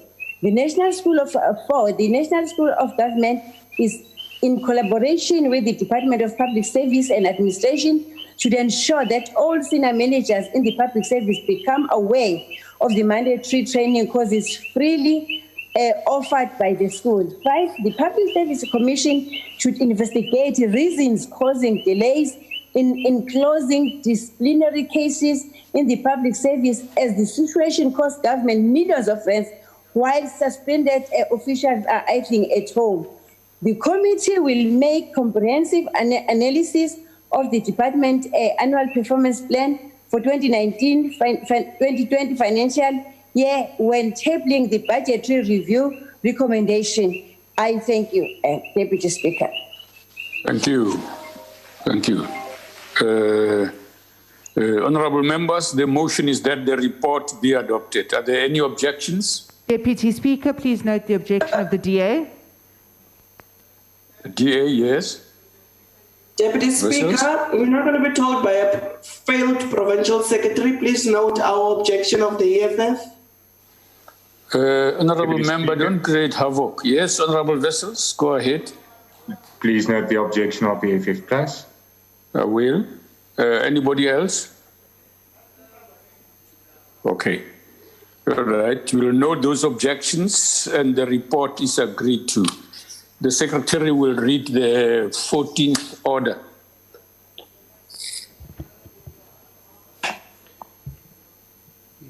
Consideration of preliminary budgetary review and Recommendation Report of Portfolio Committee on Public Service and Administration on Statistics South Africa. Okay. The Chief Whip of the Majority Party from the Chamber. Thank you very much, Deputy Speaker. I move that the report be adopted. Thank you. Okay, there being declarations, I'll start with the DA. Thanks, Deputy Speaker. The Democratic Alliance is concerned by the increasing decimation of Statistics South Africa due to the chronic underfunding that has beset the entity for the last 10 years. We are now even more worried by recent developments that indicate that over 116 staff members left the entity in the current financial year due to the fact that Stats SA cannot compete to retain the skills that it has, because many of its high-skilled professional graphers to statisticians are highly sought out by other entities across the world. And simply because this government refuses to increase the budget allocation for Stats SA, we are losing the little talent that is left in the organization. And this is beginning to have a devastating impact on Stats SA's ability to conduct its work and the volume of the work that it does in producing evidence-based research that is used by the private sector, academia, NGOs, and even us as legislators in order to inform the decisions that we need to make in our resource allocation. It is even more worrying to the extent that the Statistician General, Mr. Risenga Maluleke, indicates that in many capacities, you have current staff members acting in more than 2 positions in order to make up for the staff deficiency that is placed in Stats SA. We have already indicated that because of these shortages, it has decided to discontinue some of its critical work, some of which include the estimates of poverty, which is a crucial study that it conducts annually. It makes no sense as to why the ANC continues to do this, but perhaps it indicates the ANC's lack of faith in fact-based evidence research to guide its policy making, because in the ANC, it is rhetoric that guides policy rather than evidence-based research. Thank you, Speaker. Deputy Speaker. Thank you. EFF. Thank you, Deputy Speaker. If we want to fully understand and appreciate that the ruling party has neither the intention to deal with poverty, inequality, unemployment, and all other social ills, including gender-based violence, one must not look further than what is happening at Statistics SA. This House has sat down and watched as the executive destroy the Statistics SA. For the longest time, the former and current Statistician General have shared with all of us that we do not do something about financing Stats SA properly, we will soon have nothing but an institution in paper. Vacancy rate remains high, Stats SA continues to lose valuable skills, and its budget continues to be reduced annually without regard or consideration of the work that the Stats SA must do. To make matters worse, Deputy Speaker, in the past 2 budget adjustments, the Finance Minister has reduced the SA budget by more than 326 million. This was done without analysis or scientific evidence. This means that we will not have a study on South Africa's levels of poverty. We will not have a full study on gender-based violence, and we will not have too many other studies that should form the basis of policy decision-making. The ruling party is Stats SA, and the National Assembly is standing by, and it is just watching. For that, Deputy Speaker, the EFF rejects this budget. Thank you very much. This report. Thank you very much. Thank you. IFP. Oh. Yeah, hello, Speaker. Speaker, all members. It must be noted that the committee has consolidated 4 quarterly performance reports for the preliminary budgetary review and recommendations report, citing COVID-19 for the inability to table an annual report for consolidated consultation which is cause for concern. According to the preliminary report, Stats SA published more than 200 statistical releases per year, which inform, among others, the NDP and the MTSF. It is therefore critical that Stats SA has the necessary resources and staff to fulfill its essential function timelessly and efficiently. The IFP echoes the concerns expressed in the high vacancy rate, resulting in middle and senior management being overstretched, which poses a high risk that might hamper data collection and analysis, impacting on the reliability of and quality of statistics. The IFP supports the recommendation that Stats SA should prioritize the filling of funded critical vacancies so as to address the critical concerns. The IFP further pleased to note that the department has prioritized the Census 2021 project and earmarked an allocation of 145.2 million in the 2019-2020 financial year. We echo the committee in highlighting the importance of field works that are able to communicate with household in the home language. I thank you, and I feel support the report. Thank you. Thank you. FF Plus.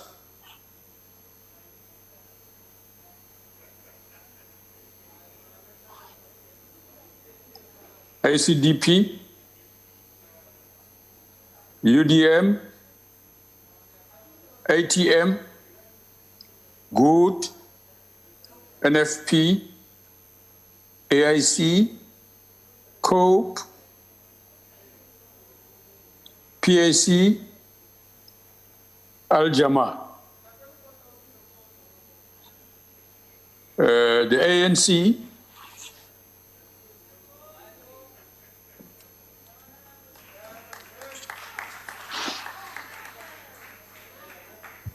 Honorable Chairperson, or Honorable Deputy Speaker, sorry, the Portfolio Committee on Public Service and Administration has considered 4 quarters of annual performance plan for 2019-2020 financial year for Statistics South Africa. The committee made the following findings and recommendations. 1, Stats SA should fast-track the finalization of legislative amendment and table it to Parliament timelessly. The Stat SA should prioritize the filling of funded critical vacancies with additional budget allocated to fund historical budget shortfall of the compensation of employees. Stat SA should report on the progress of filling vacancies to the committee in March 2021.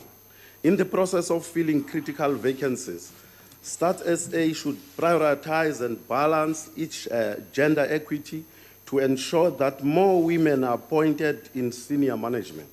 Stats SA should continue to make nationwide awareness about Census 21 and communicate its strategy of collecting data during COVID-19 pandemic to guarantee participants' safety and adherence to National Disaster Act regulation pertaining to coronavirus. Stat SA should also ensure that enumerators are fully supported with personal protective equipment during Census 2021 when physically collecting data. The committee will make comprehensive analysis of the department annual performance plan 2019-2020 financial year, as we will be taping the budgetary review recommendation report later this week. We support the report. I thank you, Comrade Deputy Speaker. Thank you, sir.